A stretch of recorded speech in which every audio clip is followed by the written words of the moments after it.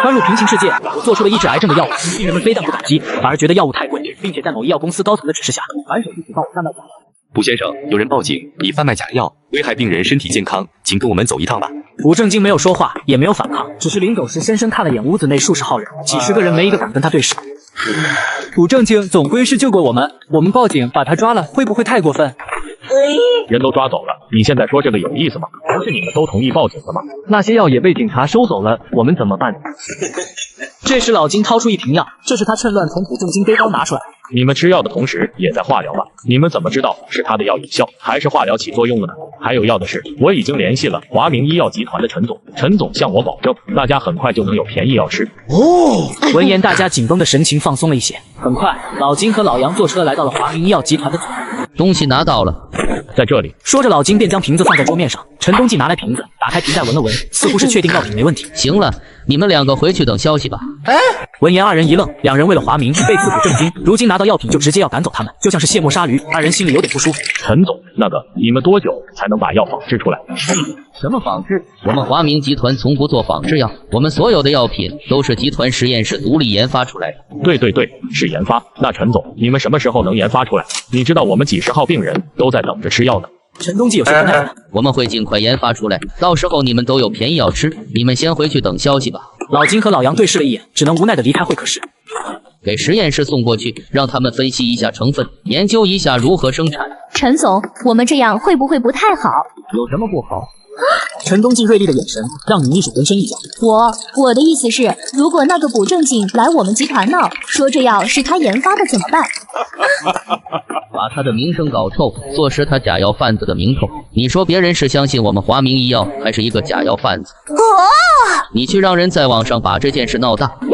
秘书点点头，带着那瓶药离开。警车上，卜正经用意念唤醒系统。系统，如果我的药被别人拿去了，对方有没有被破解的可能？宿主请放心，配方经过本系统加密设计，就算别人得到药物样本，也绝不可能得知制作方法。那我就放心了。为什么贩卖假药？我没有贩卖假药。你卖那种药有什么功效？抑制肝癌细胞的生长和扩散。那还说不是假药？我不卖假药。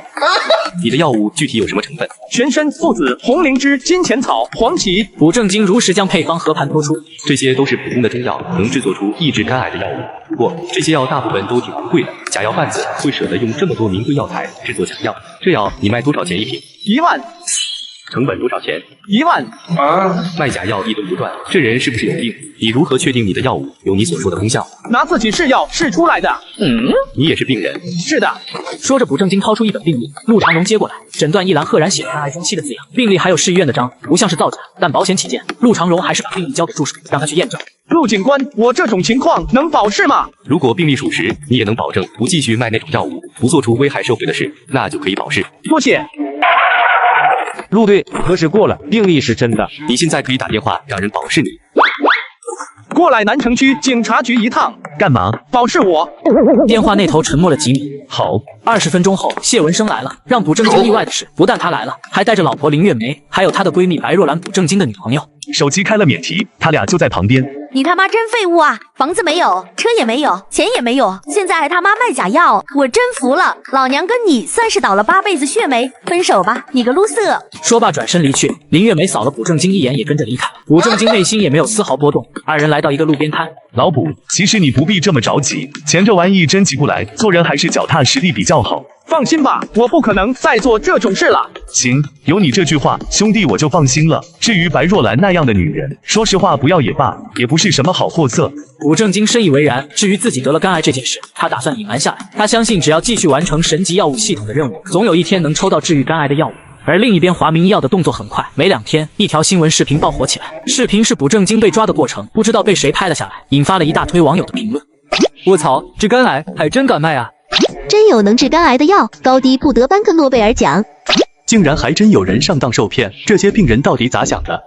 楼上的话也不能这么说，病人只是受害者，可恶的是那个假药贩子。妈的，这假药贩子真该死啊！竟然连这些绝症病人的钱都骗。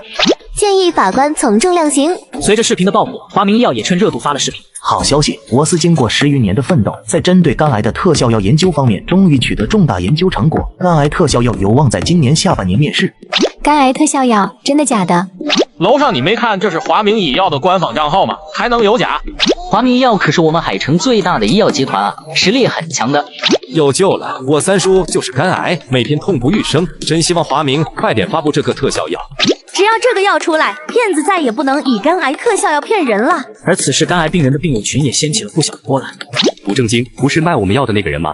视频里就是他，他卖的是假药。不会吧？我吃着好像没什么问题啊。警局都出通报了，古正经被抓了，这还能有假？卧槽，这个畜生！那他卖给我们的是什么东西？该不会是随便抓的草药吧？是草药都算好了，我怀疑就是随便捏的泥丸卖给我们。畜生啊！一瓶泥丸要我1万块钱？不行，这件事不能就这么算了。赔钱，必须赔钱，那是我的血汗钱。死骗子出来！你个丧良心的东西，骗我们的钱，还害我们延误了治疗。群友们一顿艾特，古正经终于回应了：老地方想退钱的来找我。骗子，退钱！亏我们之前那么相信你，结果你竟然是卖假药的。退钱！谁要退钱？来吧，我来。我前几天刚买了4瓶药，退4万吧。周全友，你只买了1瓶药，我凭什么给你退4万？这家伙记性居然这么好，记得我的名字。哎呀，行吧，1瓶就1瓶，就当我钱掉了，快退钱。要呢，把药退回来，我自然会给你退钱。还要退药？怎么，你还想白吃我的药？抖音上都说了，你那是假药，假药值什么钱？你必须全部退给我。你爱退不退，不退就让开。下一个。你等着，我回去拿，你可不能反悔不退。会反悔的，说不定是你。我买了1瓶，退吧。古正经也不废话，打开瓶子一看，给了5000块钱。怎么只有5000？我付了1万的。药你吃了1半，当然只能退1半。可你这明明是假药，半瓶假药要我5000。爱退不退，不服可以去法院告我。还要通过法院，也是怪麻烦的。能退一部分，总比没有的强。5000就5000。这药得收好，这可是真正的肝癌特效药，自己也是肝癌病人，这药还能用得上。3个月前，古正经确诊肝癌，就在他绝望之际，激活了神级药物系统，并获得了肝癌抑制药的配置方案。之后，他不忍心看着同病房的病友忍受和他一样的痛苦，就把药以成本价卖给了他们。因为药物确实有效，到他这买药的人也越来越多。没想到后来被老金和那些病友带头背刺，现在大部分病人竟然也都来找他退钱。毕竟在他们看来，如今华明医药即将推出肝癌特效药，而且华明的药肯定比古正经的药便宜。想到平时花1万买药，顿时心有不甘，干脆组队来找古正经退钱。只恨自己当时为什么圣母心泛滥，救了这么些忘恩负义的东西。以后就算你们跪下来求我，我也不可能再把药卖给你们。退钱退了1下午，病人才尽数离开，而那一麻袋的钱也恰好全部用尽。不过对于古正经来说，这些钱不算什么，他靠着做系统任务，已有存款328万，还有一套幸福小区的房子。宿主，你有新任务，还真是说曹操，曹操就到。创办一家医药公司，奖励抽奖积分10。作为神级药物系统的宿主，怎么能没有一家自己的医药公司？拥有公司，创办药厂，建立实验室，就能将药品合理出售啦。对啊，怎么没想到把制作的药品合法化呢？创办一家医药公司应该需要不少钱吧？300多万，不知道够不够？旋即，古正经在网上查看资料，不多时，他对创办公司有了一定的了解。先开始招人吧。古正经开始在网上发布招聘信息，很快便有了选择。我叫文怡琳，不知道怎么称呼。姓古。古先生比我想象中年轻很多啊。我实话跟你说吧，我是初创公司，目前公司还未建立起来。不过你放心，虽然是初创，但是资金绝对充足。难怪。难怪什么？难怪基础待遇那么好，我以为是骗子或者传销。文女士，虽然公司还没建起来，但是我可以告诉你，待遇都是真的，并且不可能变差，只可能更好。那我们开始吧。好。古正经问了不少问题，文怡琳都回答得十分专业，专业知识过硬。古先生，如何？您觉得我能不能胜任部门主管这个职位？文女士，部门主管我觉得不太适合你。看来还是期待的太高了。不如试试总经理如何？这不太好吧？没关系，反正是初创，我现在也没有更合适的人选，不如就这样定了。文怡琳脑袋还有点懵，但手已经握在一起了。我成总经理了。接下来，古正经又说了要找办到地点与场地的事。古先生，我觉得你想亲自创办一家医药公司，不如直接收购一家来的方便。如果真能收购，那确实很省事。系统购买的医药公司能不能完成任务？可以。太好了，你是这一行的，你知不知道海城有没有医药公司打算出售的？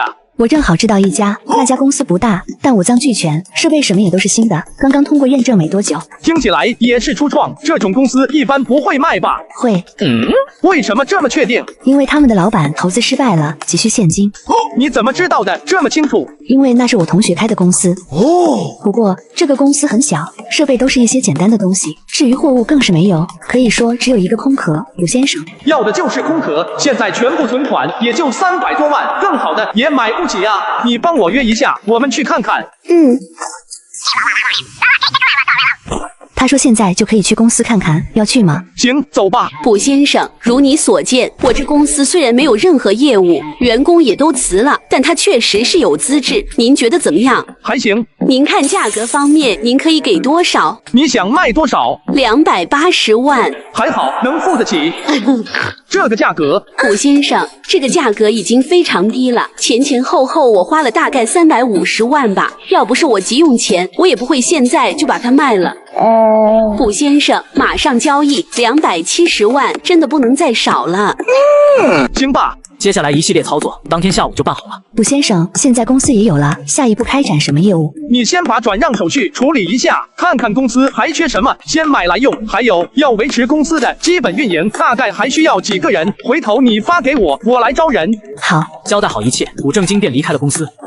完成任务，获得奖励任务积分10。另一边，没了卜正经的药，老金开始发烧。奇怪，已经1个多月没发过烧了，而且最近肝部也开始刺痛，明明之前基本没什么症状，难道最近熬夜太多？身体上的不适让他难以入睡。就在这时，手机响了，他一看是病友老杨。我做出了肝癌特效药，却被处以2年有期徒刑，只因病人们嫌药太贵，举报我贩卖假药。老金，你最近还吃那个药吗？没了。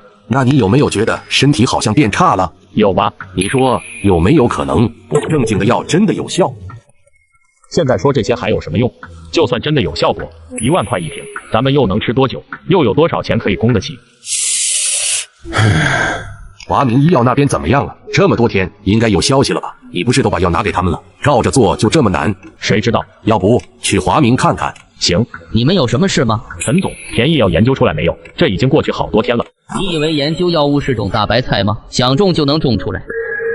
陈总，当初你可是保证过很快就能研究出来。怎么后悔了？后悔也没用，要不你们再去问问那个卜正经，让他继续卖药给你们。再卖药给我们？怎么可能？我们报警抓了他，他说不定恨死我们了，怎么可能还会卖给我们？可是我们几10号病人都在等着，陈总总不能见死不救吧？这跟我有什么关系？闻言，老金2人顿时起了凶。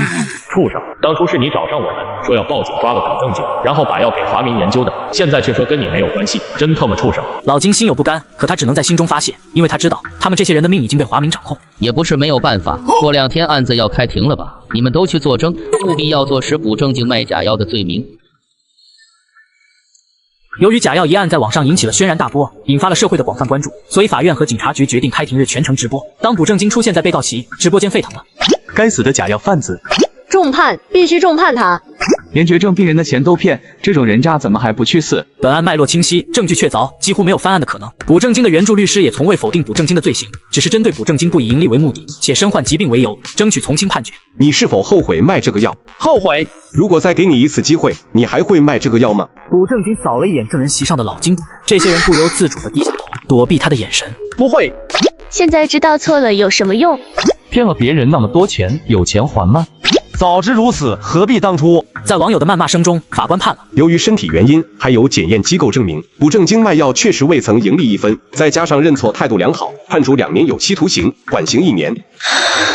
回到家后，卜正经准备用10点积分开始抽奖。系统开始10连抽，希望这次也能抽出药方。消耗任务积分10，开始抽奖，获得现金20万。云尾号4365的账号转入20万币整，目前余额69万1234币。获得现金13万，获得现金6万，获得黄金100克，获得肺癌抑制药配方与制作方法。抑制肺癌的配方有点可惜，不是肝癌的，不过肺癌的也不错。这时大量关于药方的信息涌入卜正经脑海。系统继续，获得现金50万，获得现金5万，获得现金21万，获得现金630万，获得顶配181辆。这波抽奖有点牛波一。车辆已经投放至南5路48号海狮豪车总店内，请宿主尽快带上证件前去提车。公司现在连辆车都没有，而且 A8 的气质不太适合我，还是用来当做公司的行政车辆吧。去提车。卜正经一进门便与销售员对视上，其中一名销售员一愣，紧接着便是嫌弃的神色。这人不是别人，正是白若兰。才想起来，这海思总店不就是白若兰上班的地方？还真是巧了。卜正经，你来这干什么？就算你来这里求我，我也绝不可能原谅你。莫名其妙。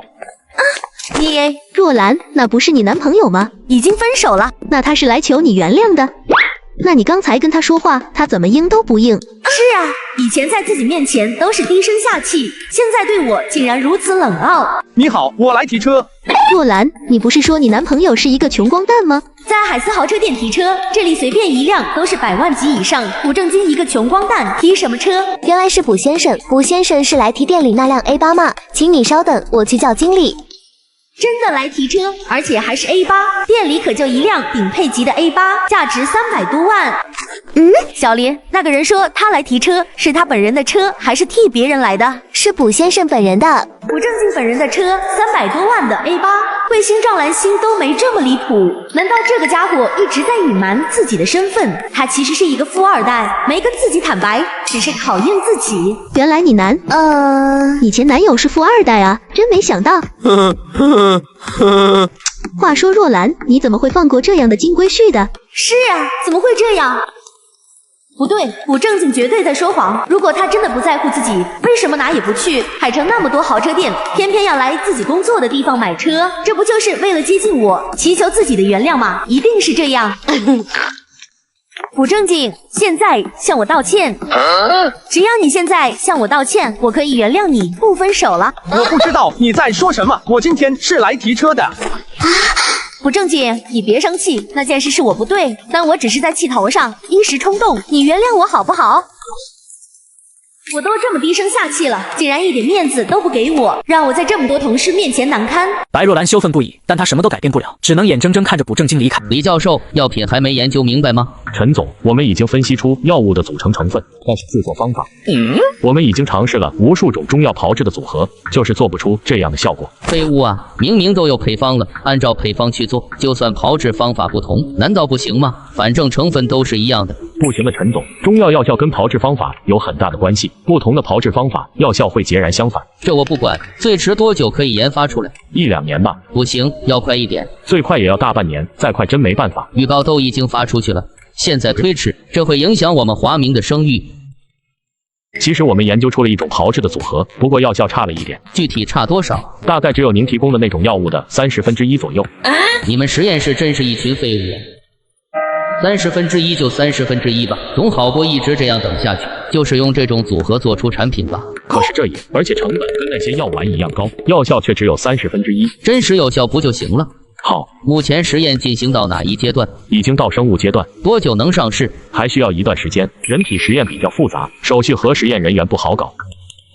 这样吧，实验人员的事你们不用操心，这个我来安排，你们只管加快其他步骤就行。没问题。我做出了肝癌特效药，却被处以2年有期徒刑，只因病人们嫌药太贵，举报我贩卖假药。如今我不卖了，他们后悔了。这几天越来越痛了，动不动四肢无力，差点走不动路。我总是吐苦水，还天天发烧，真的难顶。你们这还算好的，我天天拉得腿脚酸软。早知道这样，就继续在卜正经那买药了。之前吃他的药都没什么症状了。是啊，贵就贵点吧，治癌症的药贵点也认了。后悔了，后悔也没用。你们该不会觉得卜正经还会卖药给你们吧？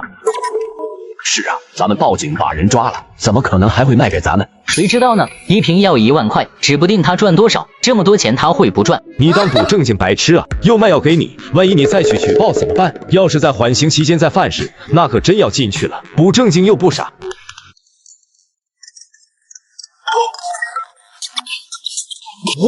真的吗，陈总？行，我马上带人过去。各位，华明医药的肝癌特效药已经研究出来了，咱们现在就可以过去拿药，还是免费的。真的吗？老金不会坑我们吧？当然是真的，人家那么大的医药部，骗你们干嘛？那倒也是。通知一下其他人，一起去华明医药。药物人体实验免责声明。怎么是实验？不是说已经研发成功了？难道吃这个还会有风险？各位，签这个协议只是走个流程。你们也知道，每一款药物的出现都需要很多人的付出，除了科研人员，最重要的就是实验者，或者说先驱者。大家想想，每年都有多少人因为癌症离开这个世界？如今大家有机会改变这样的现状，难道你们不想为此贡献一份力量吗？陈冬季三言两语便将人体实验与大义连在一起，一时间病人都有些共情到了。至于人体实验到底安不安全，这个大家是不用担心的。我们的药是纯中药炮制而成，哪怕没有效果，也不会对身体产生任何危害。这份协议只是走个流程，要是有不愿意的，大可以离开。病人们面面相觑，但没有人选择离开。我就知道这些人怎么舍得走。现在市面上仅有华明一家有抑制癌症的药物，更何况还是免费。随后，工作人员给每个人发了一粒药丸和一瓶水。这药丸确实跟补正金卖的很像，就是不知道药效是不是一样。各位，现在把药丸吃下去就可以回去了。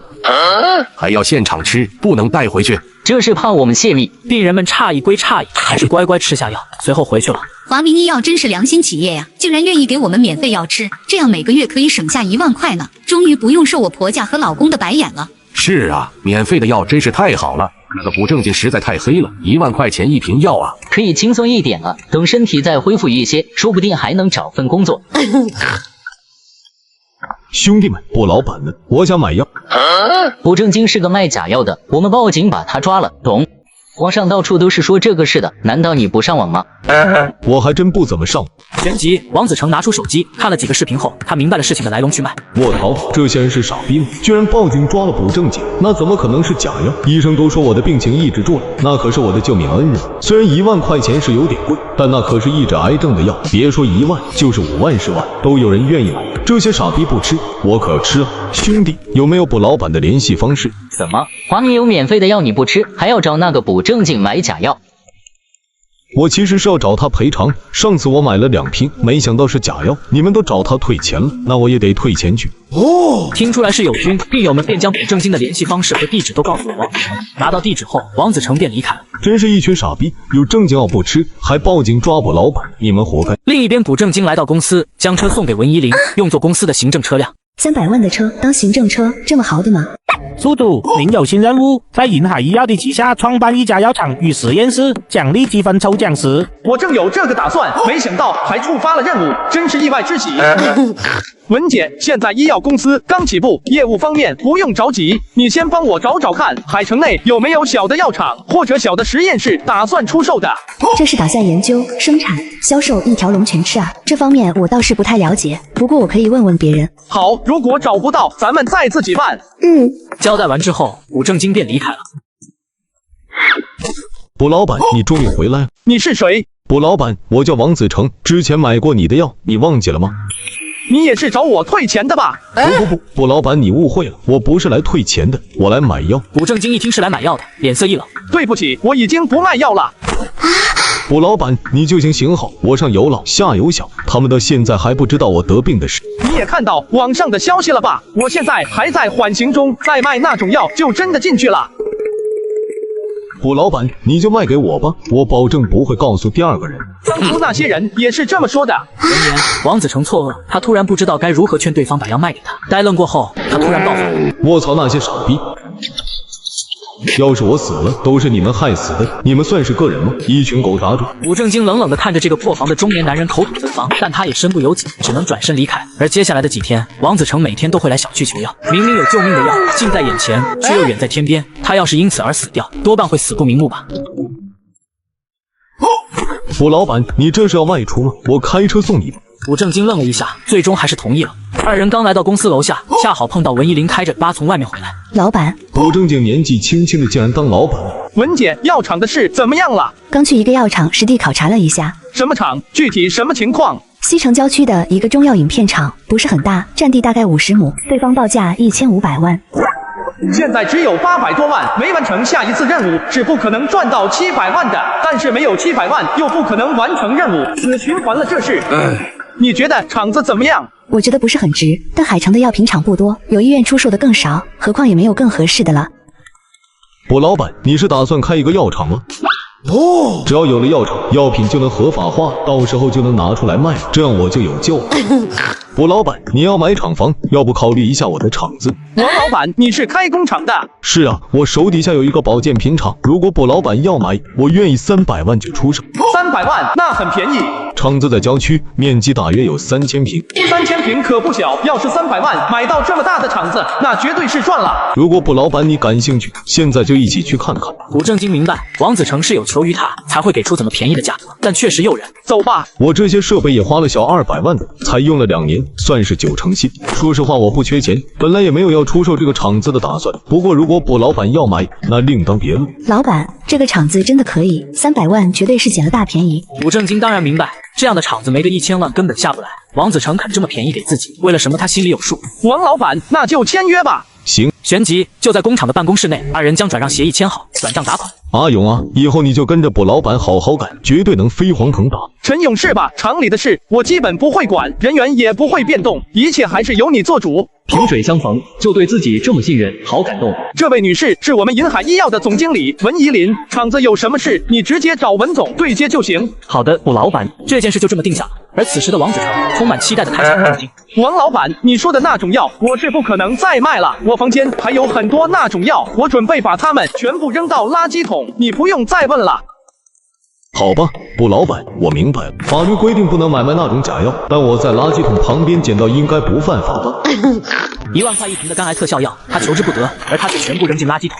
王老板，你说的那种药我是不可能再卖了，我房间还有很多那种药，我准备把它们全部扔到垃圾桶，你不用再问了。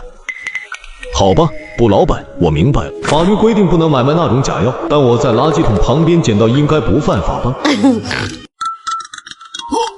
什么事？现在有空没，老地方？好，等我一下。老板，你开车去吧，我还要在厂子里了解一下资料和账目。好吧。卜正经就一屌丝，你天天跟他混在一起有什么好处？你懂什么？我什么都懂。以前我真是看走眼了，还以为那个卜正经人模狗样的，是个不错的人，这才把若兰介绍给他。谁知道他一点都不上进，还进了局子。你倒好，还护着他，现在还托关系帮他找工作。行了，别说了，一会人快到了。这时，一辆黑色 A8停在路边，路人纷纷侧目，就连谢文生都羡慕不已。A8啊，超级行政车，这路边都是小摊小贩，这种级别的车怎么会到这里？只见一道熟悉的身影从车上下来，谢文生的大脑一下宕机。正经，那家伙怎么从一辆 A8上下来？卜正经怎么可能开得起 A8？难道认错人了？直到卜正经走过来阻止，二人才确定没看错人，就是卜正经。老卜，你这车谁的？是租的？不是。那谁的？我的。你逗我？你哪来那么多钱买豪车？我跟人合伙办工厂，这辆车也是公司名下的。办厂？什么厂？药品厂。有老板看中了我那种药，决定跟我合作生产，我出药方，他出钱。药那不是假的吗？我不卖假药。所以你的药是真实有效的？当然，不然怎么会有人肯出资？所以你那种药真能治癌症？当然，不然怎么会有老板要合作？太好了，如果真是这样，那老卜以后可就发达了。那可是治疗癌症的药，真上市之后，全世界不得疯狂。如果当时若兰没提分手，以后说不定真能当上阔太太。现在怕是没这个机会了。对了，老卜，你那个药给我也拿几瓶。我爷爷肺癌1年了，老头子又不肯做手术，也不大愿意化疗，说什么不愿意最后的日子过得太痛苦。我那种药物是针对肝癌的，对肺癌无用。肺癌的药得另外弄，你给我几天时间，过几天我拿给你。哦，你他妈吓我一跳。另一边，老杨来到病友据点，准备一起去华明吃药。明明最近一直在吃华明的药，怎么身体越来越差？难道华明的药效不好？华明的药真不错呀，吃了比之前好多了，关键还是免费。是啊，药效真不错，状态比前段时间好多了。华明医药真是良心企业，要是能一直免费就好了。老杨听着这些人的话，总感觉他们并不是真的觉得药效好，只是别人都这么说，所以才跟着说而已。正在老杨胡思乱想时，病友群发来一条消息：老严病情突然加重，住进了 ICU。病情突然加重，怎么这么突然？老严这2天还跟我们一起去华明吃药呢，他每天的药都没停，怎么会突然就？如果一直坚持吃药，却还是住进了 ICU， 那意味着老杨后悔了，他有点害怕自己的病情也会越来越差，最终走到这一步吗？怎么了，老杨？你好像心情不太好。老金是整件事情的主导者，所以老杨不准备将自己的想法告诉他。没什么，走吧，一起去华明。好。文总应该跟你们说了吧？你们的任务就是尽快实验，将这个药的资质弄齐。老板，我们能不能先做实验，验证一下药效？说实话，我不相信这个药可以抑制肝癌细胞的生长和扩散，简直太荒谬！要不是工资够多，我才不愿意留在这。可以，但是验证之后必须马上开始干活，明白吗？行，老板，药品实验的流程并不复杂，我们做完之后可能要等一段时间药监局的审批。那我们做什么呢？随便你们研究点什么吧。真的可以？当然，反正经费就那么多，你们愿意研究什么就研究什么。这个实验室存在的意义就是它的存在，只要自己的药品有个正规的渠道申请药品准字号就行，其他的不重要。行，谢谢老板。两个人显得干劲十足，毕竟研究自由对于科研人员来说是一件很幸福的事情。古正经回到家后，准备用完成任务的积分开始10连抽。消耗任务积分时开始抽奖，获得现金12万，获得现金35万，获得现金23万，获得劳力士名表1枚，获得迈巴赫1辆。哟呵！该不会又要到海思豪车店去提吧？你不要给我搞事啊！获得现金42万，获得现金8万，获得现金36万，获得黄金1000克，获得现金238万。手气还不错，只是有点可惜没出药方。新任务：上市第一款药物，奖励任务积分10。这个任务不是太难，甚至可以说非常简单，只是药品从实验室走向上市的几个实验阶段需要不少时间，时间一到，任务自然完成。请问是卜先生吗？您有一个从长白山送来的冷链货物，应该是前几天订购的雪参到了。谢谢。肺癌特效药的最后一种药物也到齐了，现在可以尝试制作新的药丸了。不知道这次炮制几次才能成功？说着，古正经便开始制作。几个小时后，数十种药物终于全部合成，形成了一颗颗黑色的药丸。竟然第一次制作就成功了，看来之前的失败也不是没有好处，至少让自己的炮制技术熟练了很多。旋即，他拿出手机打给谢文生，过来拿药。这么快就做好了？好，我马上来拿。另一边，银海制药厂实验室内，葛伯明和马璇正在做对照实验。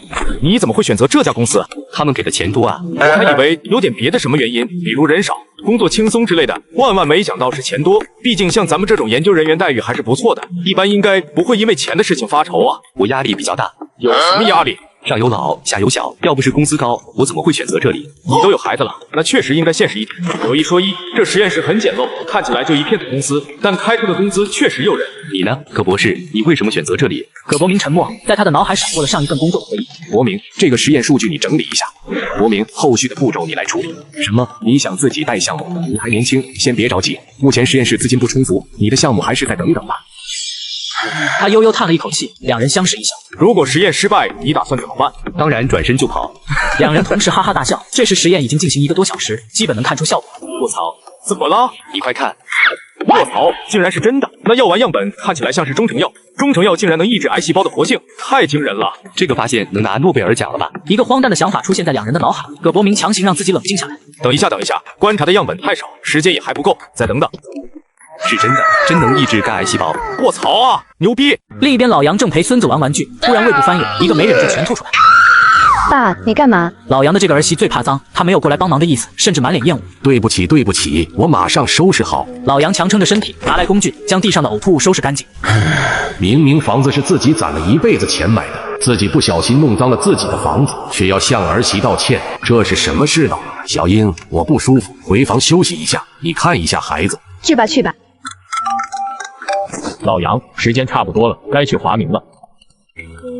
华明，一个垃圾公司，去那里有什么用？我们都把药偷出来送给他了，结果做出来的东西效果这么差，跟不正经的药简直没法比。当初为什么要报警抓不正经？要是继续吃不正经的药，哪怕现在要受儿媳的白眼，但也比现在好得多，至少身体不用受罪。老杨，听到了吗？知道了。老金带着病友们去华明领药，却被告知实验结束了，以后不发药。病友们大怒，扬言要砸了华明，曝光他们。各位先不要吵，现在这世上只有华明医药有特效药，闹得太大对我们没有好处啊。此言一出，病友们瞬间冷静下来。是啊，只有华明有肝癌特效药，说的难听点，咱们的小命全在华明手里，如果跟他们鱼死网破，咱们这些人就真的活不下去了。意识到这个问题，病友们脸上满是苦涩。老金，你来说，我们该怎么办？这样吧，我跟陈总沟通一下，让他继续给我们药吃。如果陈总不答应，咱们再曝光他们。病友们一向都很信任老金，对于他的提议，大家都欣然同意了。陈总，你们这是什么意思？为什么突然停了我们的药？不是已经说得很清楚了吗？人体实验阶段已经结束了，当然不用再继续试药了。那我们这几十号人怎么办？当初我们可是费了不少劲才把药品给你们弄到手的，现在你们研究出配方来了，就过河拆桥。结束了就是结束了，你们压根不知道那些药材有多值钱，每天免费供应那么多人的药品，我们的实验资金也很紧张啊。华明医药那么大的公司，市值100亿，难道还会差这一点钱？不动资产跟资金不是一回事，更何况实验的目的只是为了证明这个药有效就可以了，难道还要华明帮你们把病治好吗？闻言，老金十分愤怒，这是从未将他们这些病人放在眼里啊！病友们就只是被当作实验体而已。他紧握着手机，里面保存着陈冬季指使他背刺补正经的全部录音。给我们药，而且必须是未经稀释的药。你哪来的底气？补正经那里的药，只要你拿来给我，我负责给你提供免费药物。只要你提供样本，制作出来还不是简简单单，看得很紧，那你报警抓他不就行了？药拿到了吗？好，干得不错。陈冬季脸色阴沉，他没有料到老金竟然留了一手。这份录音要是曝光出去，对华明确实很不利，但如果你以为用这录音就能威胁到我，那就想太多了。你有点搞不清形势啊！你们现在都是垂死的病人，只有我们华明能救你们。你把这份录音曝光了，不是等于自掘坟墓？闻言，老金一凛，他知道陈冬季说的是事实，而且他们只是一群势单力薄的病友，就凭一份录音也未必能影响到华明医药，能对付的可能只有陈冬季一人而已。这样吧，你把录音给我，我给你药，不稀释的药。把录音给你是不可能的，谁知道你陈总会不会出尔反尔？对于老金来说，录音就是他的底牌，哪有可能将底牌交出去？而陈冬季的人品，他也算是看清了。要是真把录音交出去，陈冬季绝对会反手将自己轰出华明大厦。陈冬季眼中金光闪烁，最终只能点点头，拿起手机打了一个电话。不一会，秘书拿着一个瓶子走了进来，放在老金面前。这就是我们华明研发出来的药，而且是未经稀释版的，药效比你们现在吃的那个版本至少强2倍。什么意思？一瓶药，我们可是有40多个人。我只答应给你一个人的药，可没答应给其他病人。我们是一起的，必须给够我们所有病人的药。只有一个人的，爱要不要？不要你可以选择曝光。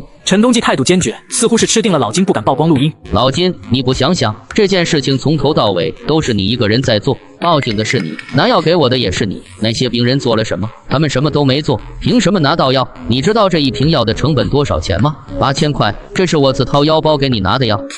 一瓶药的成本竟然这么高，我还以为补正经卖1万块一瓶，应该赚了一大半，没想到成本居然这么高，看来补正经也不算黑心。我跟他们非亲非故，为什么白白给他们这么多钱？听着陈冬季的话，老金犹豫了，他开始劝说自己。是啊，这件事从头到尾都是我一个人在做，这药是我应得的，那些人什么都没做，凭什么能拿到？颓然半晌，老金拿起那瓶药，转身离去。在他的身后，陈冬季嘴角微微上扬。从华明医药出来，老金有点恍惚，他拿出手机，一时不知道怎么跟病友们说，犹豫半晌，颤颤巍巍打了几个字。诸位对不住，谈崩了。此言一出，群里一下炸开了锅。卧槽他妈的华明医药，这群孙子！陈冬季那个王八蛋，我早就看他不顺眼了，真他妈杂种！那我们怎么办？要不要去华明闹？当初协议都签了，去闹也没用啊！妈拉个巴子，华明医药，陈冬季不得好死啊！群里骂声一片，老金都没敢再吱声。早知道当初就不同意报警抓捕正经了。补正经的药虽然贵，但是吃的时候都没怎么发作过。现在说这些还有什么用？只能希望华明这款药上市的时候定价不太贵吧。另一边，老杨看到消息，顿时热血上头，忍不住破口大骂：草他妈的华明医药！老杨刚骂出一句，便感到天旋地转，仰头便哭。当老杨醒来时，已经躺在医院的病床上。你醒了？是的。你儿子媳妇在外面缴费。听到这句，老杨不是感到安心，而是惶恐。又花了儿子儿媳的钱，等回到家，怕不是又要遭白眼。这个月你的病情不是很好，真是奇怪，之前明明控制的挺好的呀。你这个月化疗有坚持做吧？一直做。那怎么会突然就加快了恶化呢？高医生不明白，但老杨心里清楚得很，他也终于明白补正经的药效有多好。高医生又问了几个关于病情的问题，便离开了。这时老杨听到外面儿子儿媳的争吵声，放弃治疗吧。他是我爸，怎么能放弃？你没听医生说吗？已经晚期了，这也治不好。他是生我养我的父亲，就算只有1/1000的机会，我也不会放弃。你到底知不知道啊？化疗只会让爸更痛苦，而且也治不好。为什么不让爸在最后的日子里过得舒服一点？你别以为我不知道，你就是不想浪费钱而已吧。听着二人的争吵，老杨心里很不是滋味。他也知道这下去也是浪费钱，但他又不甘心。自己才60出头，抱上孙子才没2年，还没好好享受天伦之乐，就这样死了，我真的不甘心。杨军，难道你真要把家产全都败光你才高兴吗？你难道要为了一个快死的老头搞得倾家荡产？儿子怎么办？他要不要吃奶粉？将来要不要上学？可是爸自己也有退休金，那几千块退休金够手术费、化疗费、住 ICU 吗？要真像以前一样，一个月补贴他几千块吃药也就算了，起码还能坚持。现在呢 ，ICU 住1天就要上万，你他妈能让他住几次？儿子沉默了，他知道这是现实，让人难以接受的现实。病房内的老杨此刻也纠结万分。当时怎么就同意报警抓捕正经呢？如果还有补正经的药，儿子每个月补贴5000多就足够自己的药费了。日子虽然过得艰难，但也能过得下去。这时，病房门吱呀打开，老杨闭上眼，妆还没醒。爸，你醒了。爸，我记得你之前不是一直在吃一种很贵的特效药吗？一直吃药怎么会突然恶化？面对儿子的询问，老杨实在不知道怎么回答。总不能说我报警把那个人抓了，当时我也不知道那个药真的有效啊。怎么了爸？你该不会被骗了吧？你买到假药了？我就说怎么可能有药物能控制肝癌？爸，你告诉我那个卖药的家伙是谁？我去帮你讨个说法。老杨这儿子一直忙于工作，没时间刷抖音，所以不知道假药一案，而且连自己父亲去法院当证人这件事他也不知道。算了吧，儿子，这事怎么能算了？卖假药应该报警把他抓了，就算钱要不回来，也不能让他去害别人。杨军的正义感很足，这让老杨更羞愧。已经报警了，钱也退了，那就好。两人聊着，又是一阵沉默。老杨叹了口气，似乎下定决心。大军，要不咱们还是回家吧，不治了。这怎么行？爸，医生说只要不放弃就还有希望，你要坚持啊，爸。老杨还想说点什么，但杨军态度十分坚决。他很了解自己的儿子，就是一个犟主，要做的是10头牛都拉不回来。老杨似乎看到未来儿子因为他的病花光所有积蓄，天天跟他那儿媳吵架，最终家破人亡，妻离子散。老杨家从此绝后。不可以，老杨家绝对不能就这样没了，怎么办？老杨疯狂地想着办法，忽的眼睛一亮，补正经。老杨为了活命，竟潜入补正经家中偷药，刚准备离开，就被逮个正着。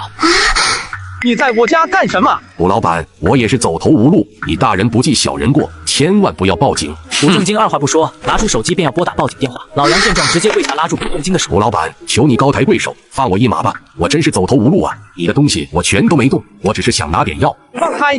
当初你们报警抓我的时候，怎么不见你们放我一马？我那个时候也是猪油蒙了心，被狗日的华明医药给骗了。他们利用完我们，就把我们这些病人一脚踢开，不管我们的死活。卜老板，现在只有你能救我了。说罢，老杨扑过来抱住卜正经的大腿，卜正经一脚把他踢开，拨通了报警电话。是你报的警？是的。怎么回事？我回家的时候发现门被撬了，这人在我家里翻东西，我录了视频，家里也有摄像头。陆长荣一听这话，再看一旁的老头，就知道这是一起脉络清晰、证据确凿的入室盗窃案。查看了一下现场，便将双方带回局里。你有点眼熟啊，说吧，你撬进人家家里做什么？偷东西。这么大年纪还偷东西？偷什么？偷药。说到药，陆长荣一下想起来了，你是上次来报警抓捕正经的人之一吧？是。偷什么药？就是卜老板自制的那种药。不是，你们不是说那是一种假药吗？现在又自己去人家家里偷。老杨低着头，不知道说什么了。陆长荣看向一旁的卜正经，希望能得到一个解释。我也不清楚他为什么这样。陆队，我现在真的不卖那种药了，家里也没那种药，上次都被你们警队收走了。其实还是有的，只不过卜正经藏得很深，老杨并未找到。警官，你让卜老板再卖给我一点药吧，我真的走投无路了，没有那种药，我会死的。闻言，陆长荣脸色一沉，这是什么意思？这是当着警察的面，甚至让警察帮你卖假药。警官，你们是警察，不能见死不救吧？说完，老杨起身准备跪下。干什么干什么？现在正在录口供。警官，卜老板的药是真实有效的，它不是假药，求求你们让卜老板卖药给我吧。当初你们这些人一口咬定它是假药，现在又说不是假药，枉我们呢？不过我也看明白了，这个卜正经应该是个赤脚医生。这种赤脚医生往往有几个祖上流传下来的方子，虽然没有行医执照，但他们的土方子针对某种疾病往往会有奇效。卜正经的药应该就是这样的土方子，法院已经判了，罪名已经成立，那种药已经被判定为假药，这改不了。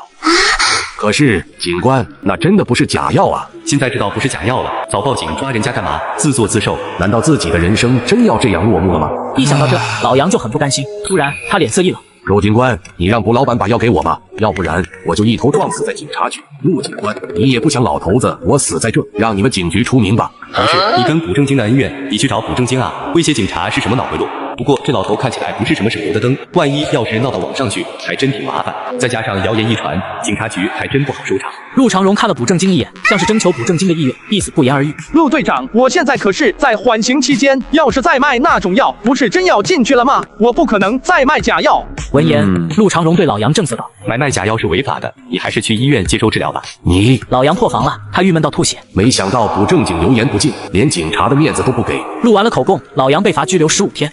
卜先生，杨德虽然闯入了民宅，但未造成财物损坏，也没偷到任何财物，所以判罚不会很重，只能拘留15天。甚至因为他是病人，还可以保外就医，所以卜正经表示无所谓，他只是按照程序办理，该怎么罚轮不到他来说。对了，卜先生，杨德这人体型这么差，也要小心，他会报复你。他不敢，这世上只有我能救他的命，敢对我不利，除非他自己也不想活了。卜先生，有个问题我很好奇，您问。你的那个药品真能抑制癌症吗？当然可以。哪怕早有心理准备，但从卜正经嘴里听到这个答案，陆长荣还是感到有些震惊。以前我是绝对不会相信这种事，但从那药品价格、杨德的求药种种迹象都表明，卜正经应该没有说谎。卜先生，既然药品真实有效，为什么不与药企合作，将你的药合法化，去救治更多的病人呢？我已经在这么做了。太好了，一款癌症的特效药，要是能上市，那是万民的福音。陆长荣送卜正经来到警察局门口，突然他朝卜正经敬了个礼。对不住了，卜先生。卜正经先是一愣，随即反应过来，陆长荣应该是为之前抓他的事道歉，现在知道卜正经的药不是假药，心中有愧。陆队长不用多想，你也是履行自己的职责罢了。第二天，老杨的儿子杨军来到警局办理了保外手续。当老杨被带出来时，他都不知道如何面对儿子。一把年纪了，竟然还让自己的儿子来警局捞自己，着实有些难堪。爸，你为什么去别人家里偷？杨军欲言又止，老杨自知理亏，面对儿子的埋怨也没多说什么。二人来到外面，杨军突然感觉身后没人，回头一看，发现老杨落后了挺远。上车回家呀。你先回吧，我在外面透透气。放心吧，只是随便走走，你先回去，我保证不会再给你惹事。好吧。老杨漫无目的的走着，说来也巧，竟来到了华明医院附近。那些王八蛋！就在这时，他看到一个人影走了进去。那是老金，他进华明医药干什么？而且这老金瞻前顾后，生怕被发现似的。老杨总觉得不对劲，于是他决定进华明医药看看。可是要怎么进去？以前来华明吃药的时候，倒是可以光明正大的进去，但现在该怎么进？老杨苦思冥想，突然有个办法。虽然现在不是实验体了，但这些保安和前台不一定知道吧？只要自己像平时一样进去，他们应该不会拦着。如此想着，老杨便朝大门走去。你又过来试药了？是啊，记得登记。如此这般，老杨来到陈东记的办公室外面，往里看去，果然看到老金就在办公室内。老金果然有猫腻。老杨听不清他们的对话，但就在这时，他看见陈东记拿出一瓶药，老金陪笑着将药收好。那是特效药，老金这个家伙竟然背叛了我们，好你个老金！老杨，你怎么在这？你又怎么在这？我刚好经过附近，真巧啊！你猜我信不信？这个嘛，没等老金编好谎言，老杨干脆拿出他刚刚拍的视频。老金，你竟然背叛我们！老杨，你想做什么？什么？我想做什么？你把视频给我看，肯定是要跟我提要求吧？你说吧，什么条件？你不会把视频发到病友群？你给陈总打电话，让他也给我要。这不想打，好。老杨做事要发视频，老金只能答应。他拨通电话，打开免提。什么事？陈总，你给我要的是被老杨发现了，他要求同样的药也给他一份。您看，你们有什么资格跟我谈条件？滚吧！卧槽！老杨骂完，直接当着老金的面把视频发到了病友群，然后转身离开。操你妈的老金，你背刺我们！怪不得这老东西一直劝大家不要冲动，不要针对华明医药，原来是早就当了华明的狗。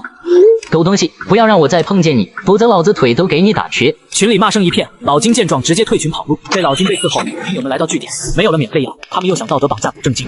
只要我们诚心向他道歉，他肯定会原谅我们吧？何况我们这么多人，他要是见死不救，难道不会良心不安？其实前2天我已经去找过卜正经了，他理都没理我，我跪下来求他都没用。卜正经怎么这样？好狠心呐！难道他要眼睁睁地看着我们这些人去死？明明有能力却见死不救，就不怕遭报应吗？那个卜正经好像还在缓刑期，要是再卖这种药被举报的话，应该就真要蹲大牢了。我们又不是拎不清的人，他能救我们的命，我们为什么还要再举报他？就是啊，又不是不可以商量，就算涨价我也认了。快看，华明医药发抖音了，他们的特效药上市预告。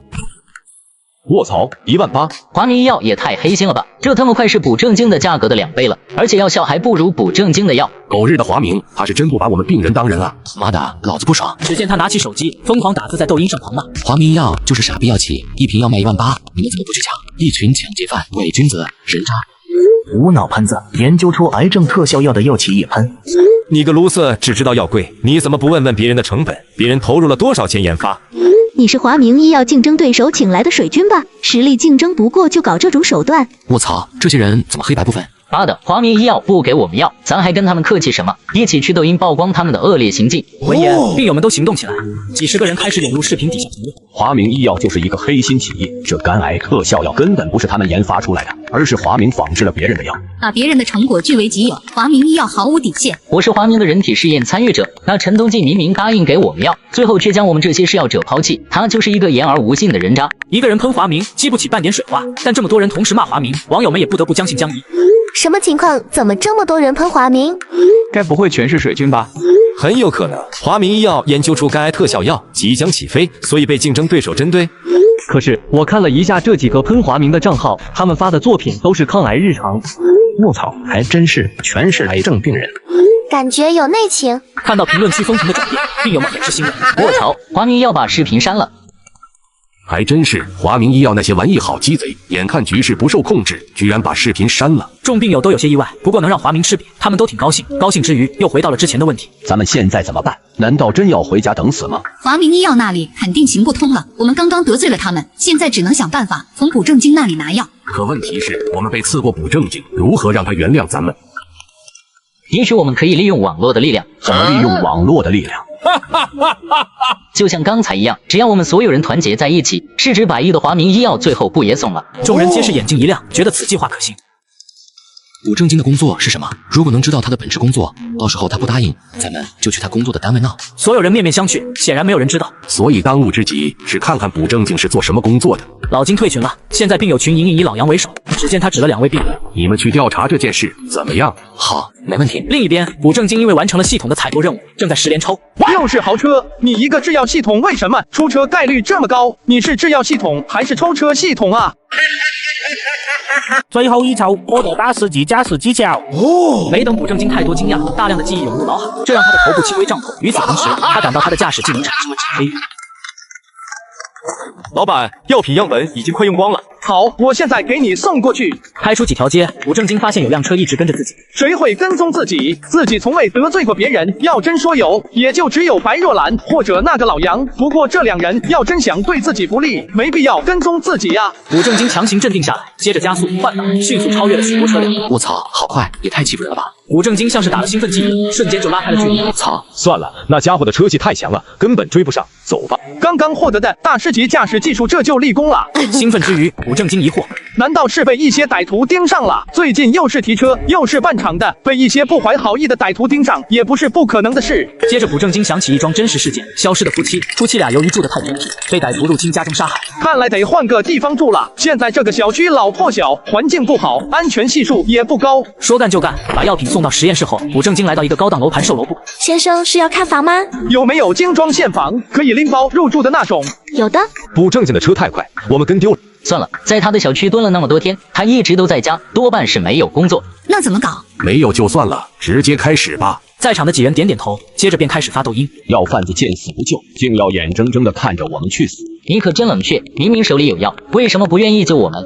求你给我们一条活路吧，我给你跪下还不行吗？别说11000瓶药，就算是12000、15000我也接受，只求你给我活下去的希望。什么情况？这是救什么命？我是癌症患者，这个药贩子有特效药，但他不愿意把药卖给我，哪怕我出15000一瓶，他也不卖。为什么？之前我嫌药有点贵，跟他发生一些口角，结果人家现在卖都不愿意卖了，哪怕我跪下来求他，他也不肯卖了。卧槽，还有这样的人，冷血动物吗？就因为一点口角就不管了？而且1万块一瓶真的正常吗？药品的成本绝对没有这么贵吧？药监局管不管？艾特海城药监。话说药贩子这种职业不合法的吧？现在不是只有合法的医疗机构和药店才能卖吗？艾特海城警方。1万块一瓶，还不允许别人讲价，太霸道了吧！众人的手机不停传来抖音的动态提示，大部分都是骂卜正经的，病友们则是相视一笑。另一边，卜正经准备回老房子拿一些行李，刚到小区，电话响起。什么事？老板，同城你刷到了吗？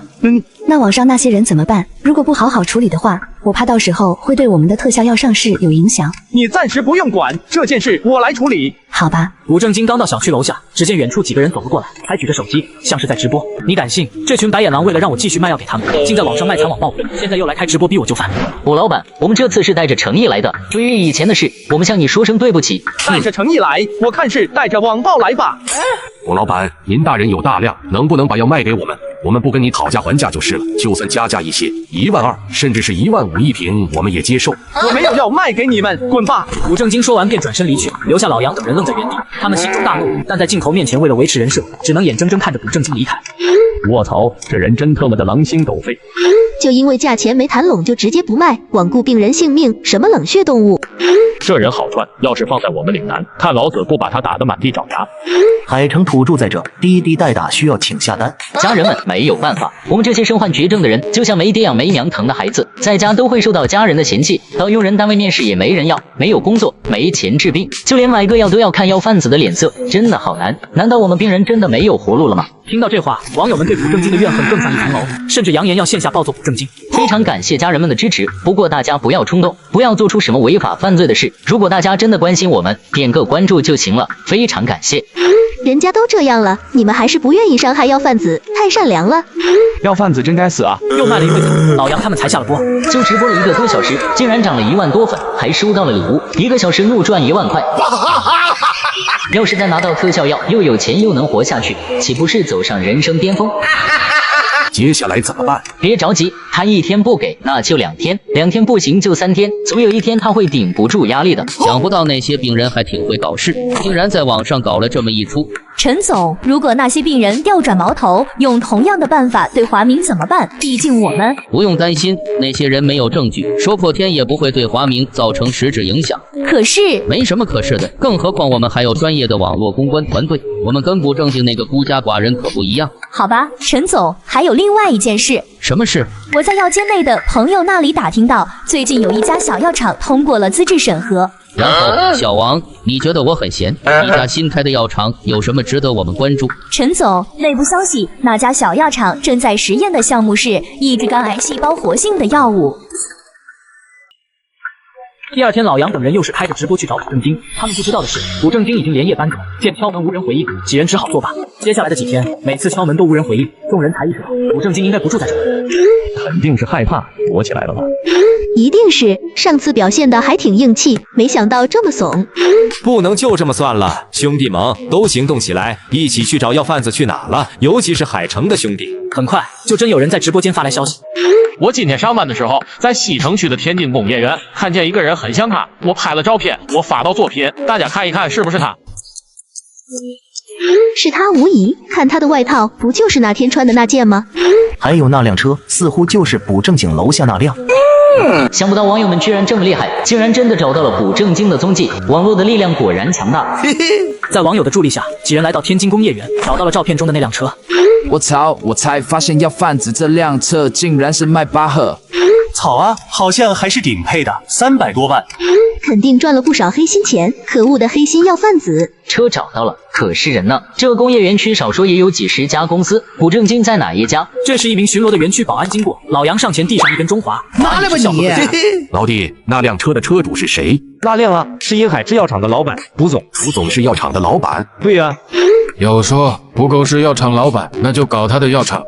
药厂最怕的是药监，只要药监搞过来，不够还不分分钟服软。对啊，报药监吧，像这种小药厂，肯定有很多资质，设备不达标。如果让药监官方的人来处理，说不定会曝光之前的事，会对我们很不利。大家不要冲动，卜老板虽说脾气不好，但他总归是卖药的，某种意义上来说也是拯救了不少病人。我们没必要跟他走上对立面，他把药卖给我们，他能赚钱，我们病人能获得健康，这是双赢，不是吗？闹到上面只会造成两败俱伤的局面，对谁都没有好处。哥们，你就是太好心，人家都这样欺负你了，你还为他着想？就怕你愿意双赢，人家药贩子不愿意。老弟，那银海制药厂在几栋几楼？那3栋的4楼、5楼。几人来到古正经所在楼层，便开始敲门。你们找谁？小伙子你好，我们来找卜老板，他在里面呢。你们等一下。怎么是你们？吴老板，能否再聊聊？滚！我操，这逼吃火药了吧？真不能揍他吗？对不起了，哥们，我忍不了，老子今天一定要搞他！艾特海城药监，老子直接打药监电话，黑心药贩子你等着！一时间，播间的网友疯狂艾特海城药监，还有人打了举报电话，老杨等人顿时慌了。药监要是来了，万一在网上曝光之前的事，那我们不就完了？但要是这个时候离开，就会失去现在的热度。老杨他们有点为难，一方面可能暴露，一方面是热度，难以取舍。之前的假药案是警局直接负责的，并没有经过药监，药监应该不知道这件事吧？有了这种侥幸心理，几人选择留下，并时不时敲门骚扰，一直让这些人在这里闹也不好吧？报警！你敢信？这群人靠着卖惨耍得网友团团转，网友们不仅信以为真，还要为其打抱不平。此时，在网友的疯狂举报下，药监员很快就到了制药厂。药监局的，我们接到举报，你们这里私卖没有准字号的中成药。警察来了。怎么回事？警察怎么来了？是哪位兄弟报了警吗？不对啊，我只打了药监电话，没打报警电话啊。应该是有其他兄弟打的报警电话，其实没必要，药监就可以了。你们这里谁报的警？是我。怎么回事？警察同志，这几个人一直赖在我们这里不走，还用力敲击我们的大门，这属不属于寻衅滋事？同志，这应该是误会。这几位是举报药厂的老板不正经，销售无准字号的假药的。这种案子由我们药监调查处理就行。他们举报不正经销售没有准字号的药品。对，那你们不用调查了。同志，你这什么意思？这警察该不会跟卜正经是一伙的吧？难怪姓卜的这么嚣张，原来是有人撑腰。当着我们这么多人的面，我就不信他敢徇私枉法。为什么不用调查了？这案子已经处理过了，法院都判了，现在卜先生就在缓刑期间。此言一出，直播间内飘着满屏的。已经判了，那为什么不用去坐牢？还有缓刑又是什么意思？意思是卜正经已经定罪，但判的是缓刑，缓刑期间不用坐牢，看表现，如果没有违法行为，则不用服刑。原来如此。好吧，既然这样，那这里没我们什么事了，我们先走了。你们为什么要到这里闹事？我们因为他们想让卜老板再卖以前那种药给他们。警察同志，你就让卜正经把药卖给我们吧，我们也是实在走投无路了。卜先生再卖药给你们，那他就要去坐牢，你们是要害他。没想到卜正经不卖药，也是出于无奈。如果再卖出去就要坐牢，确实挺难选择的。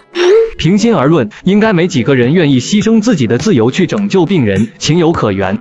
如果是我就选择卖药，甚至无偿赠药，毕竟那是几十条生命啊！难道要眼睁睁地看着他们死去吗？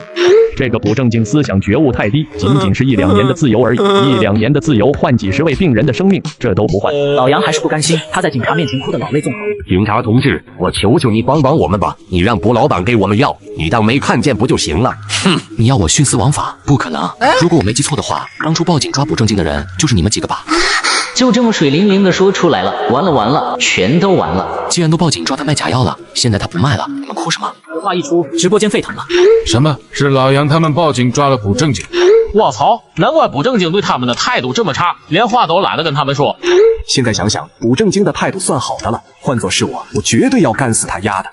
好他妈有心机！对于他们得了癌症这件事，我只能说该，真该。老杨几人被警察严令警告，若是再寻衅滋事，就抓起来拘留。几人只好失魂落魄地离开了天津工业园，但他们的直播被网友录制发到抖音，一时间火爆全网。这几个病人也太会演了吧！明明都是自己干的好事，还演得好无辜。一想到自己被人当枪使了，气得今晚只吃了3碗米饭。那个成哥真的很懂自媒体啊，各种引流卖惨，很有一套，把这么多人耍得团团转。话又说回来，难怪我总觉得卜正经有点眼熟，原来是前段时间假药案的药贩子。以后在网上还是不要轻易相信大瓜，各种反转。可是那几十个病人怎么办？为什么不能网开一面，把药给他们呢？把药给他们，凭什么？卜正经救了他们，结果他们反手就报警，把卜正经抓了。这种道德败坏的东西也算是人？我知道卜正经是冤枉的，但那是人命啊，几十个，如果把他们放弃了，那不是人道主义灾难吗？我笑了。还人道主义，怎么这么像灯塔国人的口吻？就在网友双方互怼时，华明医药的官方抖音再次趁着热度发出特效药即将上市的视频。看，特效药这不就来了吗？他们买不到卜正经的药，但可以买华明的药啊。这些病人也是脑子有坑，把卖便宜药的老板举报了，现在不得不买贵了将近1倍的药。前几天华明就发过这个预告了，我记得当时一堆人评论说他们的药效差，搞得华明都紧急删视频了。我记得这事，那些喷华明的好像也都是病人，应该是真实的。所以价格贵了那么多，药效还没那么好，那些病人岂不是大冤种？陈勇，厂房的安保得上心，你再招几个保安负责厂房的安保工作。好的，老板。老板，刚才我分析了下这药丸里面的成分，你猜怎么着？它跟你给我的药丸的成分几乎一模一样。这药丸哪来的？华明医药的新特效药。老板，你的秘方是不是泄露了？华明医药的特效药都还没上市，你哪来的样品？我姐是华明的研究员。如果我没猜错的话，它的药效应该远远不如我的。你怎么知道的？我真的很奇怪，明明成分几乎一模一样，但实验结论是它的药效只有你的1/10。我这可是系统出品的配方，怎么可能随随便便就能仿制出来？不过它能有1/10的药效，已经出乎我的意料了。算了，不用管它，你尽快督促一下我们自己的实验进度。肝癌药的进度怎么样了？目前已经完成所有阶段的实验，即将上市。这件事你干得不错。嘿嘿，华董，还有一件事。什么事？最近那个药贩子补正经的事在网上很火，那个补正经也创办一个药厂，叫沿海制药。哦，华正远知道补正经就是陈冬季说的那个特效药样品的正主。他也要做这款药吗？目前他做到哪一步了？我查到他们的实验室里最近进了一批肝癌病体实验动物，下一阶段就是人体实验。药效方面呢？陈冬季有点说不出口。说好，如果他们的成品跟之前我们得到的样本没有区别的话，他们的药效是我们的10倍左右。一群废物。华董，我还查到一件事。什么事？那个沿海制药似乎还没有用这个药申请专利。确定？是的，我已经查过了，他们确实没有专利。好，务必把这个配方的专利申请下来。老金最近有点倒霉，走路摔倒，喝水呛到，睡个午觉，家里竟然莫名其妙的着火。今天出门不仅被人跟踪，还险些被车撞到。而这一幕恰好被拥有大师级反追踪技巧的补正经尽收眼底。有人要杀老金。这几天也太倒霉了，刚刚要不是反应及时，以那辆车的速度，被撞到岂不是当场凉凉？你来了，今天不是到了给我药的日子吗？也对。说罢，陈冬季拿出一瓶药，不再是平时3克的量。陈总，这是什么意思？特效药还有几天就上市了，不需要像以前那样保密，一次给你多一点，省得你来回跑，我们也麻烦。谢谢陈总。另一边，补正经跟着风衣男来到一处小巷子，发现对方上了一栋自建民居的3楼，补正经便在对面租下3楼。他用上次抽奖的华为手机，将对面2人清晰的录了视频，甚至还有满墙老金的照片。随后他便离开了。奇怪，平时都是半小时左右，腹痛就能减轻，这次是怎么回事？难道病情又恶化了？老金感到有点奇怪，不过他也没放在心上，毕竟他也清楚华明的药效并不强，运气好时有点作用，但大部分时间都是靠硬熬。如果还有补正经的药吃就好了。补正经，他怎么会打来？郭老板，你如果不想死的话，就来你小区门口的咖啡店。郭老板，那个以前的事，我不想提，我只想问你一句，你想不想活？当然想活，谁会想死呢？如果我没猜错的话，华明医药得到的样品是你给他们的吧？你怎么知道的？不难猜出来，而且我猜你手中一定有华明的某种把柄。这也是猜出来的。不难，前段时间老杨他们来我这闹时，我就有点奇怪，你应该跟他们一起才对，直到偶然发现你去了华明医药。其他人没能在华明那里拿药，只有你可以，所以我想你手中绝对有华明的把柄。如果猜的没错，这种把柄大概率是你们之前交易的证据、录音或者录像之类的。我说的没错吧？郭老板，你有这推理能力，不当警察可惜了。不过你叫我出来有什么事？你把你手里掌握的东西给我，我救你一命，怎么样？郭老板，你真愿意把药给我？如果你把你掌握的东西给我，我就救你。行，没问题。说罢，老金将录音全都发给补正经，补正经听了很满意。现在录音给你了，可以把药给我了吧？药？什么药？郭老板，你刚才不是答应给我药吗？我什么时候答应给你药了？老金傻眼，仔细回想，补正经确实没有直接说给他药。老金这才反应过来被骗了，他先是气愤，然后无奈，一种苦涩涌上心头。他没有怪补正经，自己曾经也背刺过补正经，现在人家骗我一次，也算是合情合理。我没答应给你药，但救你一命是真的。说罢，补正经将手机放到老金面前，是他先前拍下的视频。那是我的照片，这人为什么会有我的照片？等等，老金回想着种种异常，顿时遍体生寒。难怪最近这么倒霉，看来家中失火并不是意外，所以刚刚去华明拿药，陈冬季才会那样意外。他肯定以为自己应该死了才对。交易完成，我先走了。郭老板，等一下，能不能帮我看一下，这药是不是肝癌特效药？不是，这只是普通的6味地黄丸。闻言，老金一口老血上涌，差点喷了出来。补正经看了他一眼，便离开了。可补正经没想到，即便告诉老金让他有所防范，但几天后还是在朋友圈看到了老金车祸去世的消息。什么事？老板，人体实验的审批已经下来了，实验医院是市6院，你要不要一起去看看？好，我马上过来。几人来到市6医院，对10几名病人进行试药，很快实验结果出来。癌细胞活性降低了。古老板，这特效药上市之后，请务必给我们市6员供货。这是自然。老板，现在既然人体实验成功了，那我们差不多可以提前宣传了吧？行，这些事交给你。文怡玲回到公司，便在抖音发了宣传视频。卜老板的特效药终于合法了吗？对于肝癌病人来说，确实是件大好事。卜老板牛逼，应该能拿到诺贝尔吧？1.5万一瓶，我觉得还行。那些举报卜老板的病人真尼玛傻逼，嫌1万的药贵，现在好了吧，卖1.5万了，而且肝癌病人那么多，他们还不一定能吃上。哈哈哈！作为世上唯二的肝癌特效药，很快网上开始比较起来。应该是卜老板的药效更好。之前我看到病人喷过华明的特效药。对呀，如果卜老板的药不好，为什么举报他的病人会后悔？华明医药有着最优秀的研发人员，最好的设备，你觉得他们会不如一个小药厂？就在网友双方激烈讨论时，华明医药官方也发布了视频。多年苦心研究，专利证书终于到手，全世界最先。原来华明早就在研究特效药了。有专利在手，岂不是说华明医药是肝癌特效药的鼻祖？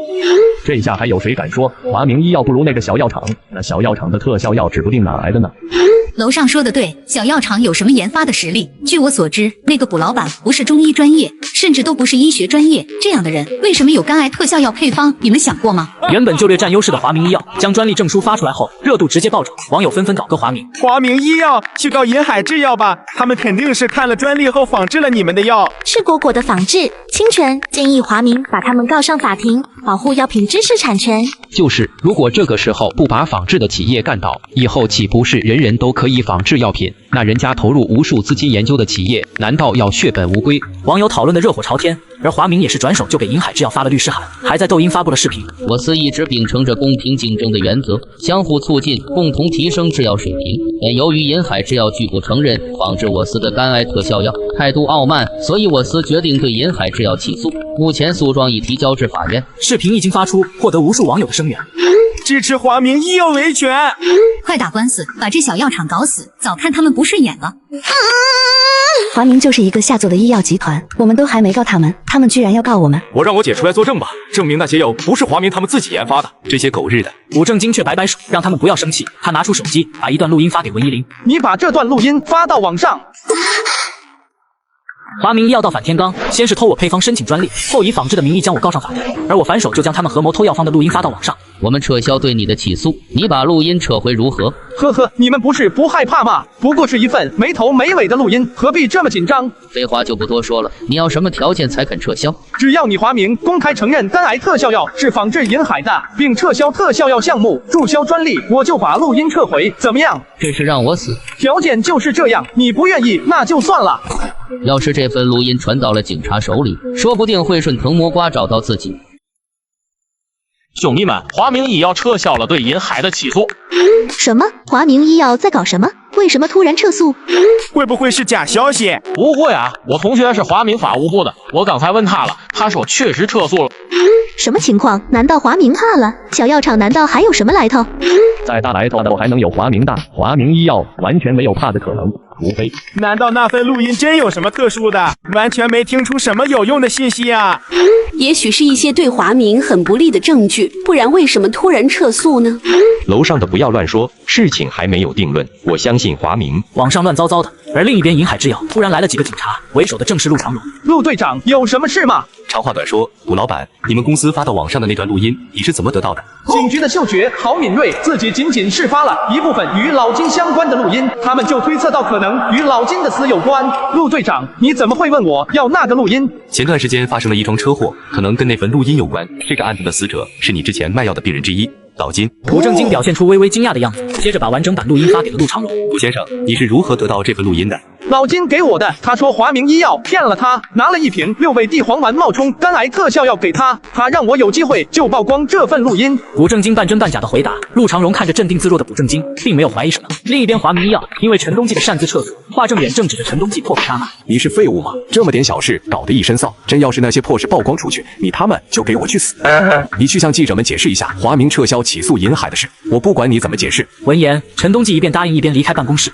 而记者们一看到陈东记来了，一个个蜂拥而上。陈总，据说华明医药撤销了对银海制药的起诉，是吗？现在网上大家都吵翻天了，大家都希望仿制者得到应有的惩罚。华明为什么要撤诉呢？为什么不继续告银海？陈先生，难道是因为银海制药发出来的那段录音吗？陈先生，能不能给我们解释一下那段录音有什么特殊之处吗？陈东记本来就很烦，听到录音一下怒了。我不知道什么录音，大家不要相信网上那些虚假的信息。我们华明医药就是肝癌特效药的发明者，专利说明了一切。陈东记不说还好，一说话，记者们顿时一惊，因为在他们听来，陈东记的声音跟录音中的艺人很像。陈先生，那份录音当中有一个人的声音跟你一样，那应该就是你的声音吧？你应该知道那份录音意味着什么，能不能跟我们详细说说？眼看记者们怀疑到自己的头上，陈东记直接炸毛。什么录音？那肯定是伪造的，我没说过那些话。陈东记不说还好，他一说，记者们立刻抓住了他话中的漏洞。陈先生，你刚才不是说没听过什么录音吗？现在怎么又说你没说过那些话？陈先生能告诉我们到底是怎么回事吗？陈东记快炸了，他没想到记者们问得这么犀利，他正想离开，一队全副武装的警察破门而入。怎么回事？警察怎么来了？在所有人惊愕的目光中，警察们径直朝陈东记走去。陈东记，现在我们怀疑你跟一宗杀人案有关，请跟我们走一趟。此时还有不明真相的网友在嘲讽银海，不正面回应，发个不知道什么东西的录音是什么玩意，精神错乱。兄弟们，出大事了，快去看荣成速报的直播，华明医药记者发布会出事了。怎么回事？警察抓陈总，发生什么事了吗？我是不是错过了什么大新闻？我一直在播间里看，就看到警察来了，直接带走这个陈东记，我也没明白发生了什么事。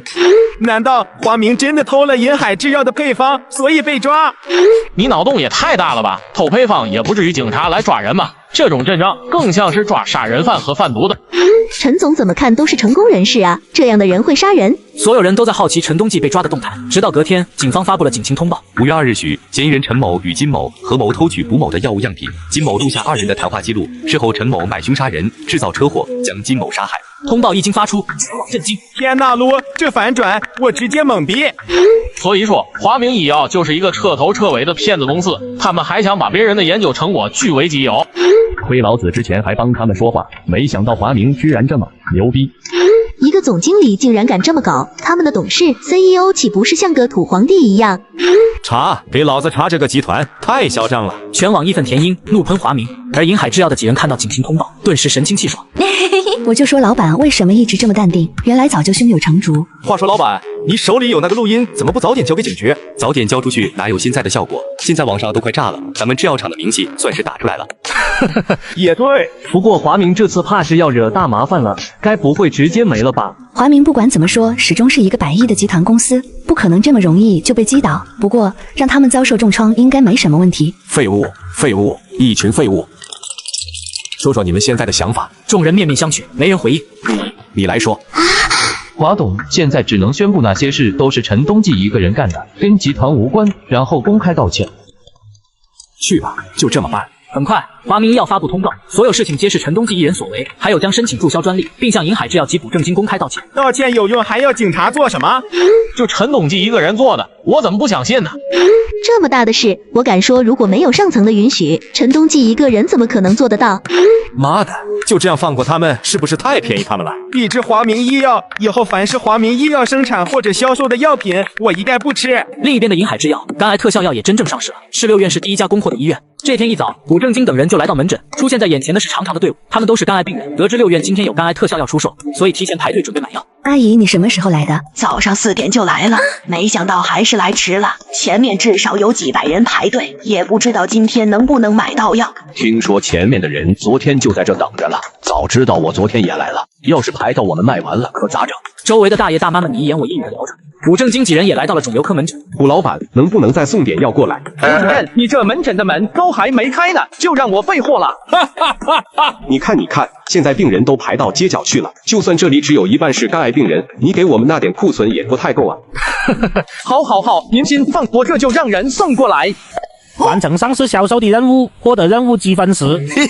古正经回到住处，先是洗了10分钟的手，再拿来一瓶香水在手上喷了喷，仪式感满满，然后开始10连抽。获得大师级自行车骑行技术。我又不参加自行车比赛，要这有什么用？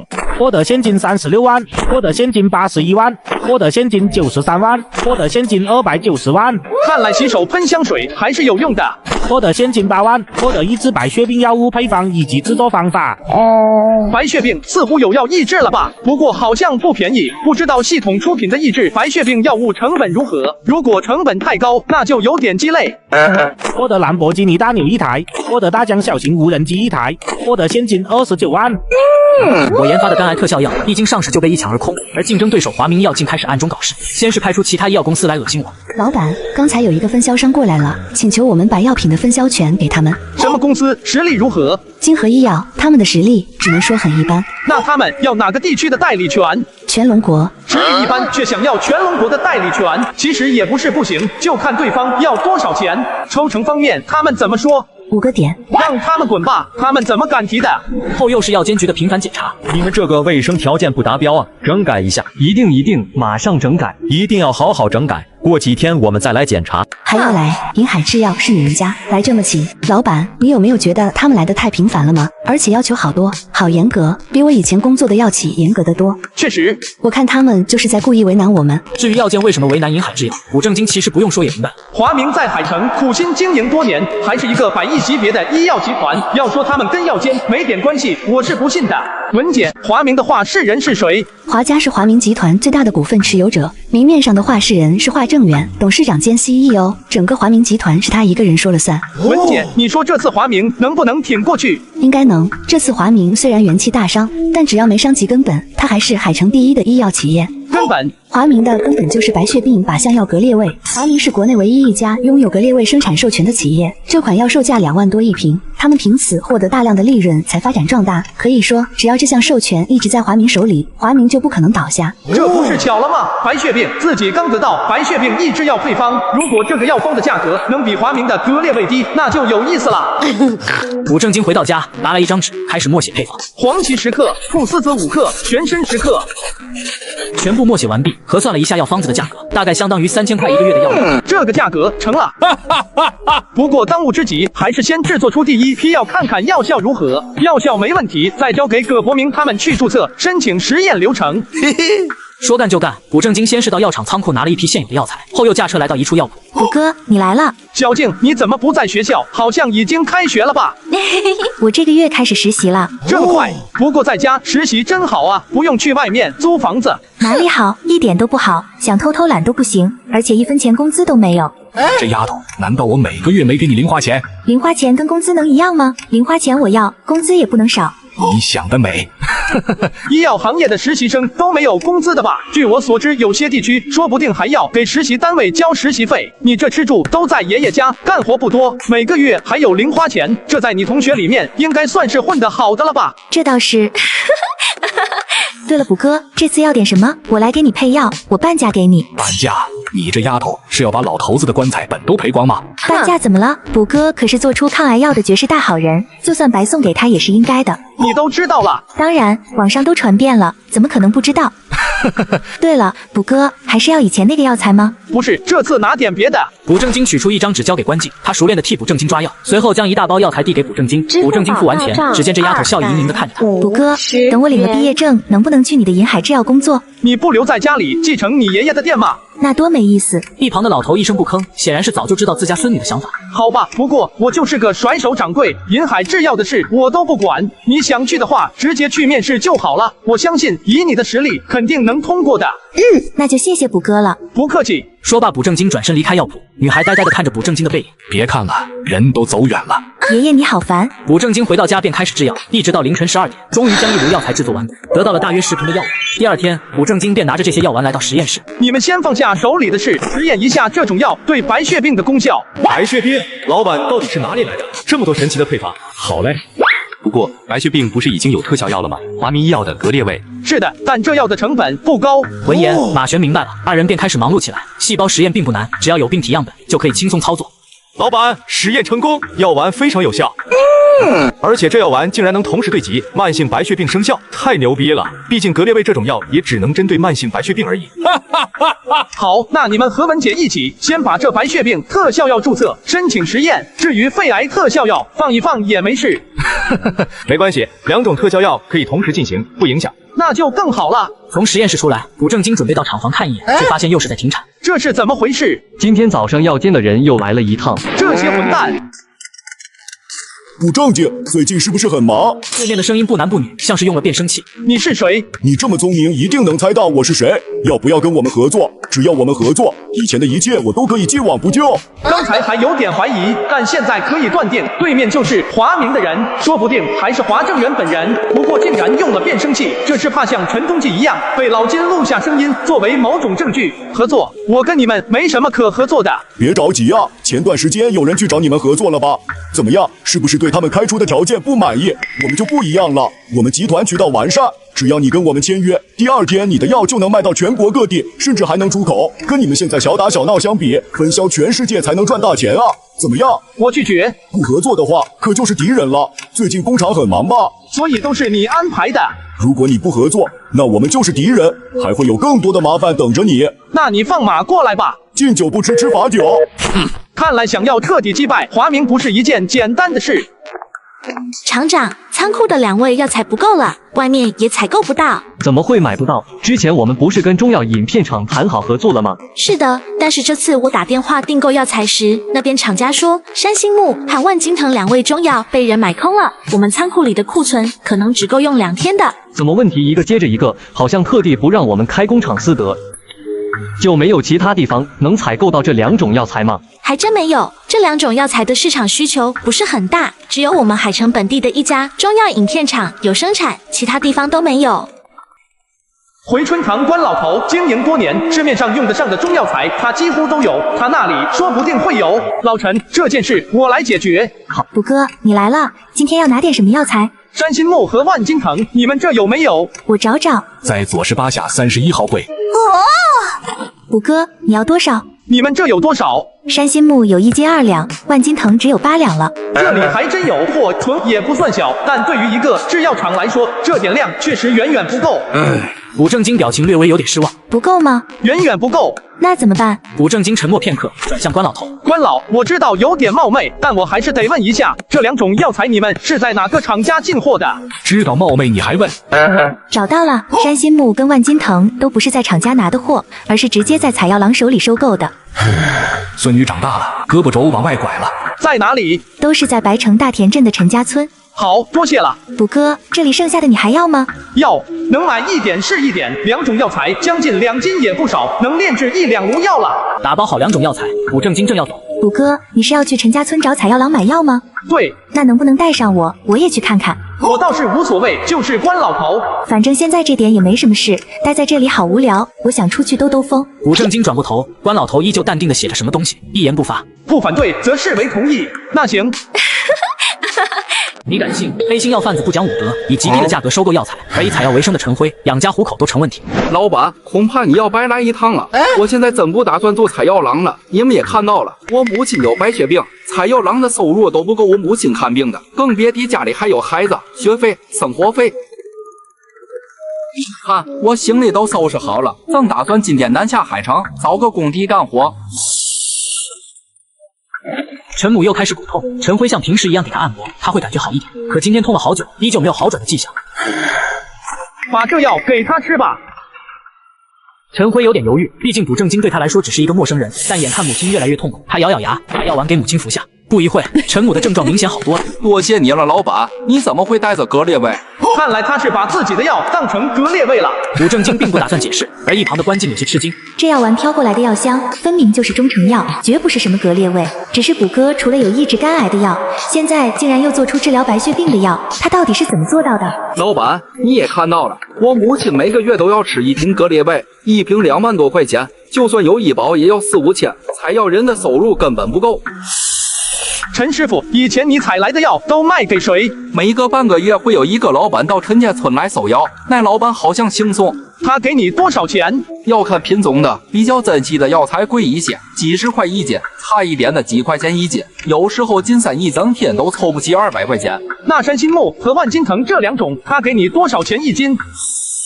这2种他收的不多，山心木给12块1斤，万金藤30。还真是飞得够。可以啊，我记得药厂进货山心木150块1斤，万金藤要500，这价格相差几十倍，真尼玛畜生！陈师傅，我们工厂需要大量的野生药材，像刚才说的那种山心木，药厂收150块1斤，其他的药材也比你说的贵上10多倍。要不你以后采的药专攻击我们药厂。我操！陈辉有些难以置信，古正经又重复了一遍价格，陈辉还是有些震惊。原来我采的药这么值钱。陈师傅怎么样？老板，您说的都是真的。当然，如果你直接把药材卖给药厂，少了中间商，那你的收入应该会比去工地打工高得多。怎么样？你愿意合作吗？如果价格翻了10几倍，岂止比打工高，说不定比当老板的收入都高。愿意，当然愿意。现在我们药厂急需山心木和万金藤这2种药材，能不能优先帮我找这2种？好，这2种药材不算难找，我明天就进山。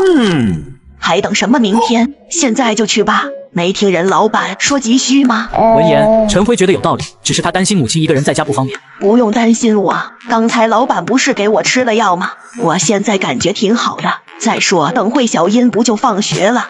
说罢，老太太还站起来转了几圈，并表示自己能行。陈辉也放下心来。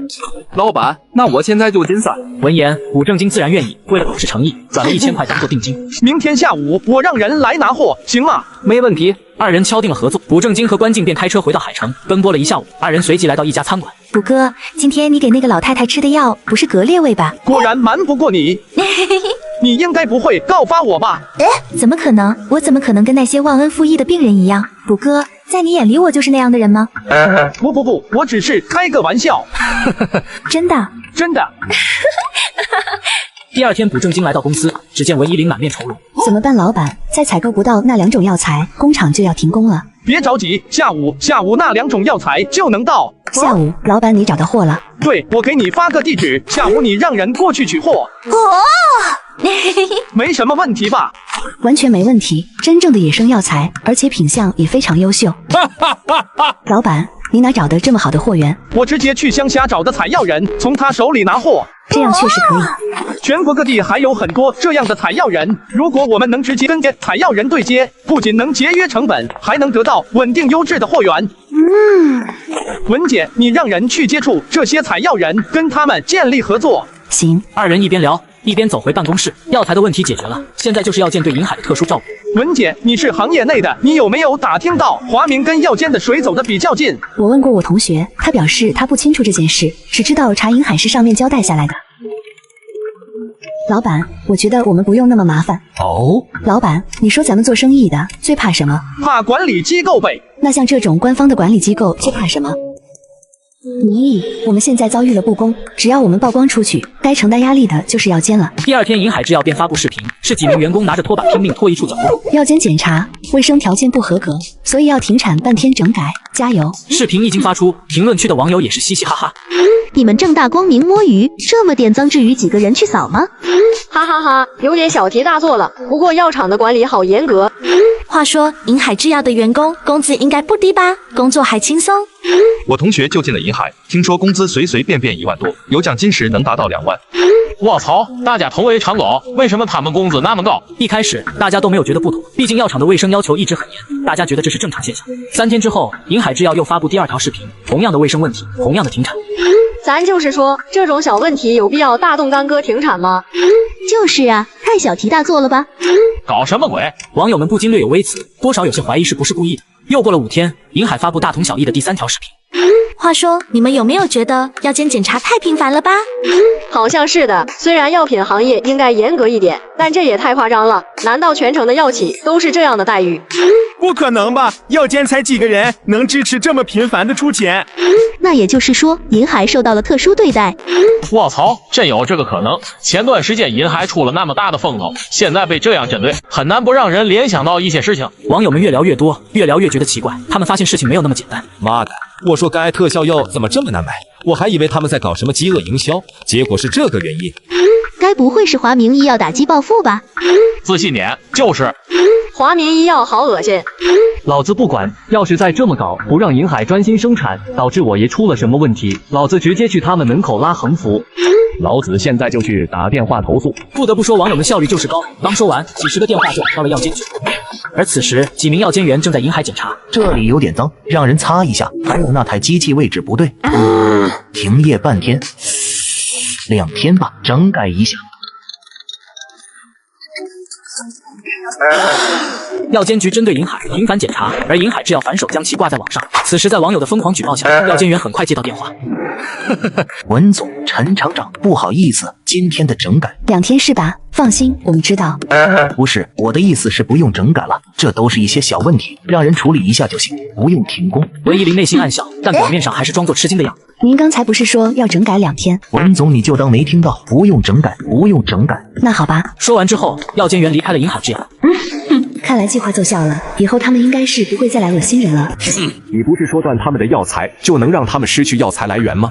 谁知道那个补正竟直接跑到乡下收购去了，那停产的事呢？这个现在银海制药在网上有不小的知名度，而且很多网民都帮着他们说话。如果不是上一次闹得太大，他们不可能有今天的名气。所以怪我这个董事长。不是。另一边，补正金收到了消息，得知检查的事基本解决。接下来只要把分销公司的事也解决了，银海就真起飞了。第二天，补正金来到公司跟文依林商量分销的事。要不考虑一下去附近的城市，比如白城，那里应该也有实力不错的医药分销公司。确实可以，但不在一个城市，到时候相互之间的信息交互沟通肯定会非常麻烦，手续上也有一点问题，除非我们把工厂搬过去。要搬厂太麻烦了，资质也要重新验证，还有一堆证件，太浪费时间，还是算了吧。文姐，我们还是聊聊本地的医药公司吧。本地的医药公司除了华明医药，还有前段时间找过我们的金河医药，就只剩下2家可以考虑。一家叫众生，这家公司实力仅次于华明与金河，他们的势力范围大概是中原方向的5个省份，算是实力不错。还有一家叫一心医药，他们的势力大概在西南地区4个省份，这2家都有找过我们求合作。他们要求的点数是多少？众生要求2个点，一心是1个点。看起来相差不多，但如果药品金额大，这也是一笔不小的数目。虽然众生实力强一些，但我相信有了肝癌特效药的支持，一心肯定能迅速扩大势力范围，分销到全国。文姐，这2天你去一心公司实地考察一下，如果没问题的话，就选择他们吧。好的。现在银海的分销情况怎么样？上个月，银海跟本地8家医院签了合约，目前专给这8家医院供药。最近有没有分销公司找银海？有，已经有好几家公司找上银海了，但银海前段时间产力跟不上，所以没有谈，估计最近会谈。警告那几家公司，如果跟银海谈分销，华明将断绝与他们合作。好的。补正金跟文依林一起约见了一心的总经理刘全义，双方谈得很顺利。眼看双方即将谈妥，刘全义的电话响起。梦谁吐了梦卡，梦谁吐了梦谁卡，大地瓜那么烤地瓜，1块钱能买啥？卜老板，我们可能没办法合作了。是华明的要求。卜老板，我们一心是真的很想跟你们银海合作，但是刘总有什么难处，不妨跟我们说说。不瞒2位，刚才是华明的电话，他们明说，如果我们一心选择跟银海合作，他们将会直接对一心断供所有药品。一心有60%以上的药品进货来自华明，要是没货了，我们现在那些客户怕是难以维持。刘总，你认为银海生存不下去，有特效药在，银海就算赢不了华明，也不会输吧？那倒不是，只是压上所有赌注，让你不安心，还是说你自己无法决定？刘总，你该不会不知道华明是依靠什么才发展到今天的地步吧？此言一出，刘全义浑身一震。华明凭什么走到今天的地步？他当然知道，是白血病特效药的生产授权。就因为这个授权，华明才发展到今天的规模。如今这肝癌特效药不就跟白血病特效药一样？如果我刘全义今天选择了银海，选择了肝癌特效药，谁敢保证以后发展不到华明那样的程度？一想到这种可能，刘全义不由得呼吸加重，犹豫再三。刘全义咬咬牙：卜老板，这场赌博我下注了。随着一心与银海的签约，华明也直接切断了对一心的供应。正如当初刘全义所预料的那样，一心的客户正在飞速流失。此时办公室内，一名美妇对刘全义破口大骂：刘全义，你他妈疯了！那华明要跟银海斗，就让他们斗去，你没事瞎掺和什么？现在好了吧，咱们的客户全跑光了。妇道人家，不懂就别说话。我不懂，那你看看咱们的财务报表，咱们的资金链本来就比较紧张，现在资金链都断了，再过2个月工资都发不出来，咱们本来安安稳稳的不好吗？现在你把公司搞成这样，要是咱们倒了，那个银海会救你。尽管被自己老婆大骂，但刘全义还是不打算改变想法。有些不必要的资产可以卖掉，甚至大部分的药品代理权也可以放弃掉，这样可以坚持久一点。反正事情都已经到这一步了，我们没有退路了，说那么多也没用。你简直疯了！文姐，这几个月的销量与盈利如何了？上市4个月，第1个月卖出特效药1万多瓶，第2、第3、第4个月因为市场饱和关系，销量提升缓慢，每个月15000瓶左右，总销售额8.3亿，不计药材、租金、水电、人工、扣税等成本，盈利约1.6亿。你跟园区商量一下，争取把整栋楼都租下来，工厂要扩建。古正经交代着接下来的主要方向，文依林将之一一记下。还有一心那边也可以开始给他们供货了。好的。另外，实验室的白血病特效药走到什么流程了？人体实验已经成功了，要不了1个月就可以上市，效率还算可以，1个月之后就可以让整个海城医药界震上一震。这么大的事你当初不跟我们商量，你他妈以为自己是董事长就可以为所欲为，现在你看怎么办？华明断我们的货，银海的特效药也没有，我看你就是被那个不正经耍了。现在我们的业务已经缩水了80%，再过1个星期还没货，咱们全完了。你说现在我们该怎么办？等死吗？你不愿意等也不是不行，这样吧，我给你一个机会，把你的股份转给我，我按半个月前的估值买下，怎么样？老刘，你真疯了！怎么样，李显，你愿意卖吗？卖？我为什么要卖？既然不想卖股份，那就给老子闭嘴！刘总，银海制药那边的第1批货已经到了，5000瓶。你们几个动作轻点，再轻点，千万不要弄坏了这批货。药品入库，走了一遍流程，当天就出库发往一心的各地销售网络。接下来就看各地医药代表的反馈。第2天，董事们又集合会议室，纷纷关注投影里的状况。那是各地医药代表都加入进来的聊天总群，所有董事都目不转睛地盯着大屏幕。忽然，第1条消息发上来：江城12月订购特效药200瓶。卖出去了，这才第1天，还是早上9点，直接就卖出去200瓶，简直不要太牛！阳城是1月订购特效药500瓶，飞城是8月订购特效药100瓶，端城是2月订购特效药500瓶，另外订购各类药品价值20万。不但卖出了特效药，还带动了其他药物的销售。仅仅是1个早上，5000瓶特效药就一售而空，还有不少医药代表怒喊怎么没药。老李，现在你还打算卖你的股份吗？李显尴尬不已。其实昨天他还是心动过，但现在完全没了那种想法。有了这款特效药，一心即将起飞，估值大涨，现在卖股份那不是大傻子吗？另一边的卜正经因为完成了系统的采摘任务，获得任务积分时，回到家便开始抽奖，获得现金12万，获得现金28万，获得大师级厨艺，获得大师级园艺技术，获得翡翠原石1块。这厨艺跟园艺技术似乎用处不大了。获得现金56万，获得现金30万，获得神级黑客技术，获得翡翠原石1块，获得大师级全科诊断技术。竟然出现了一个神级技术，不知道神级比大师级强多少。随着大量的编程，黑客知识涌入脑海，卜正经对于刚才的疑问有了一个答案。所谓大师级，往往代表着行业前10的水平，而所谓神级，就是集行业百家之所长，超越所有人之上的境界。确实不同凡响。这么晚了，文姐怎么会打电话过来？老板，出事了！肝癌特效药再次冲上热搜，而这次竟是被控服，肝癌特效药吃死人。不用猜也知道，肯定又是华明搞的鬼。老板，这种事如果处理不当，对公司的影响会非常巨大。现在已经有不少人催促我们给出解释。你报警了吗？还没有。卜正经看了眼时间，11点11分，挺晚了。算了，明天我去公司再说。结束聊天，卜正经回到房间，拿出电脑，刚刚抽到的神级黑客技术，现在正好派上用场了。嘿嘿。随即，卜正经开始了黑客活动，仅用了5分钟就追踪到视频的发布者，甚至入侵了他们的手机、家庭摄像头、电脑等所有设备。综合所有资料，卜正经终于发现了猫腻。看来这次华明的人学聪明了，没有像陈东基那样亲自下场，而是通过第三方和这几个人联系。不过这除了浪费我2分钟的时间，也没别的用了。旋即卜正经将他们的交易、通话记录等全部下载好。有了这些证据，华明少说又要摔一大跟头。第2天，卜正经来到公司，本想跟文依林一起去警察局报警，可刚到楼下，就看到一群人将大楼团团围住，还拉了几条红毯。3个当事人看见卜正经出现，瞬间围了上来。你就是卜正经，你的药害死了我爸。你是骗子，你要承担责任。你还我母亲。3人对着卜正经大骂，甚至双方不断推搡起来，气氛很是紧张。这时，2个扛着摄像机的记者走了过来，开始一顿拍摄。今天你必须给我们一个说法，否则我们就一直坐在这里。你们，文依林还想跟他们争辩什么，卜正经拦住他，走上前。你说我们银海的药害死了你们的亲人？没错，就是你们的药害的。我爸原来好端端的，吃了你们的药，当晚就去世了。不是你们的药，还能是因为什么？你们要我负责？对，也不是不行。这样吧，你们报警验尸，只要法医证明是我们的药导致你们的亲人去世，我给你们赔偿。偿。闻言，黄毛的眼神有点躲闪。都火化了，怎么尸检？什么？尸体都火化了？那你们怎么现在才来找我？你们总得拿出点什么证据吧？就凭一张嘴就让我负责，这怎么说得过去？对啊，只要拿出证据，我们银海制药肯定负责。这里围观的人，一部分是当事人带来的，还有一些是附近小区来吃瓜的。听了卜正经的话，也觉得在理。确实啊，你要别人赔偿，得先有证据，总不能真凭一张嘴就能要别人几百万的赔偿吧？就是啊。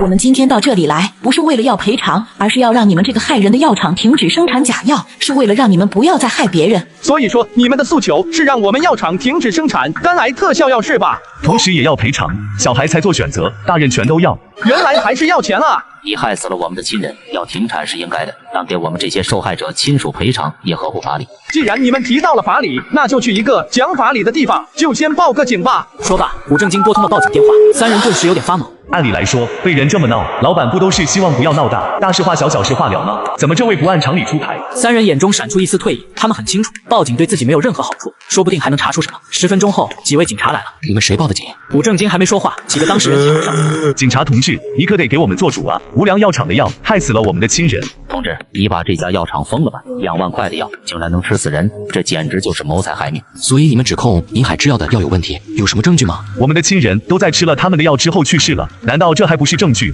这只是你的陈述，不能作为证据。而且如果按你们的说法，这属于民事纠纷，你们应该直接告法院。黄毛几人一时不知怎么回答，愣在原地。警察同志，其实是我报的警。你报的警，不早说。我刚刚也没机会说啊。你为什么报警？这几个人捏造事实，诬陷诽谤我制药厂的肝癌特效药，损害药厂的名誉。我希望逮捕他们，让他们赔偿我药厂的名誉损失。此言一出，三人顿时炸毛。你他妈血口喷人，明明是你害死了我爸，还说我诽谤你。你还是个人吗？我妈就是你害死的，现在你还反咬我们一口，你简直不是人呢！大家快看啊，明明是他害死我们的亲人，结果现在说是我们诽谤他，难道有钱就可以为所欲为吗？我们都已经失去了亲人，难道还要被他送进监狱？自古弱者更容易被相信，容易得到同情，围观者也纷纷倒戈。人家都这么惨了，还要承受这种侮辱指责，还以为卜老板是好人，看来跟那些有钱人也差不多。严格来说，这种民事纠纷应该去法院。不过卜先生话不能乱说，你说他们诽谤你制药厂，有没有证据？证据我是有的。这位黄毛，你这么大张旗鼓的为自己的父亲讨公道，看来平时应该是一个大孝子吧？当然，好的大孝子，现在我把证据给你们看看。说罢，卜正经将手机递给警察。真有证据？不可能吧？围观者也都好奇，纷纷上前。视频是一个家庭监控，一个骨瘦如柴的老人一动不动，似乎没有什么行动能力，看上去很孤独。突然走进来一个人，正是黄毛本尊。一个老东西。你可真是你爸的大孝子了，平时就这么对你爸？你怎么会有我家的监控视频？平时在家对自己的父亲拳打脚踢，我看你不是为了讨公道，只是为了索要赔偿吧？对自己的父亲都下这么狠的手，真是畜生！没错，我平时在家确实跟我父亲合不来，但那又怎么样？难道我爸跟我关系不好，我就不能为他讨公道？我不知道你是怎么偷到我家的监控视频的，但这并不能证明我诽谤你。不管你怎么狡辩，我爸吃了你药厂的药而死，这是事实，你赖不掉。难道你觉得我就只有一个证据？接着卜正经将剩下的证据全都拿了出来，某个组织给黄毛发消息，转账的记录，黄毛购买特效药又转手卖掉的记录。畜生啊，为了点钱，手里有药也不给自己的父亲吃，天底下怎么有这么坏的人？他还能称得上是人，猪狗都不如，还想污蔑卜老板，人渣！我就说怎么这么奇怪，以前都没听说过特效药出什么事，怎么今天突然死了3个人？原来是这样。黄毛脸色煞白，他知道自己已经败露，身败名裂。完了，不但拿不到钱，说不定还要赔钱，甚至可能要进监狱。另外2人见此情形，慢慢往后退，准备逃离现场。2位想去哪？别急，我们的证据还没看完，现在轮到2位了。不看不知道，一看吓一跳，这2位的德行没比黄毛好到哪去。大妈的公公是肝癌病人，公公将名下的2套房、2辆车过户给他后，他再也没有理会过，哪怕公公跪下求他带他去看病，他也不理会，直至最后病死。另外1人更炸裂，他为了钱将自己的母亲关在房间，不给吃饭喝水，更别说吃药，直至母亲病死。太畜生了，竟然眼睁睁看着自己母亲死去，这不是间接杀人吗？谋杀，赤裸裸的谋杀！像卜正经这样以黑客手段获得的证据，其实不被法院认可，但现在涉及人命，情况就大不相同了。你涉嫌谋杀，请你跟我们走一趟。几人都被警察带走，卜正经也跟着去录口供。原本吵闹的楼下终于安静下来。那个畜生啊，没想到看起来斯斯文文的，竟然做出这么大逆不道的事，人心隔肚皮啊！哥，这你发布，肯定不能发啊！要是发了，不但拿不到钱，还会被那位搞。那家伙可不是什么好人。可是这么劲爆的新闻，热度必然很高。这么高的热度不要，也太暴殄天物了吧？我们不能发，不代表同行不能发啊。2名记者将拍到的劲爆视频高价卖给同行，不出意料，第二天视频火爆全网，网友们炸开了锅。我就说古老板的银海制药怎么可能出问题？都吃了那么久了。对啊，我爷爷一直吃这个药，没有任何问题，还那么多人黑银海，我一个字都不信。这几个畜生真该死啊！能不能把他们都枪毙了？话说回来，银海真是招黑体质啊，总有人要黑他们。那当然了，银海有了肝癌特效药这么好的项目，将来肯定会做大做强，中了别人的蛋糕。是华明医药？应该不会吧？都吃过2次大亏了，股价也跌进泥里，还没吸取教训。呵呵，如果是你，因为一个人吃瘪好几次，你能忍？妈的，这公司还真是垃圾啊，就一点都容不下别人。难怪整个海城这么大，跟他同一体量的医药公司一个都没有。感情每次有其他医药公司要发展起来，就会被他们打压下去吧？怎么什么脏水都能泼到华明身上啊？上次确实是华明医药内部出了个别坏人，但不能每次出事了都是华明的人做的吧？互联网不是法外之地，说话没有证据，不怕别人告你造谣。我是一个白血病患者，无论如何，华明也是造福了我们这些白血病人。如果没有华明，我想我已经死了。就在网友们激烈讨论时，警情通报出来了。经我局侦查，本次诽谤事件主谋是华明医药高管黄某。黄某通过一个自称下水道的违法犯罪组织，载头黄某等3人，诬告造谣银海制药，现嫌疑人以及下水道组织全员已被押至我局等候审查。出来说话，不是说跟华明没关系吗？好像有人被打脸了。几块钱一个帖子啊，给这种黑心企业说话，不怕生儿子没屁眼吗？话说这种毒瘤公司怎么还不铲除它？是有什么免死金牌？华明以前市值100亿，这样的大集团肯定渗透了各行各业，想要彻底弄垮它不是件容易的事。楼上说的不是最根本的，华明败而不崩的原因是什么？你们知道吗？是因为它是唯一获得白血病特效药格列卫生产授权的厂家。如果把它搞了，全国那么多白血病人怎么办？原来是这样，如果有别的医药公司也能拿到生产授权就好了。那是不可能的，格列卫的产权在国外的制药巨头归瑞手中，他们只授权了华明一家在国内生产，其他人生产就是侵权。得知这个原因，网友们唏嘘又无奈。而另一边，华明医药总裁办公室静悄悄的，门口10多位高层犹犹豫豫，想要进去但又不敢。唐总，要不你去？于总，你可是总裁身边最得力的干将，总裁肯定不会把你怎么样的，你去吧。不了，我这边的事也不是很急，你们去。要不王秘书你去吧。众人看向人群中的秘书，尽管职位不高，但大家都知道王秘书跟华正远关系匪浅。最主要的是，以前总裁发火，可没有一次发到秘书头上。确实，王秘书去最适合。王秘书，我这堆了不少文件需要总裁批复，您就帮帮忙吧。王秘书，你要以大局为重啊！王秘书在内心翻了10000次白眼，但作为华明的一份子，他还是捧着一大堆文件踏入了静静。华董，这些是近期需要您签字的文件。小王，今天股价多少了？33块左右。自从前段时间造谣事件曝光后，股价一路跌到了这个价位，还在缓慢下跌。王秘书一边说一边忐忑地看着华正远，生怕他暴怒伤人。可华正远却很平静。接连几次的失败，他彻底明白了，补正金不能惹。如果这个时候还跟银海作对，说不定到最后连自己都弄进去。现在收手，至少还是市值几10亿的上市公司董事长。只要白血病特效药还被人需要，基本盘就还在，将来安稳发展，未必不能东山再起，重回巅峰。王秘书接了电话，脸色大变，随即打开抖音，看到某个直播画面后，脸色愈发难看。发生什么事了？王秘书自知瞒不住了，便将手机递了过去。手机正在直播，不是别人，正是银海医药的高层以及实验人员。几人背后的横幅写着“银海医药新药发布会”。新药发布，他们又有新药上市了，怎么这么快？目前，我公司正在研究的白血病特效药已经成功进行了3轮人体实验，即将上市。白血病特效药不可能。我们这款特效药售价很低，但效果却非常好，远高于市面上的同类产品。而且我们的这款特效药不只对慢性白血病生效，对于急性白血病也有同样的效果。最重要的是，它的售价仅5000块，远低于同类产品。华正远眼神呆滞，脑海一直回放着文依林的声音。白血病特效药对急性白血病有同样的效果，售价仅5000元。如果这是真的，岂不是说明华明的末日真要来了？天啊，竟然又出了一款特效药！银海到底什么来头？研发实力这么强？我们已经错过了肝癌特效药，不能再错过这个白血病特效药，这次一定要拿下，提成低一点也无所谓，不能再让一心抢了去。要不这次还是我去吧。我去过一次银海，熟门熟路。你上次都没谈拢，这次难道还想把这款药谈崩？上次没谈拢，责任不在我吧？这次不一样。我去吧，洽谈业务是我的强项。这次可不是谈业务，我听说银海的卜老板不喜欢应酬，你这样的大老粗还是闪一边吧。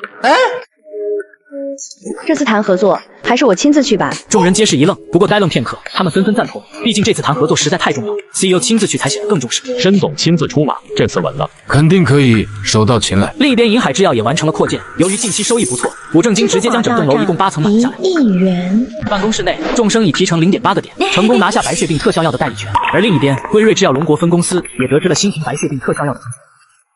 请进。叶，要不要来一杯？不了，内尔森先生，有件事我必须跟你说一下。最近海城有一家制药公司宣布制作出白血病特效药，对急慢性白血病都有效。我担心可能对我们的格列卫产生冲击。那他有没有侵犯我们的知识产权？是什么化合物？没有侵权，它并非化合物，只是中成药。叶，你还有别的事吗？如果没有别的事，还是不要打扰我了。内尔森先生，难道我们不采取任何措施吗？这种药价格低廉，药效还比我们好。如果什么都不做，这种药可能会对我们格列卫的销售产生重大影响，甚至如果它出口到海外，还会抢占我们全球的市场。叶，你们龙国有一个成语怎么讲？你现在就是杞人忧天。龙国的草和树皮治疗白血病，那是不可能的。可是这药已经通过了国药准字，人体实验也进行了3轮，没有任何问题，现在都准备上市了。叶，当年龙国的汉兴也通过了官方检测，结果呢？内尔森一句话对着叶海文说不出话来。汉兴事件确实是龙国的耻辱，但那都是多少年前的事了。叶，你很优秀，但是你的眼界还不够开阔。你们龙国人说话就很夸张，就像你们的广告有90%都是虚假宣传，这一点你比我更清楚吧？你想想，如果你说的那个制药公司真的制作出治疗急性白血病的药物，那他们现在获得诺贝尔奖了吗？并没有吧。所以回去工作吧，尽快把今天的工作完成，早点回家开派对不好吗？闻言，叶海文觉得这人傲慢到了极点。广告的问题我无法反驳，但人家那是发布会，不是广告。再说有警方、药监、病人多方的信息来源，并没有人说银海制药的药品是假货。更何况，据我所知，华明医药的股价正在雪崩，这一切都已经说明了问题的严重性。你不重视，那我也没办法。另一边，古正金完成系统拿下金属屋的任务，洗完手正要10连抽，葛伯明的电话打来。老板，你能不能来实验室一趟？怎么了？有什么问题吗？就是我的导师傅清副教授来了，还带着几个学生，他希望参观一下我们的工厂和实验室，所以拜托我问问你。参观厂房可以，一定要遵守厂房的规则，实验室的话不行。好。还有什么事吗？还有就是，老板，你能来公司一趟吗？副教授想跟你谈谈。我又不认识这位副教授，有什么好谈的？古正金下意识想拒绝，不过他想到下午刚好文依林找他谈事情，我下午才能去公司。那行，我跟他们说。系统开始10连抽。我的顶配迈巴赫1辆。系统，你家是批发豪车的吗？一个制药系统不奖励药方和技术，整天奖励豪车，你怕是有点不正经。系统继续。我的现金55万，我的现金15万，我的大师级溜冰技术。紧接着又是几个现金奖励。最后一抽，我的大师级针灸推拿技术。针灸推拿技术还是非常有用的。到了下午，古正金来到公司。你找我过来有什么事？老板，白血病特效药已经开始铺货，但并没有想象中那么顺利。怎么会？可能是格列卫先入为主，病人们都习惯了吃格列卫，很难让他们相信别的厂家。确实不好处理。老板，要不你去评选诺贝尔？肝癌特效药虽说还不是很普及，但也算是拯救了数万人的生命，而且这药太特殊了，绝对有资格评诺贝尔。咱们龙国已经多年没人拿到过诺贝尔医学奖了，只要你评上，肯定名声大噪，到时特效药自然就好卖得多。拿到诺贝尔奖确实是一个不错的办法，可是中药方剂没有拿到过诺贝尔的先例吧？不是怎么知道？好吧，那要怎么参与评选？我还真没关注过这方面的问题。诺贝尔医学奖必须由诺贝尔委员会成员或者全球医学界权威机构的主要负责人提名，由诺贝尔医学委员会评选出来。龙国境内有提名资格的人不超过10个。那应该很难吧？没关系，咱们现在手里有肝癌特效药，还有白血病特效药这样的成果，应该有愿意帮忙提名的。我来想办法找人。好吧，那就交给你了。这个卜老板架子这么大，真以为搞出2个特效药就这么目中无人？看看看把我晾在这里多久了，明明都到公司了，就是不见我。老师，您再等等，老板可能跟文总有重要的事情要谈。什么事情这么重要？明明都来公司了，不能先见我这个老人家吗？我今天就要看看他是个什么样的人。话音落下，办公室的门被暴力推开。老板，对不起，这位是我老师，海城医药大学的傅清教授，他在公司等了您1个上午，所以卜正经摆摆手表示无所谓。而这个叫傅清的老头以一种居高临下的姿态审视了卜正经一番。你就是卜正经？我是，你有什么事？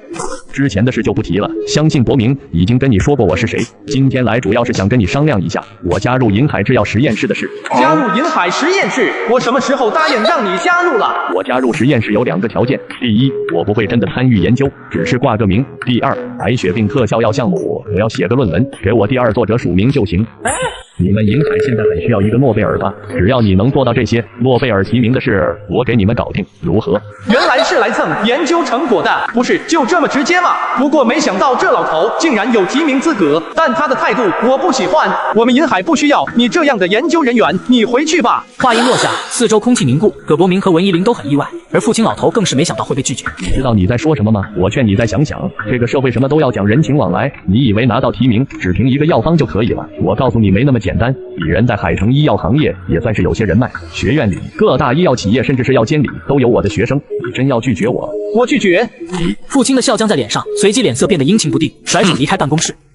老板，对不住了，我也没想到傅老师会提这样的要求，要是我知道就不让他来了。卜正经摆摆手表示没关系。不过老板，傅清他资格老，人脉也很广，在海城医药大学里，甚至连校长都不敢给他脸色。你这次得罪他，没事，就算因此得罪整个海城医药大学也无所谓。自己手握肝癌特效药这样的大杀器，应该是别人害怕得罪我，而不是我害怕得罪别人。医学界可以驱逐我、排挤我，但病人能吗？至于诺贝尔，对我来说也不是必需品。白血病特效药淘汰格列卫是板上钉钉的事，只是早晚的问题。何况就算是诺贝尔奖，也不是非要经过他不可。就这样吧，没什么事，我先走了。之前假药案的时候，我就觉得这个卜正经不是什么好人。我们海城医药大的人参观一下都不愿意，把我们海城医药大的人当成小偷吗？是啊，卜正经这个人没有一点气量。我看银海制药那2种药未必是真的，该不会跟以前的汉兴事件一样，都是骗人的吧？不排除这种可能，要不然为什么不让人看？肯定是有什么见不得人的东西。父亲听了这些话，并没有说什么，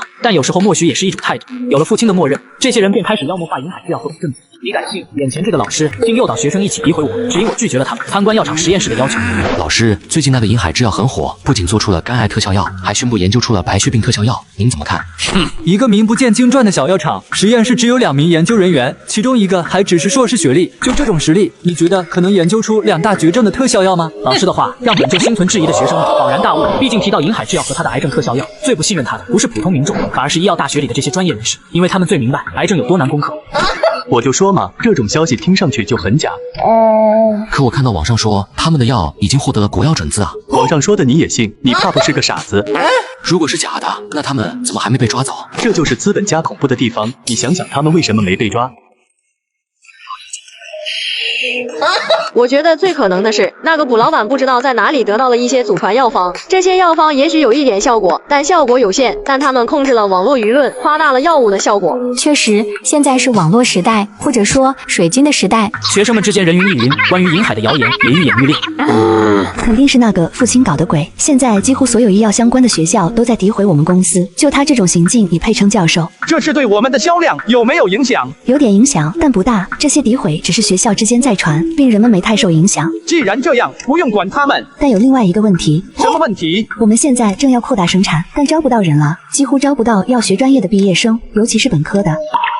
没想到这父亲还真有点影响力，搞得毕业生都不愿意来应聘。不过有点分不清主次了吧？你不来，难道没有别人来吗？既然不愿意来，那以后也不用来了。你在网上发布招聘信息，稍稍提一些生医待遇，吸引附近城市的毕业生来应聘。还有，以后如果海城医药大学的人来应聘，一律拒绝拉黑。好的，老板。这些人真是傻逼，银海制药的工资比同行高几倍，竟然都不去。人不为己，天诛地灭。银海制药不尊重海城医药大，关我毛事？反正我是决定去银海应聘了。你是来应聘的？是的，这是我的简历。你没被录用，请回吧。经理，您好像没看完我的简历吧？要不要再看一遍？不用看了，你没被录用，请回吧。又是一个海城医药大学的拒了，什么意思？海城医药大学的拒了，这是拉黑了我们海城医药大的毕业生。对了，一定是因为学校里那些传言，所以银海制药怒了，但那跟我有什么关系？我吴林可从来没说过一句你们的坏话，凭什么拉黑我？凭什么？吴林愣了好久，突然他拿出手机，在群里发了一条消息：银海制药竟然歧视我们海城医药大的毕业生。卧槽，怎么回事？这么嚣张，详细说说。我朋友去银海制药应聘，结果直接被人事经理把简历摔在脸上，扬言称凡是海城医药大的毕业生统统不收。消息一经发出，群里的人怒气值瞬间拉满。妈的，举报必须举报，这不妥妥的歧视吗？去有关部门告他们。做出个不知道是真还是假的特效药就这么飘，必须抵制它。真以为自己有什么了不起，还特么拉黑我们，咱们也拉黑他们。全海城那么多药企，以后都不去银海，让他们招不到人。没错，海城又不是只有银海制药一家药企，他不是我们，难道还能阻止别人收吗？如此想着，吴林来到众生医药。不好意思，你没通过面试，请回吧。你为什么只看了一眼我的简历就让我走？因为你的条件不适合我们公司。不可能，刚刚那个人才大专学历，为什么他能入职？因为他适合。你们这些药企都是一伙的吧？我不知道你在说什么，请回吧，我还要见下一位面试者。老子就不信了，难道像老子这样的优秀毕业生，连份工作都找不到？当天下午，吴林来到另一家公司立新。不好意思，你没被录用。为什么？你们都是一伙的，你们这些资本家就这样随意封杀拉黑我们求职者，老子要报警！说罢，吴林拿出手机，直接报了警。警察来到之后，吴林声称自己被歧视。我不知道他在说什么，我只是单纯按照公司的要求招募人才而已，他不符合我们的条件，仅此而已。企业招什么人，确实是企业的自由，就算警察来了，也没挑出什么毛病，最后只能不了了之。吴林落魄地坐在马路边，拿出手机，发现同学都是这种处境。好啊，面试那么多企业，没一家要我，在海城找不到工作，难道要背井离乡？我倒是面试过了，不过是华明，你们猜怎么着？工资只有3000多，而且还要6个月转正。到底为什么？我们明明什么都没做。不对，是因为谣言。妈的，谁能想到在学校跟风骂了银海几句，会有这么严重的后果？现在想想，当时确实冲动了，银海好像也没做错什么。可是从什么时候开始，大家都在非议银海制药？吴林的思绪慢慢回到那一节课。一个名不见经传的小药厂，你觉得可能研究出2大绝症的特效药吗？连副教授这样的药学大拿都不尊重，就是不尊重整个海城医药大学。这是被那几个老师坑了。旋即，吴林将自己想到的事情发到群里。原来我们都被人为操纵了，可恶啊！作为老师，竟然利用学生的信任灌输自己的邪恶。现在想起来，应该是那几个老师在银海那里受了委屈，所以事后才会说银海的坏话吧。我怎么那么傻？那老师一说我就信了，我后悔了，怎么让银海取消黑名单？妈的，都怪那几个老师还有副教授，回学校必须让他们给个说法。走，一起回学校。老板，海城医药大学来人了，好像还是校长。在学生们的声讨下，父亲等人不得不前往银海制药，试图让我解除黑名单。可殊不知此行会让我身败名裂。吴先生，你好，我是海城医药大的校长王明。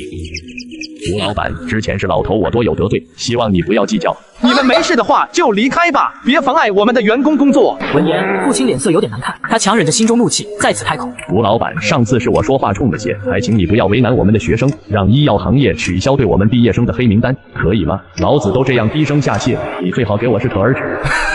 吴老板，不管咱们之间有什么恩怨，这些学生都只是孩子，他们是无辜的呀，还不快来给卜老板道歉？闻言，几人不情不愿地向卜正经道歉，而卜正经依旧面色冷淡。请你们离开，不要影响我们公司的运营。闻言，父亲没忍住爆发：正经，你真是好大的架子，给脸不要脸是吧？什么？你想做什么？好，不给老头我面子是吧？那你们也别想好过，你们最近是想找人提名诺贝尔吧？老头我虽然没什么本事，但人脉还是不少的。我告诉你们，也想找到人给你们提名。老卜有空没？老地方。老板，你换新手机了，旧的呢？卖了，我那台小米13找转上门回收了1900多，靠谱吗？当然了，我是转老用户了，每次换下来的旧手机、平板、手表都会叫转免费上门回收，价格满意现场打钱，躺在家里就能把手机卖了，特别省心。要我说，趁着旧机还值钱，赶紧叫转上门回收就对了。老板，这事还是怨我，要是当初我没答应让他们来公司，就不会有今天这么多事。算了，没必要把别人的错揽在自己身上。不过老板，父亲他虽然脾气不好，但他确实是海城医学界的权威，他恐怕真有这个能力。你说提名的事，算了，没关系，要不是文姐说的奖对公司销量有好处，自己也没想过要拿什么诺贝尔。这不得将无所谓，毕竟我龙国文化何须西方人认同？不过这人竟然当面威胁我，那我也没必要再忍了。文姐，上次在办公室谈话，监控开着吗？监控是24小时开的。很好，把上次跟父亲的聊天画面截出来，让人发给海城医药大学的学生们，让他们看看他们德艺双馨的副教授来找我们谈了什么。好的，父亲算是完了。傅老师，您刚才确实有点冲动，我看那个卜老板不像那么狠的人，只要多沟通几次，说不定就同意了。闻言，傅经理都没理他。真不应该跟卜老板闹这么僵，这样一来，学校的就业率会出大问题啊！能出什么问题？银海就算再厉害，也只是在海城，难道他还管得了别的城市？这些学生在海城找不到工作，难道不会去外地？几人很快回到学校，路过的学生看见父亲，纷纷议论起来。父亲也没多想，他这几天已经被骂习惯了，没走几步，又是一群学生对他翻白眼，甚至做了国际友好手势。这个学生我记得昨天明明还是支持我的，怎么现在叛变了？出事了，傅老师。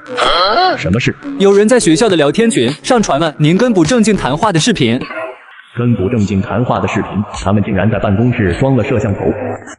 拿来吧你！第一，我不会真的参与研究，只是挂个名。第二，白血病特效药项目，我要写个论文，给我第二作者署名就行。完了，全完了！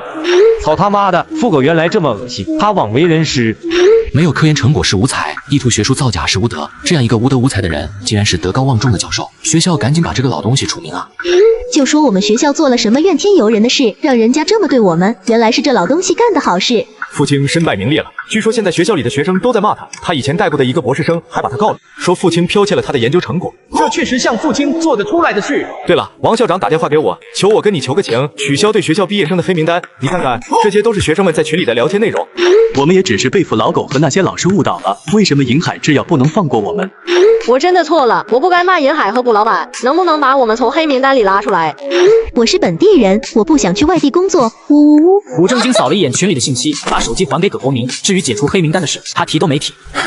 我也只是看在校友的份上才开口求个情，老板不答应，我也没办法。当初是你们自己昏了头，不分青红皂白就开始辱骂，做错事付出代价很正常。你以前都没发现你这个老师的德行吗？他没有剽窃你的作品，我的研究项目一直被他不耻，所以他不怎么待见我。你的研究方向是什么？我研究的课题是银阳货对于心肌力的提升作用。你该不会是从伟哥这里得出的灵感吧？是的。马璇呐，那小子又在研究什么？他研究的是桑飘烧富含的某物质对尿道括约肌的增强作用。好，都离不开下三路是吧？卜正经离开公司准备回家，却被路边一个老妇人吸引了注意力。老妇人状态不太对，额头有细汗，嘴唇干，眼皮都抬不起来。忽的，老妇人一个摇晃，直挺挺的往后倒。奶奶，快，危险，把他往里扶一下。旋即，卜正经迅速查看了他的脉搏和呼吸，综合所有症状，卜正经得知是中暑了。中暑还是小问题，坏就坏在还是高血压。针灸不能随便用，推拿应该问题不大。随即，卜正经开始按压老妇人的神聪，上星等穴位。有手机吗？打120。小姑娘，放心吧，你奶奶没事。谢谢你，叔叔。要是没有你，我真不知道怎么办。没事。叔叔，刚才我看你给我奶奶的头按了几下，你也是医生吗？不是，只是让人放松的小技巧。哥，你终于来了。奶奶怎么样？还在里面抢救，不过这位叔叔说应该没事。对了，是他帮我把奶奶送到医院的。太感谢你了，大哥。小事不用谢，既然你家大人来了，那我也该走了。大哥，你救了我奶奶，要是就让你这么走了，我管理也太不是人了。大哥，你加我们联系方式，回头我一定要好好谢谢你。不用了吧？大哥，这联系方式你真得留一个，不然我不让你走。闻言，卜正经只好拿出手机加了微信，管理这才放他人开。这微信名字好耳熟，卜正经。老人以100米冲刺的速度冲进房间，只因听说老伴晕倒，进了医院。到底怎么了？大孙说你晕倒了，还送去医院急救。我没事。奶奶今天出门忘记吃降压药了，还中暑了。然后有一个叔叔救了奶奶，还帮我把奶奶送到了医院。医生怎么说？医生说幸好送来的及时，不然会很严重。不过现在没什么事了。没事就好，没事就好。对了，你刚才说有个小伙救了奶奶，那可得好好谢谢人家。他人呢？他回家了啊？就让他回家了。人家救了你奶奶，你就这么让人回家了？爷爷，当时我们都在担心奶奶，所以没什么表示。不过我留了她的联系方式。那就好，你现在联系一下她，就说咱们请她吃饭。好，爷爷，你跟这小伙应该挺有话聊。什么意思？到时候就知道了。小伙子真是一表人才呀！前2天的事真是多谢你了。怎么称呼？没事，举手之劳，大爷叫我小补就行。小补，我听小月说，他奶奶发病时，你在他头上按了几个穴位，症状就好了很多。医生也说素琴的高血压控制住了，能不能跟我讲讲你是怎么做到的？其实也没什么，只是一些控制血压的小技巧。哦，能够在短时间内控制血压，可不是什么小技巧。如果能普及，肯定能拯救很多人的生命。小补，能不能把这个技巧跟老头子说说？如果不方便就算了。方便是方便，但这种技巧必须熟识中医理论、穴位，还有一些推拿技术才能学会。你是担心老头子我学不会吗？你放心吧，我本职就是中医，基础还算不错。主哥，我爷爷是退休老中医，水平还是很不错的。如果本职是中医，那应该没什么问题。这种推拿技巧，如果能发扬光大，确实是件好事。那行。随即，卜正经便跟关培探讨起推拿技巧。关培被卜正经所讲述的技巧和理论震撼到。中医这种职业是越老水平越高，可这年轻人才几岁，竟然有这么高的水平，哪怕跟我这个在中医界几10年的老头子相比，也不遑多让，甚至在某些方面比自己还高。这年轻人到底什么来头？小宝，你这水平让人震惊。奇怪，你在哪家医院？你这样的水平，我没理由没听过你啊。爷爷，五哥可不是中医哦，他是制药厂老板。制药厂？对，就是最近网上很火的，做出了肝癌特效药的那个武老板。你是那个银海制药厂的老板？真没想到，做出特效药的人竟然如此年轻。这么多年，我们龙国只出过一个诺贝尔医学奖，这次终于要出第2个了。不一定吧？怎么不一定？虽然没有中药方剂拿奖的先例，但肝癌特效药实在太重要了。要是诺贝尔委员会那些人不给你奖，那这个奖也不用办下去了。可是没人愿意给我提名。什么？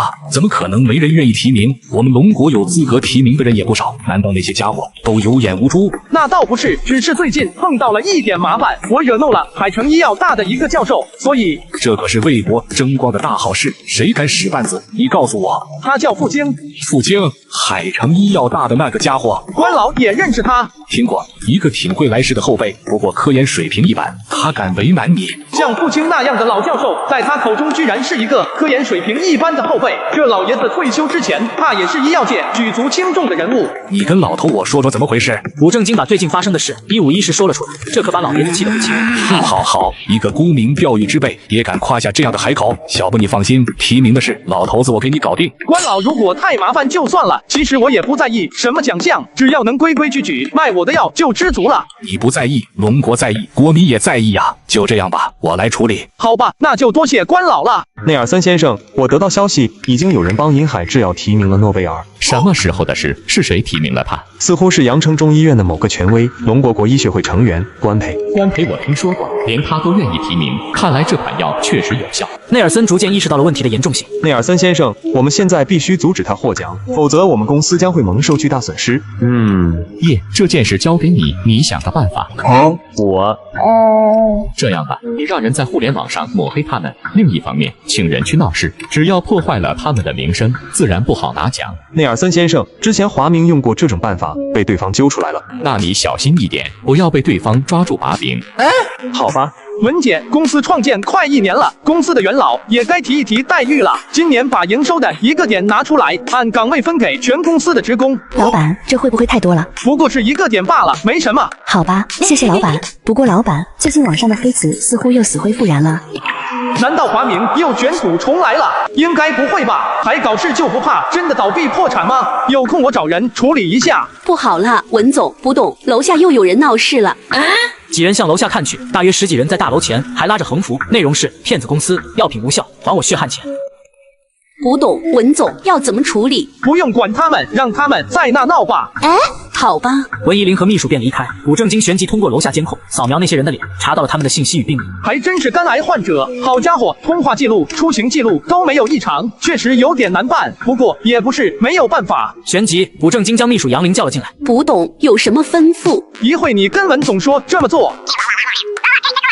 你敢信？眼前这几个肝癌患者声称我的药品无效，于是我反手宣布对他们永久停手，可他们竟然不乐意了。怎么办？难道这要停药？我的药挺撑起天的了。我也不想死。要不去问问雇主？很快，二人来到线下见面的别墅前，可大门却紧闭，往里望去也没有任何光亮，似乎早已人去楼空。奇怪，今天不是约定好的见面的日子吗？怎么会没有人？咱们不会被骗了吧？要不去问问保安？二人旋即找到保安询问，保安却脸色一变，直接将他们轰出别墅去。我操他妈的，真被骗了！出声啊！怎么样？雇主怎么说？他可不能不管我们，我们是替他办事的。现在买不到药了，他得帮我们解决。你们倒是说话，到底怎么了？在众人的询问下，二人只能如实告知。那个王八蛋还是个人吗？尾款没拿到，现在药也没了，钱财两空，怎么办？难道要在这里等死吗？他妈的，银海凭什么不卖药给我们？他们这是歧视，每个人都有平等买卖的权利，他停售给我们，这是违法的。我们抗议，继续把事情闹大。闻言，众人纷纷同意，这是他们活下去的唯一办法。很快，他们拿来新的横幅，内容是银海制药歧视，买卖自由，违法。而另一边，银海制药对此事表现得很无所谓，没有任何行动，一直持续了好几天。终于有人坚持不住了，他们停售药物到底合不合法？要不我们到法院告他们？告法院有个屁用！先不说能不能胜诉，就算胜诉了，走流程动不动几个月，你能撑到那时候？要不咱们在网上向银海认错吧，只要我们承认错误，他总不能眼睁睁看着我们死吧？你换新手机了，旧的呢？卖了，我那台小米13找转转上门回收了2000多，靠谱吗？当然了，我是转转老用户了，每次换下来的旧手机、平板、手表都会叫转转免费上门回收，价格满意现场打钱，躺在家里就能把手机卖了，特别省心。要我说，趁着旧机还值钱，赶紧叫转转上门回收就对了。认错，咱们可是在全网诬陷银海，你凭什么认为那不正经就能放过咱们？他是什么大好人吗？平心而论，如果你们是不正经，被别人这样诬陷，你们会放过对方吗？闻言，众人皆是一惊，他们很认同，换位思考，他们也不会放过对方的。况且，就算不正经真原谅咱们了，你们有钱买药吗？是啊，15000一瓶，太贵了。我们这些人本来就是为了钱才出卖良心的，就算得到银海谅解，又哪来的钱买药？既然银海不让我们活，我他妈就算死也要拉他一个垫背的。另一边，补正金完成系统，公司到达100亿估值的任务，正在10连抽。第5抽获得大师级自由搏击技术，前5抽只能说平平无奇，不过也算聊胜于无。获得现金78万，获得劳力士名表1块，获得最新款华国手机1台，获得现金195万，获得肝癌治愈药方1副。治愈肝癌药方终于出现了。只是这个药方百年也深深啊，这要去哪找？算了，去问问文怡林吧。补正金刚到公司楼下，只见10几个人齐刷刷的朝他跪下，并痛哭流涕。你敢信？这些人为了活命，竟当众下跪向我道歉。卜老板，我们错了，求您大发慈悲，放过我们这些病人吧，我们也是被逼无奈啊。卜老板，能不能取消对我们的停售？我们需要您的要救命。此时他们的身后已经有不少记者和自媒体人。卜老板，不要答应他们，一群无耻之徒，有什么资格求原谅？没报警把你们抓了，你们就该感激不尽，还当众道德绑架卜老板，肝癌怎么还没发作？快把这些人渣带走！太残忍了吧！既然已经知错了，还是把药卖给他们吧。去你娘的圣母！你们愿意救，那你们来救啊！要不把你那份特效药让出来。直播间吵得不可开交，大家都想知道补正金会怎么对待这些闹事的。关于你们提到的副作用的事，我们银海非常抱歉，是我们疏忽了。对此，我向你们承诺，我们银海制药实验室将针对特殊体质人群重新实验，力求提供更安全的药品。此言一出，播间内爆笑一片。我第一次见这样的药厂，病人都说没有副作用了，老板偏说有，我只能说干得漂亮。舒服了。病人们想反驳，却又不知怎么回应。突然，人群中3名壮汉朝补正金冲了过来，手持匕首，寒光闪闪。有人持刀杀人，现场顿时一片混乱。胆小的自动避开，胆大的可以一边拍手。而补正金有些意外，他没想到这些人会这么激动。说时迟，那时快，第一个进攻的人已经冲到眼前。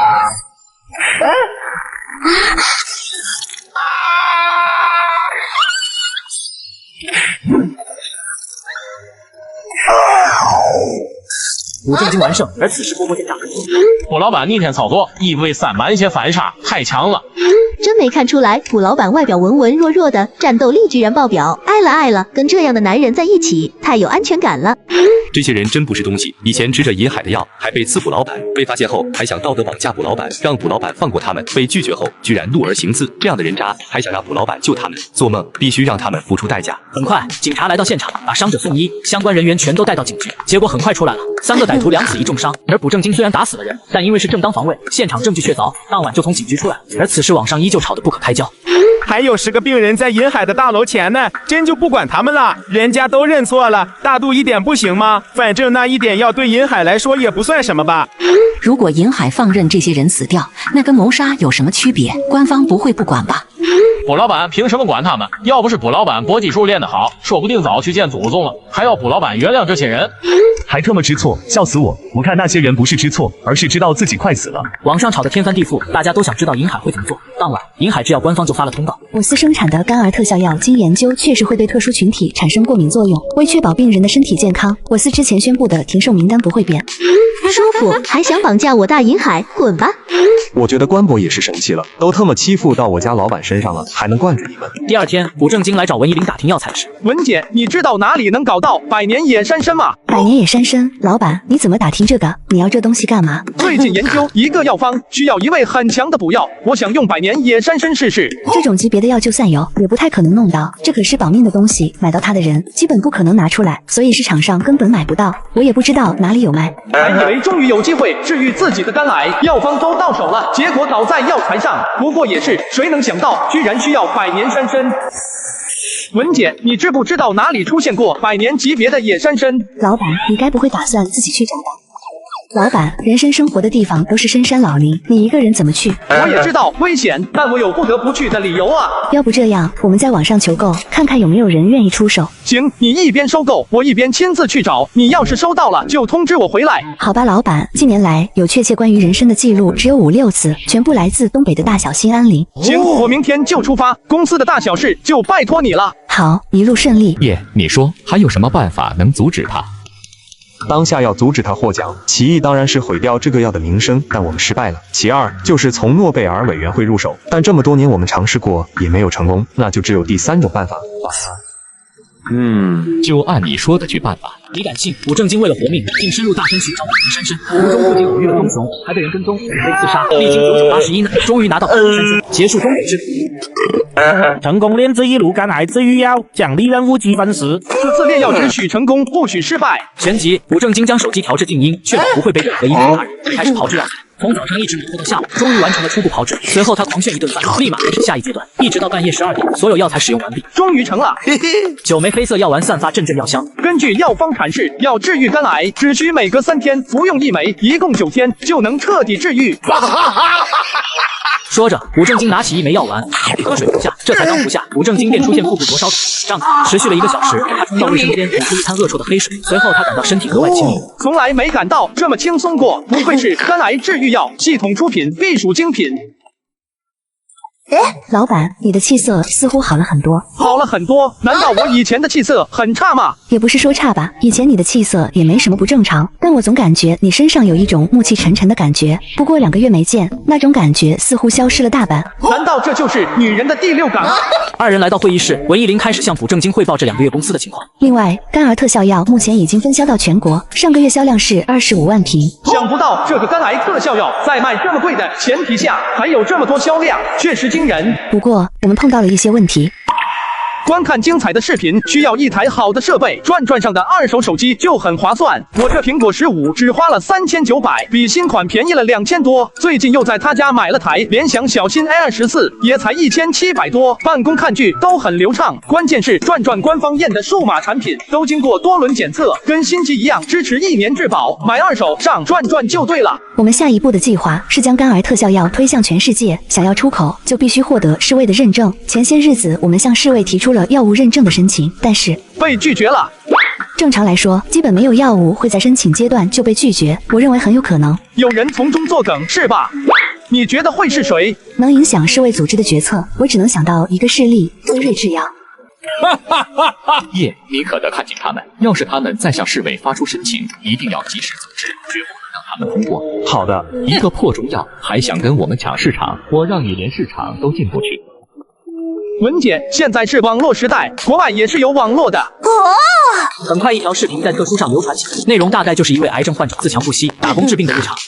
肝癌可以抑制，中国的假新闻怎么这么多？众所周知，肝癌是不可逆的、不可抑制的。很显然，这位博主的视频都是虚构的。这药竟然是医院开出来的，医院竟然也在骗人，龙国真的好可怕。一帮没见识的老外，这特效药连国药准子都有了，怎么可能有假？你们这些老外，快睁眼看看世界吧！龙国网民的反驳理由证据充足，不少老外开始有些动摇。肖恩为了验证肝癌特效药的真假，亲自前往龙国一探究竟。你有哪不舒服？医生，我是肝癌患者，我这有诊断书，能不能直接给我开药？不能，到我们这还是得重新检查。医生，能不能给我例外？我的签证时间没那么长啊。这么赶吗？验个血、拍个片，也就1下午的时间都没有吗？1下午，差点忘了，这是在龙国。光看这外表，完全看不出这药丸竟然能抑制肝癌。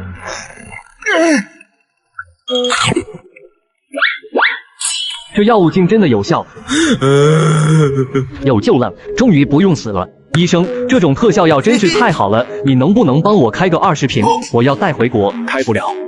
为什么开不了？这种药是限量提供，10名购买，每人每月只能买1瓶。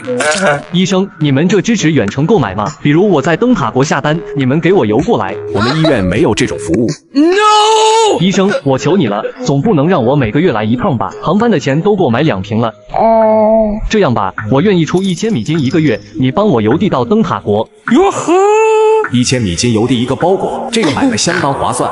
好吧，看你情况特殊，我个人可以帮忙邮寄。不过据我所知，这款药还未获得世卫组织的认证，是没办法出口的。要是被海关截留，我们也不可能退钱。没事，就凭我们灯塔国海关的水平，不会检查那么仔细。1个月后，肖恩不愿意拿到。这1个月，他的症状一次都没有出现，不过他还是想检查确认一下。肖恩，真没想到你的癌症竟然完全没有恶化，甚至癌细胞似乎还陷入了沉睡，完全没有活性。你这是做了什么？我什么都没做，只是保持乐观，并且每天锻炼身体。哦，没什么事的话，我可以走了吧？好的，门口帮我把艾米叫进来吧，她应该等很久了。艾米小姐，很遗憾的告诉你，确诊了，是肝癌。史密斯医生，能不能救救我？我不想死。对不起，我无能为力。于是，有没有时间聊聊关于你的病？先生，偷听别人的谈话可不是什么绅士行为。抱歉，不过如果我说我有办法控制你的病，让你像正常人那样生活，不知道女士有没有兴趣？想不到这么帅的男人竟然是个骗子。我也是个肝癌患者，其实1个月前我的气色跟你差不多，但你看现在我的气色完全不一样了吧？没关系，时间还长。你要是什么时候需要特效药，就打这个电话。小恩先生，也许我们可以聊一聊，你有什么办法医治我？特效药8000美金1个月。你疯了！1瓶药相当于3个月的工资。8000美金只是1个月的费用，这种药每天吃1颗，能够抑制肝癌细胞生长。服药期间所有症状绝不会复发，还不能治愈，仅仅是抑制。那可是肝癌，艾米小姐，你不会不知道这种病意味着什么吧？好，8000美金，我买。你做了一个正确的决定，10天后还是在这里，我们交易。马医生，我有点事跟你商量，不知道现在是否方便？什么事？我有一个朋友也得了肝癌，不知您是否愿意也帮帮他？肖恩先生，我不是告诉你了，必须有我们医院的诊断才能开。马医生，您帮帮忙，您开个诊断出来，我愿意每瓶药付5000美金。5000美金1瓶，扣掉本钱和运费，利润就是2500一瓶，换算成龙国币，相当于17000还多。哪个干部经得起这样的考验？就这么定了。老板，你这一招真是高明啊！最近一段时间，根据我们掌握的实名信息，龙国各地口岸的医院都出现了很多外国人的购买记录，有些甚至在线上开诊断来卖药。看来已经有不少外国人开始走私我们的药物。老板，要举报这些走私的人吗？当然要举报，但现在还时不时候，这些人不就是我们天然的广告吗？而且我们连广告费都不用付。肖恩靠着走私特效药，直接走上人生巅峰。我听说你这有治疗癌症的药物，是抑制肝癌的药，8000美金1瓶，你有钱吗？马克，我只有20美金，能不能卖我1瓶？你在跟我开玩笑吧，混蛋！肖恩，能不能便宜一点？8000美金1瓶药实在太贵了。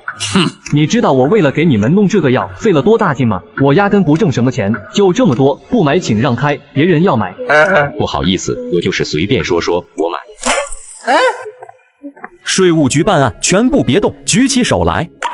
怎么会被发现？以前从没出过问题啊。你是肖恩？是的，我们查到你涉嫌大额交易、偷税漏税，请跟我们走一趟，接受调查。偷税漏税不是走私药品吗？什么药品？我们只管税务，走吧。旋即，税务人员将肖恩连同一旁纸箱里的现金全都带走，唯独那些药物一点没动。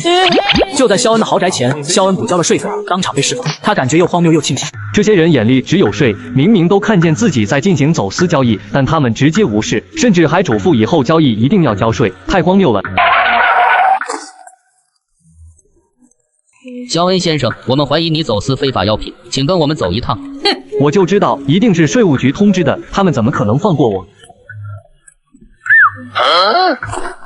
？bug， 居然是这个老黑。另一边，肖恩被带走后，病人们直接来了场零元购，把药物抢完之后，病人们不禁开始担心以后该怎么办。我们必须找出肖恩这款药的进货渠道，这样以后我们就可以自己买药，而且没有肖恩这个中间商，我们买到的药一定更便宜。可关键是肖恩的进货渠道究竟在哪？等等，这是什么？众人循着声音看去，一个妇人拿着一瓶药，瓶子上的标签未被完全撕掉，上面有一个文字。门口那辆特斯拉是谁的？占我车位了，赶紧挪走！不好意思，马上来。你买车了？我住得远，每一次来拿药都不方便，所以我在瓜子二手车上买了台21款的特斯拉，只花了9万9。现在新车掉价快，买瓜子特别划算，而且他们每台车都经过官方专业检测，先试开3天，放心了再入手。现在去瓜子搜车豪城还能9万9买特斯拉。这似乎是龙国文字，看来是来自龙国的药。我吃过中药，我就说这药的味道跟中药有点像，原来真是龙国药，那就合理了。也只有龙国人才能研发出这种神药吧？找到了，这款药叫肝癌特效药，是龙国一家叫做银海制药的公司生产的，每个月能卖出去几十万瓶，它的售价是18000龙国币，换算成米金的话，大概是2500多。肖恩那家伙8000米金卖给我们，法克这黑心商人被抓真是活该。话也不能这样说，毕竟是走私，渠道成本也许比我们想象中要高很多。不行，我打了电话，银海的人说不支持走私药物。怎么会这样？为什么肖恩可以买到，我们却买不到？或许肖恩有什么办法可以绕过银海制药，从别的地方拿到，但他现在被抓，进货渠道我们肯定不可能知道了。为什么这么好的药物我们不能进口？正常进口的话，药品的价格说不定也会比肖恩卖的低不少。是啊，这么好的药物为什么不进口？任何药品的进出口好像都需要世卫的认证，没通过认证是不允许出口的。找到了，银海制药的特殊官方账号发布了作品，你们快看。很遗憾地通知所有人，我司的肝癌特效药第7次申请是为药品认证失败，对此我司研发部门正在积极反思，努力排除药品中的潜在危害健康的因素，争取下次能够通过认证，造福世界人民。为什么这款药我们都吃过，我们都能证明这款药的效果非常好？这么好的药物为什么不通过认证？找到了，未通过认证的原因是或对人体具有潜在危害性。法克，写这个报告的家伙脑袋是不是被门夹了？我们这么多人都吃了药，哪来的危害？这个组织是一头蠢驴在做决定啊，脑子都癌症了，还在乎潜在危害？他们的负责人是谁？我今晚就要造访他家，把他的脑袋拧下来当球踢。病人们集体破防，而类似的走私案同时发生在世界各地，病人们十分愤怒，控制事务。垃圾组织为什么不让我们买药？一群无耻之徒，有好药竟然不让他通过，你们这是谋杀，一群杀人犯。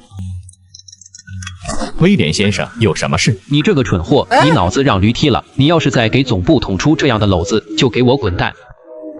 内尔森先生出大事了！什么事？快说！旋即，叶海文将事情一五一十说了出来。银海的混蛋，一定是他们搞的鬼！我们怎么办？现在外网都封了，如果不让银海通过认证，那些人是不可能罢休的。看看总部决定怎么做吧。内尔森先生是未发布新公告了。老板，阿三国和巴阳国都联系了我们，有意进口咱们的肝癌特效药。咱们还没通过世卫认证，他们愿意绕过世卫跟我们合作。阿三国根本不在乎世卫，否则他们本国的仿制药又怎么会泛滥？巴阳国又是怎么回事？总体上跟阿三国差不多，而且巴阳国的人对我们龙国的企业似乎天然信任。巴阳国依然要求进口2万瓶特效药，阿三的太阳神想进1000瓶，老板要答应他们吗？可以。等等，这个太阳神制药怎么才定1000瓶？老板，你知道太阳神制药是如何发家的吗？该不会是靠仿制药吧？没错，其实阿三国所有的制药企业都是从仿制药发展起来的。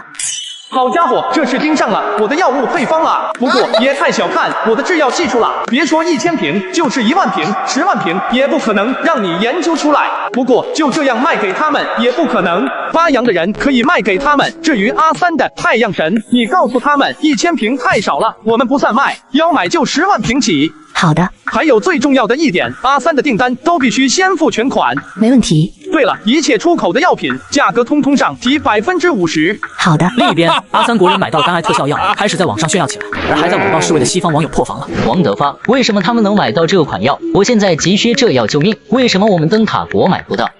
阿三的蠢货得意什么？我们巴阳国也能买到。不是，为什么你们巴阳国也有，我们灯塔国反而没有？随着西方网友的破防，他们纷纷将怨念转移到侍卫身上。法克侍卫，他就是一个资本控制的组织。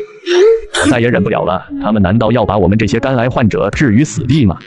我们应该抗议，来吧，兄弟们，让我们一起走到大街上抗议这个蠢货组织。马克，你看到网上那些评论了吗？太疯狂了！评论？什么评论？难道你都不上网吗？现在特殊上的网民都沸腾了，他们还说要去侍卫总部抗议，因为我们没让龙国的一款药物通过认证。那又怎么样？怎么样？马克，难道你不怕我们被袭击吗？我可刚提了新车，准备结婚，现在惜命的很。袭击？你想的太严重了吧？你换新车了？是的，我要结婚了，所以我在瓜子二手车上买了台宝马3系，才花了9万多，比新车便宜15万，开起来跟新的一样。现在新车掉价快，买瓜子特划算。瓜子每台车都经过官方专业检测，能限时开3天，放心买就行。要是有旧车，还能放瓜子上高价卖。总之听我的，买卖二手车上瓜子就对了。说罢，两人并排向总部大楼走去。突然，艾伦发现几百米外，大楼前聚集了一大群人。那些人是干什么的？该不会是抗议者吧？你会不会想多了？也许只是路过。马克，我觉得我们最好先不要过去，我宁愿迟到也不会过去的。那我先进去了，胆小鬼艾伦。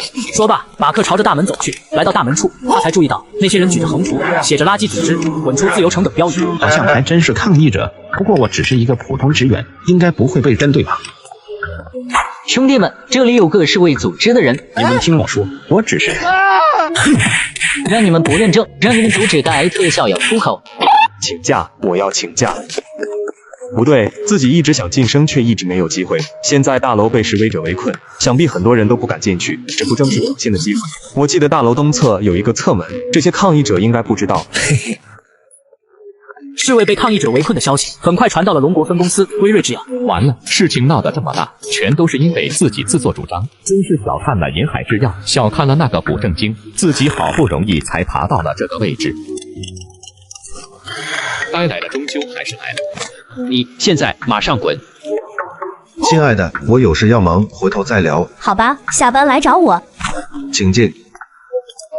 不好了，乔治先生，外面有一群暴徒把我们大楼围了起来，有人正在往大楼里扔汽油和易燃物。什么？刚才聊天太入迷，居然没发现。乔治先生，现在怎么办？要不要先报警？对，你先报警。好的。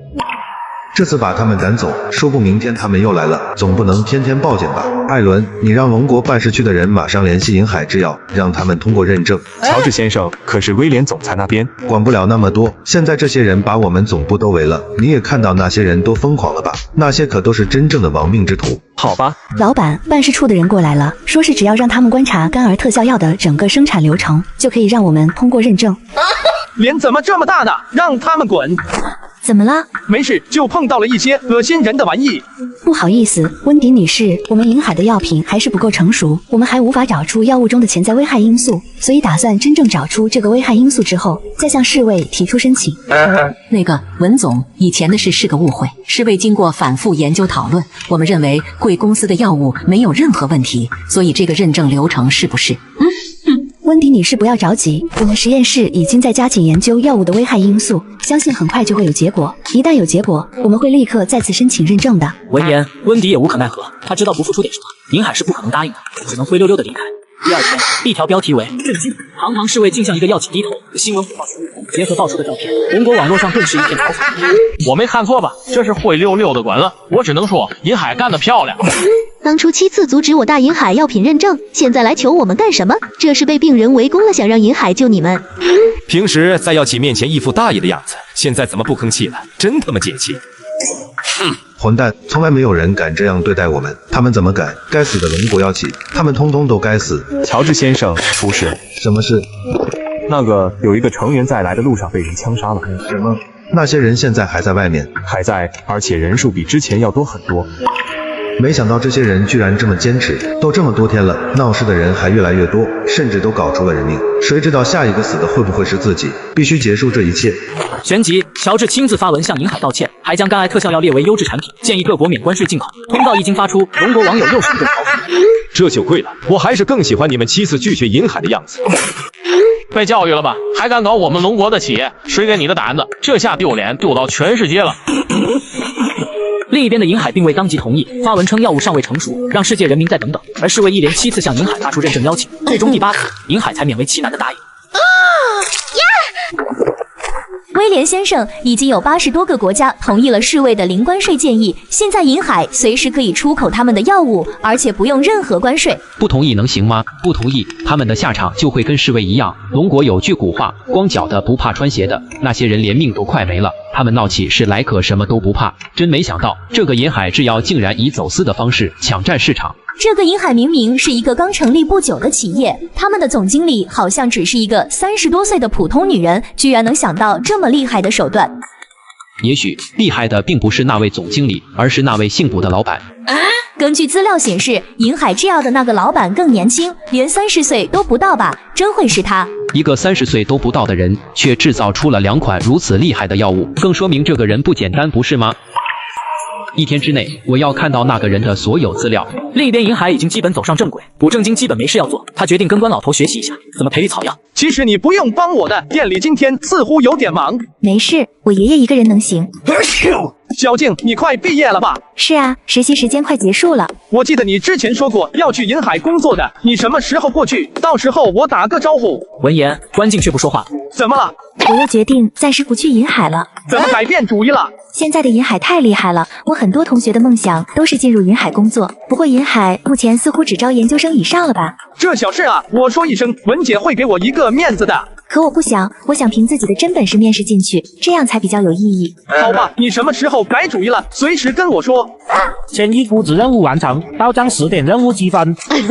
终于又有积分了，我有事得先走了。今天这么早就回了？有事。好吧。这次能不能给我来个稀有药物培育技术？这样一来，想要什么稀有药材，直接自己培育就行了。要是纯靠寻找野生的药材，估计这辈子都没有机会制作出第2批肝癌治愈药。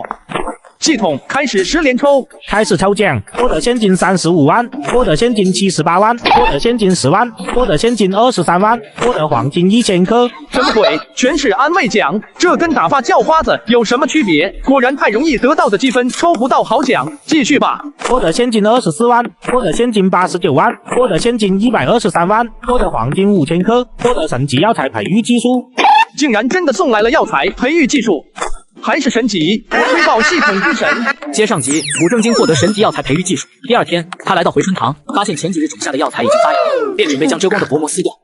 你撕开干嘛？这肾诀前期必须遮光遮阳，如果撤掉薄膜，会影响它的存活率。你看，它已经发芽长成，达到5厘米左右，基本就可以见光了。说着，卜正经便将薄膜撕开，随后松了松，再围着它浇了一圈水，动作娴熟的像是几10年培育的老师傅。一旁的关老头很是震惊，昨天这家伙还是一个什么都不懂的外行人，怎么今天这动作变这么专业了？你这些手法是哪学会的？刚才过于投入，忘了演示。那个昨天快音上学的哈，快音上什么都教。李姐，你找我有什么事吗？小静，你来了，来坐下说。今天找你回来是想跟你说一件事，那个保研的名额，要不你让出来吧？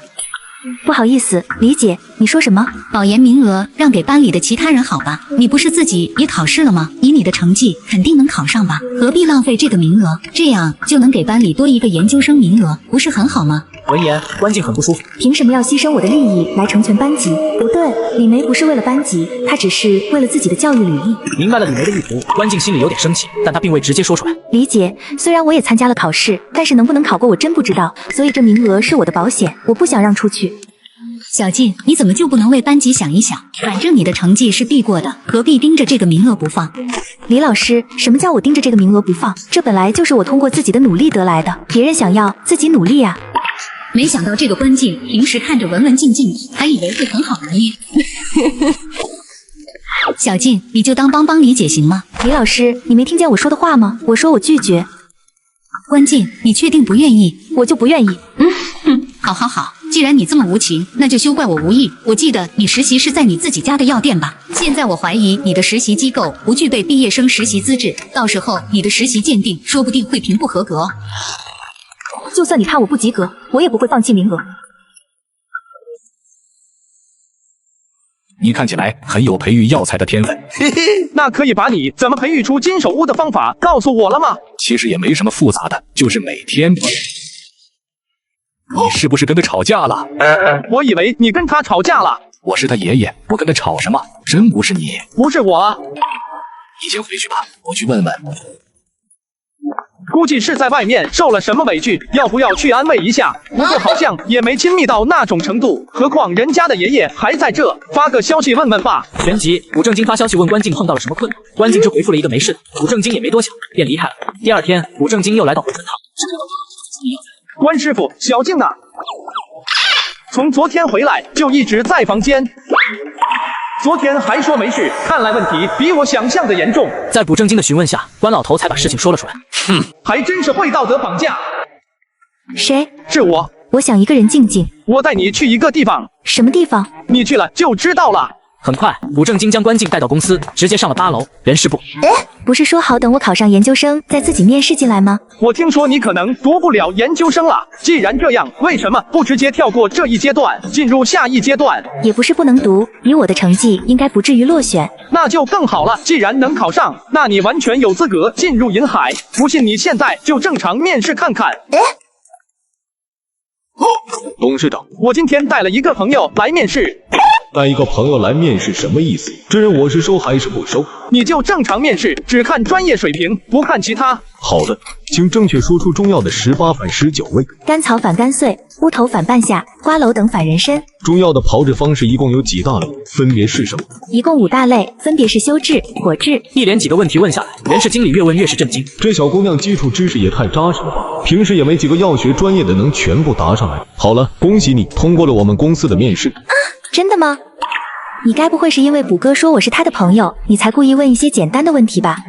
简单？不是，我们平时面试都是问这些。你看，怎么样？通过面试了吧？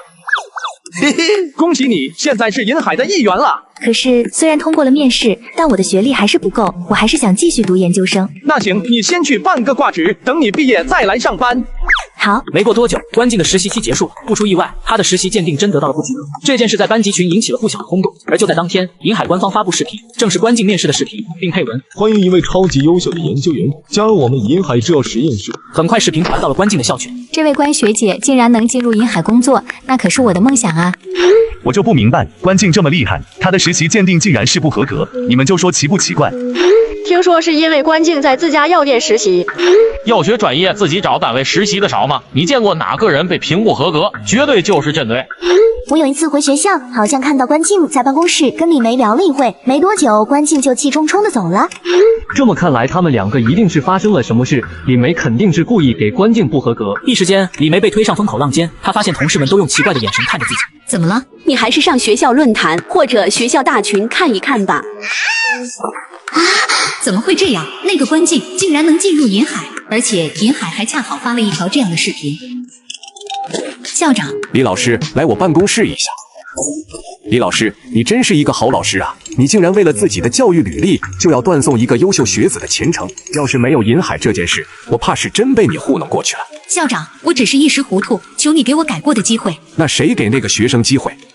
你走吧，现在学生们甚至社会各界都在议论这件事，这里你是不可能待下去了。校长，我错了，我真的错了，我不能没有这份工作。我刚刚贷款买了房子，没有了公积金，我的贷款怎么办？知道错了，我看你只是害怕了。对不起，校长，我真的错了，求你不要开除我。出去，现在马上离开。闻言，李梅只能离开了。回到办公室，她麻木地收拾着自己的物品，随后在同事的目送下朝着外面走去。看来那个学生的事真的跟他有关。那个女学生到底怎么得罪他了？竟然给个不及格？纯是脑子进水，这么优秀的学生给不及格，咋想的？可能觉得不影响毕业，不是什么大事。怎么会不是大事？影响别人考研和就业啊！真是无语。李梅刚离开学校，官方就发布了道歉通告，并将事件前因后果全部公布。阳城医药大学圈子一下就炸了。靠，竟然是这样，这导员真恶心啊！竟然为了自己的履历，就逼迫学生放弃保研名额，真尼玛会道德绑架！如果不是银海发出来了，说不定一个毕业生的命运就被他改变了。这样的人早就该清除出去了。学生群里闹得沸沸扬扬，另一边古正经以1000万买下了一座养殖园，用来日后自己培育草药。而与此同时，今年的诺贝尔委员会主席已经诞生。威尔逊教授，一起聊聊。库马斯，你找我有什么事吗？前面有一家咖啡厅，非常不错，安静，没人打扰。也许我们可以聊聊关于委员会的事。威尔逊教授，你是学院的副院长，你难道不想再前进一步吗？库马斯，你是代表谁来找我？我代表谁不重要，威尔逊教授，重要的是我背后的存在有能力把你提上去。哼，口说无凭，我凭什么相信？威尔逊教授，你最近1年一共与7个学生发生过关系，这其中有3个是男孩，不知道这件事公布之后对您有没有影响？您放心，只要您按我们说的去做，我们不会对您怎么样，甚至还会帮您爬上更高的位置。对了，您那辆小破车开了不少年头了吧？只要您开金口，我给您送新款来。不需要，我最近就在瓜子上买了台21款的特斯拉 Model 3，没想到只花了9万9。现在新车掉价快，买瓜子特划算。还挺划算，但是靠谱吗？瓜子每台车都经过官方专业检测，还能先试开3天再入手。现在去瓜子搜车好省，还能9万9买特斯拉。你们想操控诺奖是不可能的。诺贝尔几十位委员，你们或许可以操控1、2位，但你们不可能将他们全部控制。你小看了我们的影响力。先不说这个，威尔逊教授，您认为谁最有资格获奖？我认为龙国的补正井概率最大，因为这款特效药造成的影响最大，它是真正抑制了癌细胞的活性。我认为格列卫教授对于医学界的贡献更高，况且去年格列卫教授就差点选上了，不是吗？原来库马斯代表的辉瑞制药，不过想想也是，除了辉瑞这种世界级的势力，还有什么势力有这种影响力？不过虽然我是委员会主席，但也不是让谁当选谁就能当选，最终结果由整个委员会48名委员投票表决。想要控制投票结果太简单了，威尔逊教授，你的作用至关重要。更何况西方人对龙国有着天然滤镜，100多年的诺贝尔，龙国拿到过几次？你们真有能力帮我？绝对。好，就这么说定了。您好，我完成了。很快，诺贝尔评选结果出来了，不出意外，辉瑞制药的格列卫教授获得了诺奖。而公告一经发出，网络上沸腾。什么鬼？他们是一群傻逼吧？格列卫只能治白血病其中一种类型，效果也没那么好，凭什么能跟肝癌特效药比？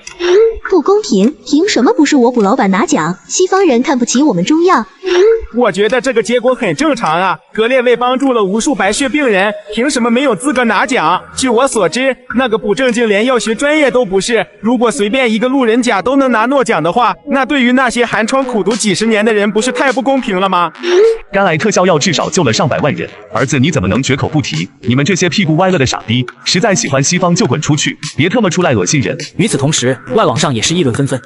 王德发竟然是格列卫，为什么不是肝癌特效药的发明者补？论贡献，补明显更大一点。我看诺奖已经被资本势力控制了，大家猜猜，这位格列卫教授为谁工作？没错，是世界第1的辉瑞制药。王德发真是令人恶心的暗箱操作。爷爷出事了，教过你多少次了？男人无论何时都要镇定，养成泰山崩于前而面不改色的素质。可是爷爷真出事了。什么事？诺贝尔名单出来了，不是卜老板。什么？你确定吗？确定，卡多林医学院已经公布了。怎么会？关老进来好吗？挺好的，卜先生，诺奖的事真是对不住。关老，您在说什么？就是诺奖落选的事啊。没事，关老，您不必为此道歉，我本来就没指望拿这个奖。可是，关老，您别想太多，我真不介意。在我看来，中药是咱们龙国特有的文化，咱们不需要他们的认同。倒是老头我着相了。威尔逊教授，很多人都说这次诺奖的评选有失公允，有人说来自龙国的补正锦和他的肝癌特效药更有资格获奖，对此您怎么看？胡扯，那些人根本不懂科学。现在它看上去很有效，但因为谁也不清楚那一粒药丸之中究竟是何种物质在起作用，它会不会有什么尚未发现的副作用？如果解释不清这个问题，那它是不可能拿奖的。说到底，龙国的中药只不过是一种经验技术，它甚至都不能成为科学，所以当然没有资格评诺奖。此言一出，四周哗然。与此同时，龙国网友沸腾了。傲慢的西方人，他在侮辱我们的中医文化。操你妈的！这个瑞国的掉毛居然这么恶心，不给我们诺奖就算了，还公然贬低我们的文化，赤裸裸的歧视！给我制裁这个老登！就一个垃圾小国，还给你们整出自信了，真以为你们卡洛琳是世界医术的顶点？你特么不给，我们还不想要嘞！一时间，无数网友掀起反对诺奖的浪潮，而另一边银海制药也气毛。古董，我们对瑞国停售吧，太欺负人了！没想到这个威尔逊居然这么过分，他根本没把咱们的中医文化放在眼里。古董，我们咽不下这口气。诺奖什么的根本无所谓，但竟然如此，公然羞辱我的特效药，侮辱中医药，威尔逊是吧？威尔逊、库马斯，原来如此。古董，我们对瑞国停售吧。对他们停售，他们不是歧视中医药吗？干脆不卖给他们了，反正我们不缺他们那点销量。没想到这些手下比我这个正主还要愤怒。不过停售可以，但不仅仅是停售。文总，白血病特效药的出口批文下来了吧？还有肺癌特效药的呢，都办好了。那好，宣布出口吧。对瑞国停售的事也一同宣布。好，旋即，银海发布公告，并声称原材料供应不足，产能不够，不得不对部分国家断供。通告一经发出，外国网友纷纷振兴银海的2种新药，但很快便有网友发现不对劲。刚才我还以为这份名单与之前的供货名单没什么不同，但现在我发现至少一个瑞国，银海制药的针对意味十分明显啊！但我为什么觉得挺爽呢？瑞国的卡洛琳官方和他们的教授公开侮辱银海制药，侮辱龙国中医文化，人家反击很合理啊。对啊，是我也这么干，谁叫他们惹怒了龙国人呢？话是威尔逊说的，支持威尔逊的是卡洛琳医学院，跟我们瑞国人有什么关系？凭什么龙国人玩不起，故意针对我们瑞国，竟然为了搞对抗，不把瑞国病人的生命当一回事？银海制药一点慈悲之心都没有吗？你们都是一群冷血动物吗？真是太无耻了！果然东方人都是邪恶的冷血魔鬼。很快网上出现了另一种声音，他们开始谴责银海制药。太冷血了！每当我想起瑞国的病人因为买不到药而在病房里绝望等死时，我就难过到浑身发抖。银海的不正经，你怎么就这么狠心？只因为卡洛琳的人不给你颁奖，就针对整个瑞国？人家不给你颁奖，难道不是他们的自由吗？不正经这个人一点都不绅士，拿这么多人的命威胁报复，他难道不怕下地狱吗？一时间，谴责银海制药和不正经的西方媒体很多，似乎他们真的要掌控了舆论。这个龙国人能力是有，但他太小看诺贝尔在全世界的影响力了。现在已经有10多个国家的官媒在帮着我们说话，确实不自量力。他承受这么大的舆论压力，必然会灰溜溜的把瑞国从停售名单里放出来吧？那还用说？怎么了，库马斯？别跟我说银海制药打算把帮我们说话的国家全都停售了。是的。你说什么？那个不正经，针对10几个国家都停售了。竟然敢惹怒整个西方国家，他们怎么敢的？而与此同时，世界频道已经炸锅了，西方网友集体震怒。不是这个不正经疯了吗？针对瑞国的人也就算了，别国的媒体只是帮着瑞国说了2句话，他竟然连这么多国家一起针对，这些国家的病人全都不管了。恶魔，真正的恶魔，那个药方掌握在这样的恶魔手里，真是太危险了。我建议剥夺他的配方，交给文明国家来管理。对，我同意，拿下他的配方。现在网上几乎沸腾了，那个银海肯定要服软了。当然，银海就算再厉害，怎么可能跟整个西方抗衡？出事了！这怎么可能？手机播放了2人的各种通话记录、来往照片，而这些证据足够证明2人就是归瑞的。诺贝尔委员会被贵瑞渗透，世界频道瞬间沸腾。王哲发，原来内贝尔委员会也被资本控制了。世界上还有什么不被资本控制吗？诺贝尔，我心目中科学的圣地毁灭了。难怪银海制药会那么做，真是令人恶心。另一边的龙国人像是出了一口恶气，疯狂嘲讽那些西方人。这就是你们的科学圣地，笑死！一个被资本控制的圣地。吴老板做的对，我们可不想把药拿去，就这些恶心的玩意儿。换了是我也会对你们停售。更过分的是，这些人还联合起来诋毁卜老板，哪来的脸？现在看看你们还有什么好说的。身为诺贝尔委员会的上属机构，诺贝尔委员会的所有委员都是大会选出来，而此时的大会主席疯狂开解对说：太无耻了，太无耻了，太丢人了！我们卡洛琳医学院的脸都被某些人丢尽了，一定要查！我倒是要看看这个大会里面还有多少人已经成为了外国资本的狗。主席，我觉得当务之急是先稳住舆论。现在全世界都在议论这件事，诺贝尔的声望降到了最低谷，再不处理的话，后果会很严重。各位有什么办法都说出来，一起讨论一下。这次确实是我们大会的错，除了把库马斯、威尔逊两人踢出大会之外，还要跟外界发个道歉声明吧。复议。不只是道歉，现在主要是银海制药对我们瑞国的停售问题，还有今年诺奖得主是否作废，你们认为如何？向全世界道歉就行了，难道还要跟银海道歉？那大会的尊严都这样了，还谈什么尊严？尊严有诺贝尔的存续重要吗？况且威尔逊当时的确说了一些羞辱龙国中医药的话，而且他当时还是委员会主席，代表的是我们诺贝尔大会。而且现在银海制药对我瑞国停售，对我们的影响极大，等于我们有把柄在他们手上。况且有几个西方国家因为支持我们而被银海制药停售，如果我们不作为，很有可能会让这些国家不舒服。所以你认为应该怎么做？除了向全世界道歉，还要向银海制药道歉，收回格列卫的诺奖，颁给补正金，平息他的怒火，这样他应该就会解除对瑞国以及那些西方国家的停售。这个提议谁反对？话落，众人皆是沉默。随后，这个办法就被定了下来。旋即，卡洛琳宣布格列卫的诺奖失效，并直接顺延至得票数第2的补正金身上。通告一经发出，龙国网络一片喜气洋洋。哈哈哈，也太戏剧化了吧！到头来还是卜老板拿了诺奖，卡洛琳医学院打自己脸了这多。话说那个卜老板应该是我们龙国第2个获得诺奖的人吧？卜老板牛逼。而与此同时，有一部分网友心里很不是滋味。凭什么别人道歉了就必须要原谅？想起之前那个委员会主席的嘴脸，我就恶心。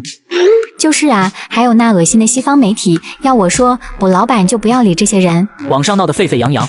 另一边，诺贝尔大会宣布将派出专员到海城向补正金道歉，而爱蹭热度的龙国网民当日早早就将机场围了个水泄不通。兄弟们，快看，那就是史密斯。听说这次史密斯是代表诺贝尔来给卜老板道歉的，还送来了诺奖的奖金和证书。兄弟们，老杨我会一路跟着这个史密斯，让大家亲眼见证卜老板获奖的画面。杨哥，他们上车走了。快，咱们也快上车。杨哥最近发财了，居然又换车了。哪有？这是我在瓜子二手车上买的比亚迪汉，没想到只花了9万多。现在新车掉价快，买瓜子特划算。这么便宜，靠谱吗？当然，瓜子每台车都经过官方专业检测，能先试开3天，放心买就行。要是有旧车，还能放瓜子上高价卖了。总之听我的，买卖二手车上瓜子就对了。行，回头我也看看。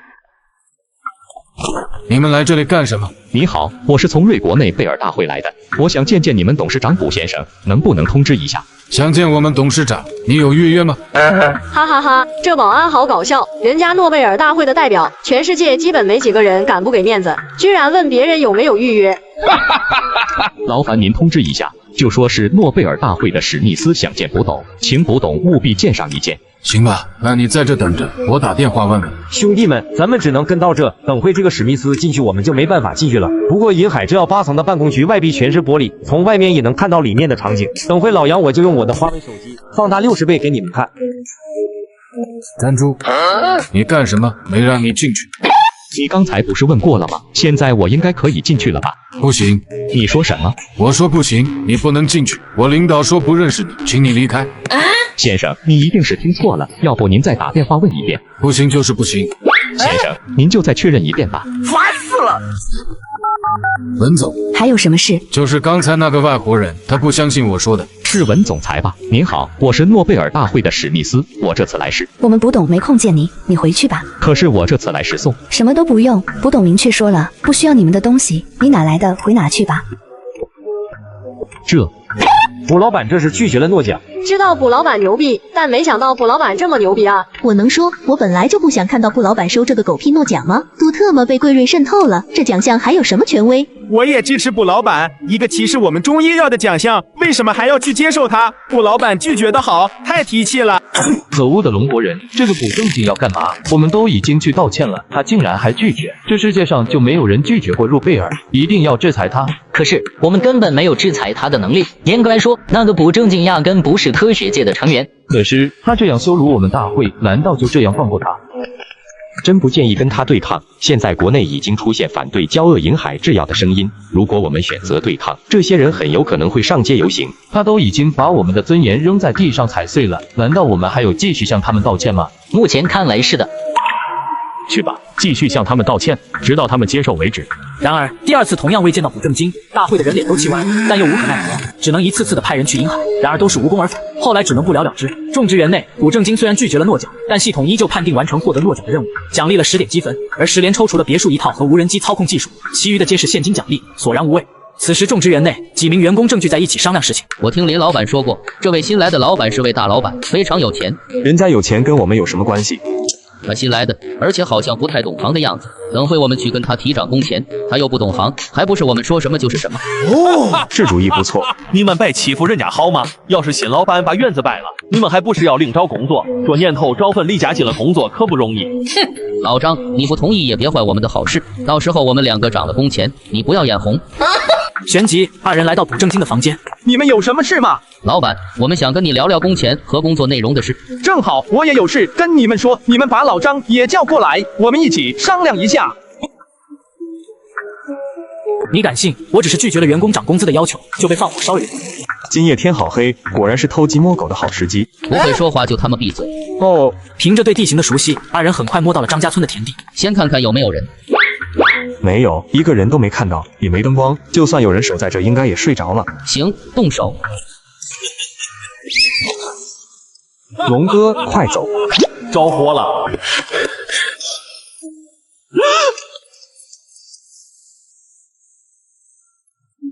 老板，之前林老板给我们的工钱有点低了，1个月才不到5000块。现在农场的工人都很辛苦，40、50度的天还要在太阳底下干活，我觉得工钱得提一点。你们的工钱确实有点低了。你们之前跟林老板只是临时雇佣关系吧？我打算以后跟你们签合同，给你们买社保、公积金，还有各种其他福利。哇哦！新老板果真有钱啊，一来就给这么多好处。不过工作内容会有一点变化，之前你们仨都是一起干活，相当于是吃大锅饭，这种模式不好。我准备让你们每个人管一片区域，以后按劳分配，多劳多得，我保证你们的收入会比以前高。闻言，二人脸色有点难看。原本3个人一起劳动，实际他俩经常偷懒，不是拉屎就是玩游戏。要是分区域，以后不就没有机会偷懒了？老板，非要这样分吗？没错。那我可能做不了。没关系，来去自由。那我也不做了。可以。既然要走，那应该把工钱结清吧？这是当然。之前种植园6个月没发工钱给我们，老板你既然接手了这个园子，那这工钱理应由你结清。陈实，你说是吧？对，没错。我们6个月的工钱一共2万7，谢谢卜老板。这就讹上了，真以为我好说话？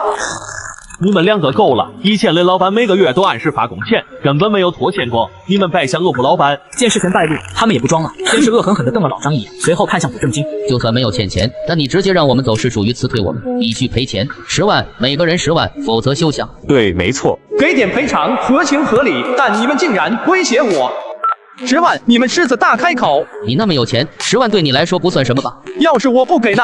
不给，你就等着瞧吧。你这园子天干物燥的，要是哪天走水了，怕是损失不小吧？现在你们1分钱都没了，滚吧！好好好，你有种！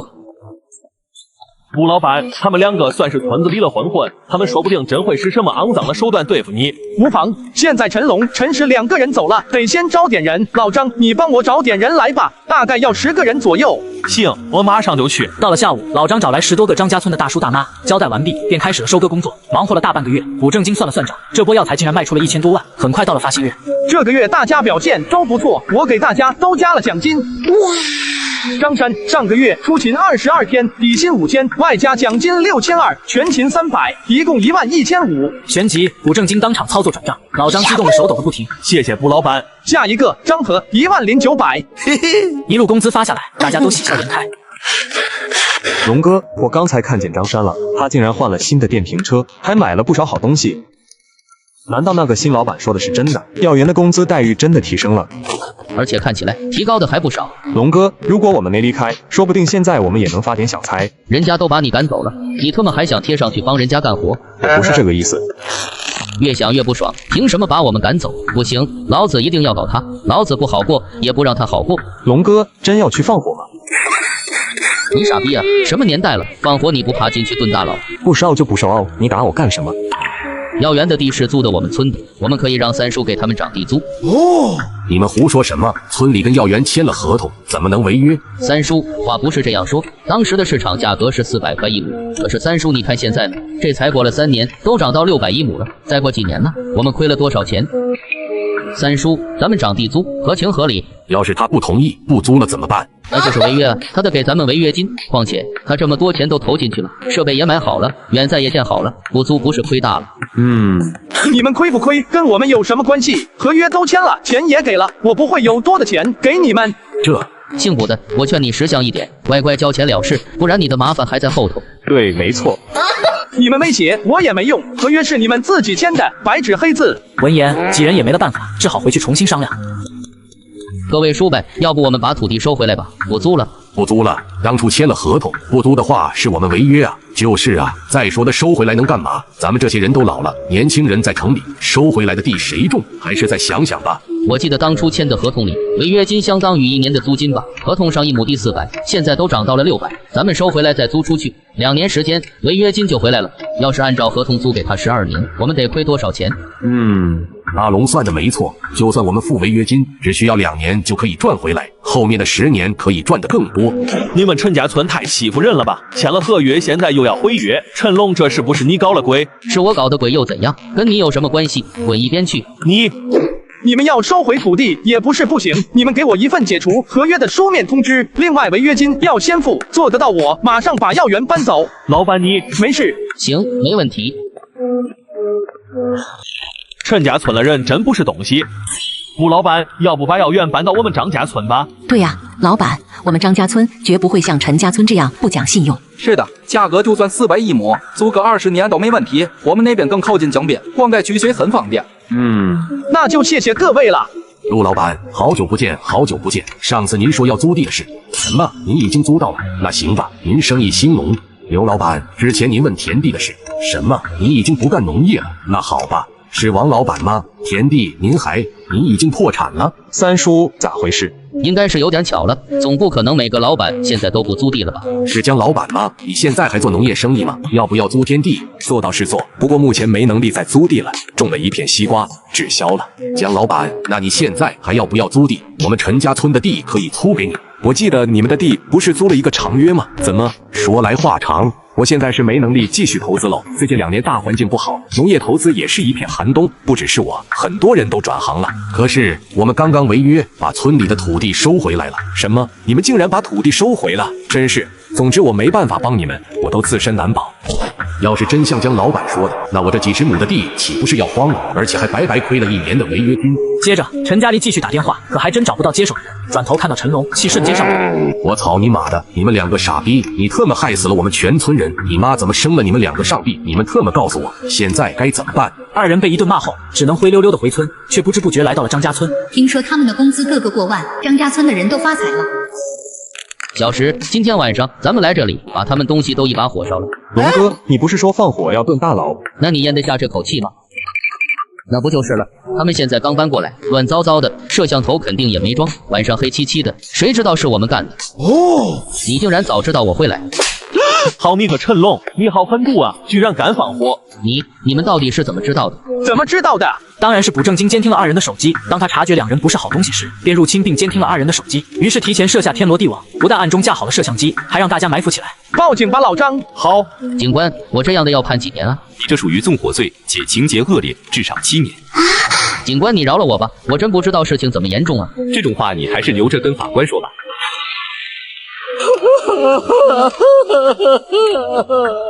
这个董事长每年只上1天班，剩下的时间全都躲在乡下种植草药，因为他想培育出制作肝癌治愈药的药材金手屋。可金手屋还遥遥无期，公司却先风雨飘摇起来。出口国外的经销商胡乱涨价，病人们联合抗议，却被警察肆意攻击，吓得病人们不得不到邻国买药。然而邻国的特效药也涨价，一时间病人们怨声载道，银海的销量也受到了巨大影响。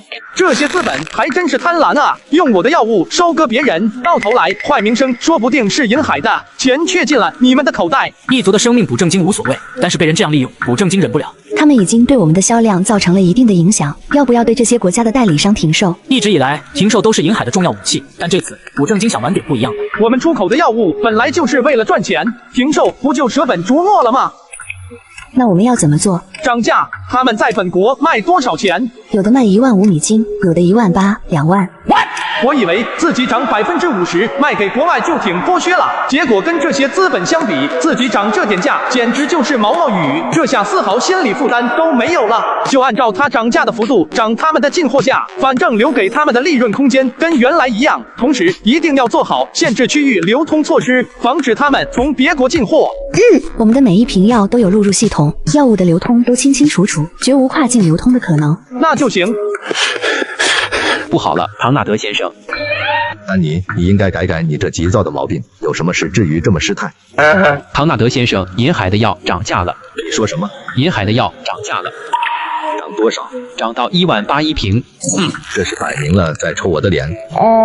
那个唐纳德先生，我们还进货吗？我已经把钱付了。当然要进货，不管怎么说，我们还是赚钱的，有钱不赚王八蛋。可问题是要不要涨价？如果继续涨价，那些病人很难不会做出更疯狂的事。可如果不涨价，只能拿2000美金。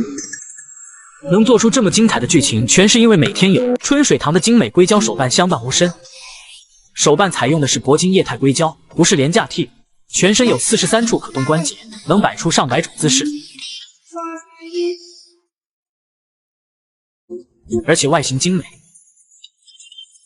血管清晰可见，眼球、嘴巴都可动，全身上下十分逼真，而且春水堂限时活动价格还不到3000，性价比更高，感兴趣的快去试试吧。应该不敢涨价了吧？说不定这些医药公司会向银海认错，求他们把供货价恢复到正常水平。多半不敢涨价了，现在闹这么大，要是还涨价，不怕病人把他们的大楼都炸了。又涨价了，他们又涨价了，已经卖到4万美金一瓶了。老板，已经有11个国家的经销商选择继续涨价，其中涨得最凶的是泽曼医药，已经卖到了4万美金一瓶。这些公司还真是头铁啊！既然如此，我们也不用跟他们客气了，开始吧。旋即，银海派出专业团队到这些国家进行行业考察，并开始投资一些医药公司。没几天，陆续几个小公司被银海扶持起来，不仅获得了强大的资金注入，还有本地公民的支持。这些小公司直接原地起飞，很快就拿到了银海的药品代理权。旋即，这些药品在当地销售起来，价格与其他国家相差无几，病人们喜极而泣。而另一边，泽曼医药的气氛有点沉闷。唐纳德先生，要不我们直接让卫生部的力量去对付那个公司？蠢货！现在全世界多少双眼睛盯着这里，你知道吗？如果我们动用了关系，我敢说，没2天，那些关系会被人连根拔起。可这样下去，我们会慢性死亡的吧？龙国人的效率太快了，还没半个月就完成了收购以及注资，甚至已经开始卖药了。如果泽曼毫无动作，要不了2年，泽曼就会慢慢被击败，消失在历史中。道歉吧，打电话跟银海道歉，务必让他们把独家代理权给我们。就算拿不到代理权，至少也要把我们的药物价格降下来。不出所料，遭到了卜正经的无情拒绝。网友们知道后，又是一波嘲讽，而卜正经也没受到影响，继续回到药园培育特殊药材。网友们大快人心时，卜正经几人在药园烤鸡，好香好香，好吃就多吃点。卜哥，最近老是刷到黑神话大电影的片段，好像挺好看的，要不一起去看看？好呀，现在就去。好。看完电影已经是8点多了，两人走到停车场，一个不小心，关静突然重心不稳，往前摔去，幸好卜正经眼疾手快扶住了他，但也正是这个动作，两人的手一间握在了一起。你没事吧？我没事。两人心照不宣，从刚才握在一起就没再分开。你肚子饿吗？要不要吃点？饿了，下午的烤鸡好像消化干净了。要吃什么？吃烧烤吧。行。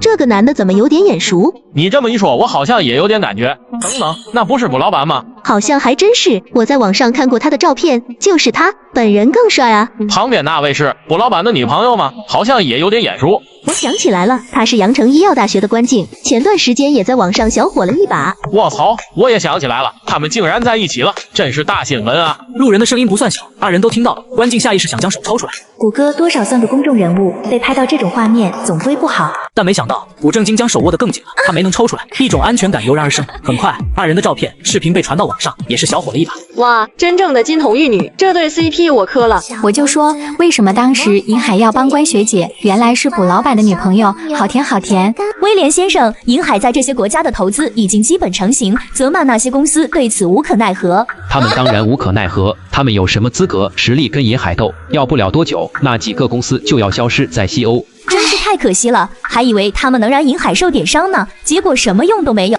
也不算完全没用，至少我们看到了一些银海的手段。龙国最近有什么新闻吗？有一个，他们爆出卜正经的一个恋爱绯闻，不是绯闻，是真的恋爱。卜正经谈了一个女友，这算什么新闻？有点不一样。龙国网传，卜正经跟他的女友在他发达之前就认识了，两人的感情不一般。真的？多半是真的。我看龙国网上专门有人求证过。威廉闻言眼睛一亮，他一直在等一个对付银海、对付卜正经的机会，可龙国太安全了，杀手组织完全没用，而且卜正经无父无母，也没老婆孩子，几乎无弱点。但现在不同了，安娜，你去安排一下。好的，老板，我的研究有了新的进展。什么进展？那个阴阳货中关于增强心肌力的物质，你找到这种物质了？没有，但我发现了另一种物质，这种物质似乎能让人在极短时间内枪感应起来。是我理解的那种吗？没错。闻言，卜正经兴奋起来。辉瑞目前最赚钱的产品就是伟哥，但见效时间至少1小时。要是葛伯明能发明一种5分钟内男人雄起的药物，那还不把伟哥秒成渣渣？看来上天都要我干掉辉瑞啊！就是可惜了，他只能让枪感变硬，持续时间却没有增益。卜正经大失所望，不过还是安慰葛伯明。没关系，已经做得很不错了。当初投资这个实验也只当玩玩，也没想过能出成果。如今歪打正着，已经超过心理预期了。对了，马玄那小子不是在研究桑飘烧对尿道括约肌的提升作用吗？如果他能研究出来，我们两种物质结合在一起，绝对是壮阳良药啊！尿道括约肌提升作用是用在这里吗？当然，桑飘消最大的功效就是固精止遗，如果能找到起关键作用的物质，还是很有可能将见效时间大大缩短。那马玄成功了吗？他现在有独立的实验室，我也不清楚他进行到哪一步了。他还在实验室吗？我看灯还亮着，应该还在。行，我马上来实验室。老板，今天什么风把你吹来了？怎么样，你的实验进行到哪一步了？出成果了吗？老板怎么突然问这个？心血来潮。虽奇怪，但马玄还是老实回答。目前进展不错，已经有了眉目，正打算做验证试验，大概需要3个月时间。如果我说我给你最好的资源，资金比之前翻10倍，你能不能加快这个过程，越快越好？10倍资金，老板这是怎么了？突然对我这么好？马玄受宠若惊，旋即慎重考虑了一下，回答道：1个月，我需要1个月。行，现在就做。没问题。说罢，卜正经拿出手机赚了一大笔资金。老板，你换新手机了，旧的呢？换新当天我就放爱回收卖了，他们家全国近2000家门店，下单就有工程师免费上门回收，价格满意现场打钱。我之前用了很久的那个手机还卖了3000多呢。靠谱吗？当然了，爱回收是上市公司，像你平常用不到的手机、平板、笔记本也都可以放爱回收了。杜教授，久仰久仰。你就是黄老板？对，我就是黄家忠。黄老板，你有什么项目就直接说吧，我看看我有没有能力帮你。是这样的，我确实有一个好项目，需要有实力的科研人员。我看过杜教授您的履历，非常合适，这才找上你。什么级别项目？省级。自己转正教授就差一个省级项目了，什么课题？课题内容在这。确实是个好项目，做好之后绝对有资格晋升。这个课题对您来说应该不算太难吧？确实，不过这边还有一点小问题。这个我们投资方早就准备很好，国外项目组正在做这个课题，我们可以资助您去国外交流学习一下，就是有点麻烦。什么麻烦？就是必须要去国外学习交流相关课程。杜林还以为是什么太难的事，结果只是去趟国外。他以前也经常出国，这算不上什么。这次交流可能需要实验，杜教授您需要带一位实验助手。我听说杜教授手下有一位叫关静的研究生，是药学世家，水平很不错。杜林有点诧异，为什么要特意提到关静？区一个实验助手，随便带个人就行了，为什么一定是他？不过这种疑惑只持续了一瞬间，他也没多想。为了拿到评级正教授的资格，他现在有点头脑发热。行，没问题，到时候我让他跟我去一趟。相信你们也知道了，我准备去国外参加一个学习交流的会议，需要带一个实验助手。小关，不如就你去吧。闻言，大家都很惊讶，没人想到会是关静，言意心声。但很快他们反应过来，并对关静十分羡慕。而关静犹豫了，他其实有点不情愿，因为他跟卜正经正是热恋期。这可是好机会，不仅能见世面，参加这样的交流活动对你也有好处。这你还需要犹豫吗？这样吧，回来之后我给你放半个月假。学妹，这种好事你还犹豫？公费旅游回来还能放假，简直不要太爽。是啊，再不答应，待会老师反悔了怎么办？然而关静总感觉不太对劲。老师，我还是算了吧，我的实力不如学长学姐们，这样的机会不如留给前辈们吧。你是我的学生，你能不能胜任我能不清楚吗？我找你就是对你实力的认可，难道这你也要拒绝我？陆老师，我真不想去，我有自己的事，暂时不想出国。闻言，杜林感觉脸上有点挂不住，一股无名火顿时冒了上来。你真不打算去？是的。好，不去可以，但我把话聊着，你不去肯定影响你在我这的评10分，到时候你的毕业论文和项目可就得你自己想办法了。话落，现场气氛一下变得很僵，他们不明白，刚刚还好的师徒，怎么一下就针锋相对起来？杜老师也没必要一定让关师妹去吧，吴学姐也很不错。你闭嘴。哎，你怎么了？没什么。还说没什么，有心事这几个字都写在脸上了。知道瞒不过卜正经，关静只好把前因后果都告诉了他。其实我可以陪你去国外的，反正我现在也没什么事情，药园这里老张他们能处理好。关静很是感动，但他还是摇头。不知道为什么，杜老师的态度让我很不舒服，而且明明学姐学长都比我厉害，尤其是实验方面，我不知道他为什么非要让我去，好像有什么目的似的。哦，我记得你的导师是阳城中医药大学的副教授杜玲吧？是的，怎么了？没什么，没关系，资历这种东西问题不大，国外旅游什么的我也可以带你去，想去哪里都可以。闻言，关静心里暖暖了。天晚了，我送你回去吧，不然你爷爷该要说了。杜玲。我很快3分钟就能得到一个人的所有信息，只因我拥有神级黑客技术。接上集，关静被威胁出国，卜正经得知后便开始了一系列操作。很快，他通过杜玲查到了黄家中这个药条以及他背后的投资者辉瑞制药。果然是他们，幸好小静没答应，否则不敢想象会遭遇什么对待。庆幸之后便是无尽的愤怒，他先是入侵了杜玲的手机，很快便找到了对付杜玲的东西。吃回扣。本来这种大拿吃点回扣很正常，但被捅出来那也基本完了。竟然敢对小静下手，进去反省吧。按下确认键，证据发到了阳城医药大的邮箱。下一个。灯塔国华裔竟然不是龙国人，难怪竟然帮着归瑞对付龙国人。如果不是龙国人，那对付他的难度大了一点，但也不是不能。很快，卜正经就查到了一些东西。嗑药诱拐未成年，这个杂碎你完了。又是一个回车键，卜正经直接匿名发到警察局。杜老师，来我办公室一趟。院长，你找我有事？杜老师，坐吧。院长，我那边还有事。没事了，以后学院里没你事了。好吧。院长，您是什么意思？什么意思？你自己看看。院长，你听我解释，这不是……还解释？解释什么？院长，请你相信我，这都是假的，这是诽谤。假的？难道非要我把那些聊天记录、交易记录通通甩你脸上，你才肯承认吗？杜玲啊，杜玲，我真没想到你是这种人，你离开吧，以后阳城医药大没你这好人。为什么？别人都差不多的操作，怎么就我被曝光？明明差一点就成功凭证教授，未来前途光明，怎么就出了这档子事？一切都毁了。近日，本市破获一个重大的贩毒案，嫌疑人黄某忠涉嫌贩毒、强奸未成年等重大罪名，目前案件仍在侦查中。黄某忠，黄家忠，连他也是谁？关静，除了他，我没得罪过什么人。可她一个小姑娘，有什么能力能让院长把我开了？只能是他背后的银海制药了。还以为关静只是银海名义上的一个小研究员，现在看来，我低估了他在银海的地位。小静，能跟你聊一下吗？杜老师，你有什么事吗？小静，那个老师之前跟你说话太冲动了，跟你说声对不起。杜老师不用道歉，这事就算过去了。那个，杜老师还有什么事吗？没什么事，我就先走了，我男朋友快到了。等一下，小静，那个你能不能让银海制药放过我？再怎么说，我也是你的导师，辛苦教你大半年。我不知道你在说什么，你的事跟我有什么关系？小静，我没得罪过什么人，除了你之外，我承认自己之前的态度不对，但现在我已经受到了惩罚，不是吗？你能不能让银海高抬贵手？我说了，这事跟我没关系。我男朋友快到了。关静的男朋友竟然是卜正经，卜老板，你能不能放我一马？你是？卜老板，我是杜玲，你能不能让我们院长撤销对我的处罚通告？原来是杜教授，你是小静的导师是吧？发生什么事了吗？卜老板，我求你了，你看我上有老下有小，你让院长开除我可以，但那个处罚通告能不能撤销？否则我以后在这个行业都混不下去了。不好意思，杜教授，我不知道你在说什么，我们还要约会，再见。卜哥，杜老师被开除是你做的吗？他被开除是他自己违反纪律，与我无关。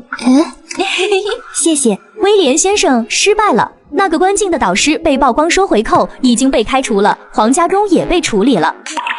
这个办法就算不是十拿九稳，也没什么错漏才对，怎么竟被轻而易举的识破了？对方究竟是怎么识破的？之前你不是说那个卜正经疑似掌握很强的黑客技术，或者有黑客团队在暗中帮助他？黑客？怎么可能？我们跟那些人联系使用的通通是无资料的账户，还是用了虚拟 IP， 黑客能找到我们的痕迹。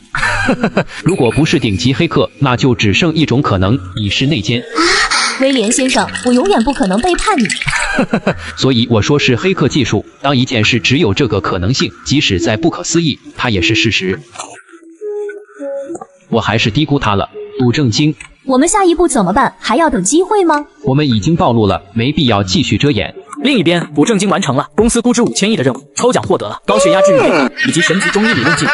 有了中医理论，加上之前的诊断技术，接下来只要获得医师资格证，就能真正行医。获得医师执照的方式，很多人都以为只有一种，先考上医学院，毕业后再考试。但其实还有一种形式，传统的老中医拥有收徒的资格，这些名师高徒可以直接考试，不需要经过医学院学习。但有这种资格的，必须是国家认可的中医世家才行。关老应该有这个资格。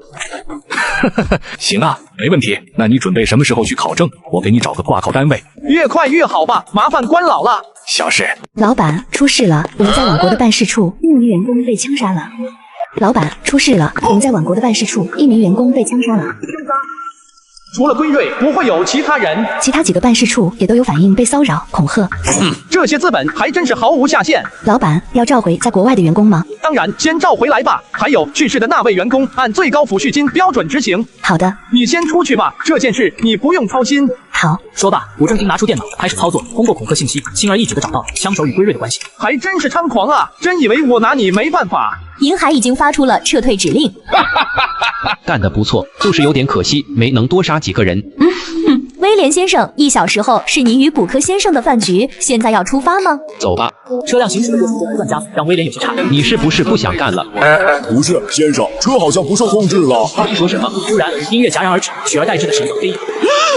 黑客，倒计时10、9、8，快开门！打不开了。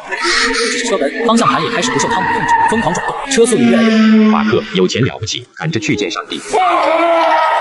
到底塔马尔怎么回事？救命啊！3、2、1、0。老板，我成了，我真成了。怎么了，补哥？公司又研发出了新药。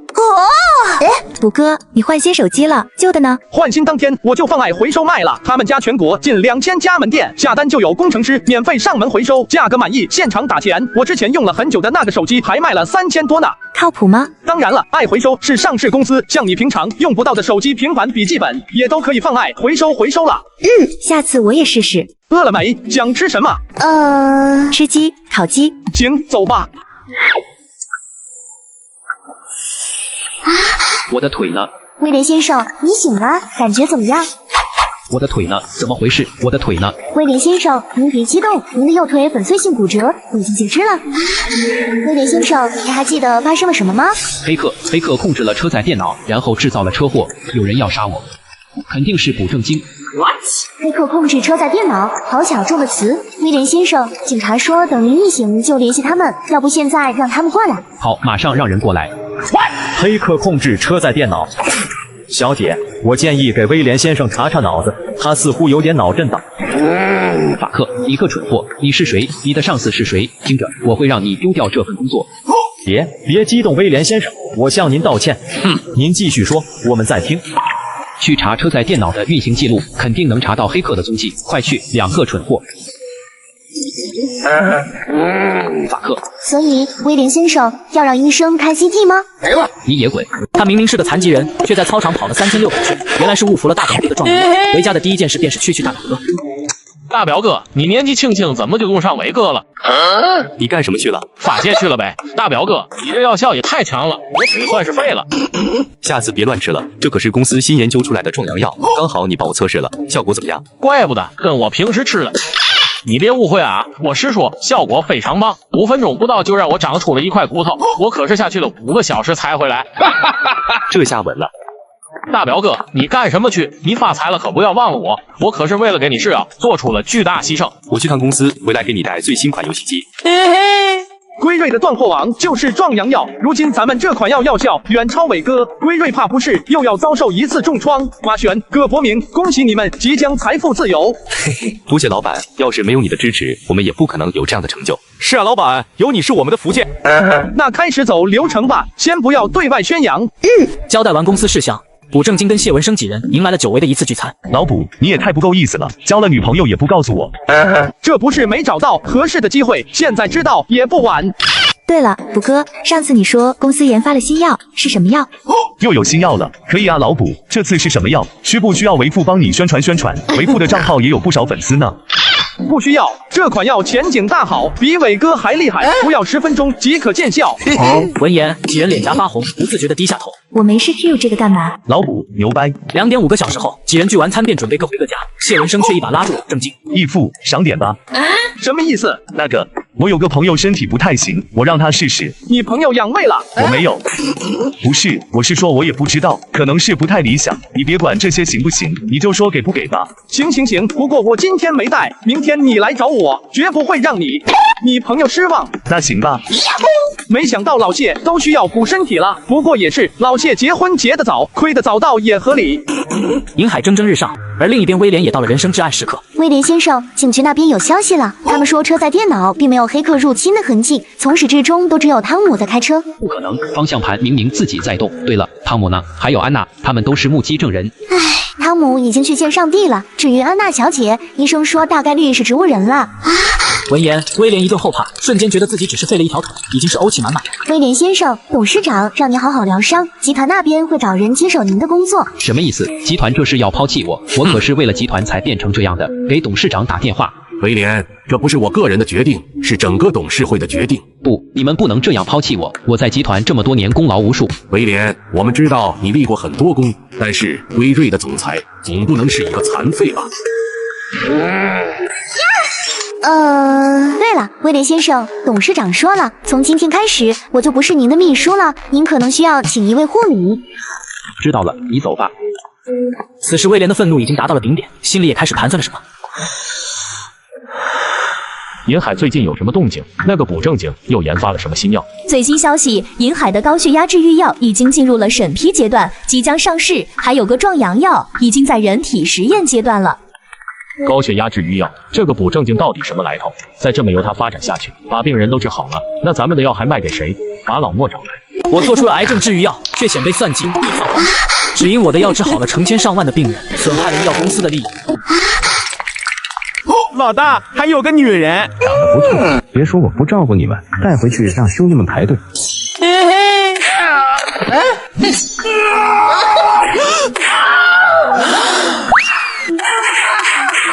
排队是吧？我让你排队。说谁派你来的？虎哥，小心！老大，快上车！虎哥，我们是得罪什么人了吗？小静，最近你就待在学校，哪都别去。走吧，我送你回去。不正经，游戏才刚刚开始，让老陆把枪击视频清理干净，消息封锁。好的，明总。虎哥，你自己也要小心，我怕他们还会找上你。放心吧，他们伤不了我，快进去吧。老板，出事了！一夜之间，公司上下全都感染了病毒，现在不得不停工了。病毒？好，我知道了。看来我这是触碰到了某些人的利益，这些人坐不住了，那我就让你们好好出血。一波未平，一波又起。很快，一条标题为“银海制药研究新型病毒，操作失误致病毒泄露，公司员工无一幸免”的新闻传遍全网。天啊，会不会传播出来啊？公司的人呢？能不能都抓起来？我还不想死啊！好像都在公司隔离，我有个亲戚在里面，据说浑身长满了斑痕，遗书都写好了。什么玩意？新型病毒？买了银海药品的赶紧销毁吧，万一有残留。你们这些墙头草，银海研究了那么多造福人类的药，怎么可能会祸害我们？这怕不又是对家的阴谋？至少我是信任银海的。系统怎么样？这种病毒对你来说应该是小菜一碟，能不能传授点经验？检测到当前为特殊情况，人命关天，宿主可先用后付，10点积分便可兑换艾克斯病毒治愈药方。请问宿主是否同意超前消费？同意。恭喜宿主获得艾克斯病毒治愈药方。药材倒不是问题，先做出来再说。旋即，卜正经开始制作。几小时后，一颗颗药丸便制作完成。卜正经服下药丸，便给谢文生打去电话。老卜，怎么回事？电话也打不通，公司门口都是记者，你怎么样了？老谢，过来帮我个忙。那不是卜正经吗？看发型好像是他，快，不能让他跑了。老板，你怎么来了？外面都是记者，更何况我们都被感染了，你这样贸然进来很危险的。我带了治愈药，你们都先吃了再说。董事长，这是什么病毒？以前从没见过这种症状，而且您又怎么会有治愈药？难道实验室真的在研究？少放屁！你现在就可以去实验室看看，要是没发现什么，我可要告你诽谤。哎，别激动，别激动，我也只是看到网上到处在说。看来公司触碰到了某些人的利益，只是没想到手段如此龌龊，更没想到真有人在研究这种可怕的东西。所以当务之急就是把这些人揪出来，大家都先留在公司，治愈药的事也不要外传。我相信大家也不希望这种毒瘤干出伤天害理的事，所以我请大家配合。当然了，每天补贴2000元。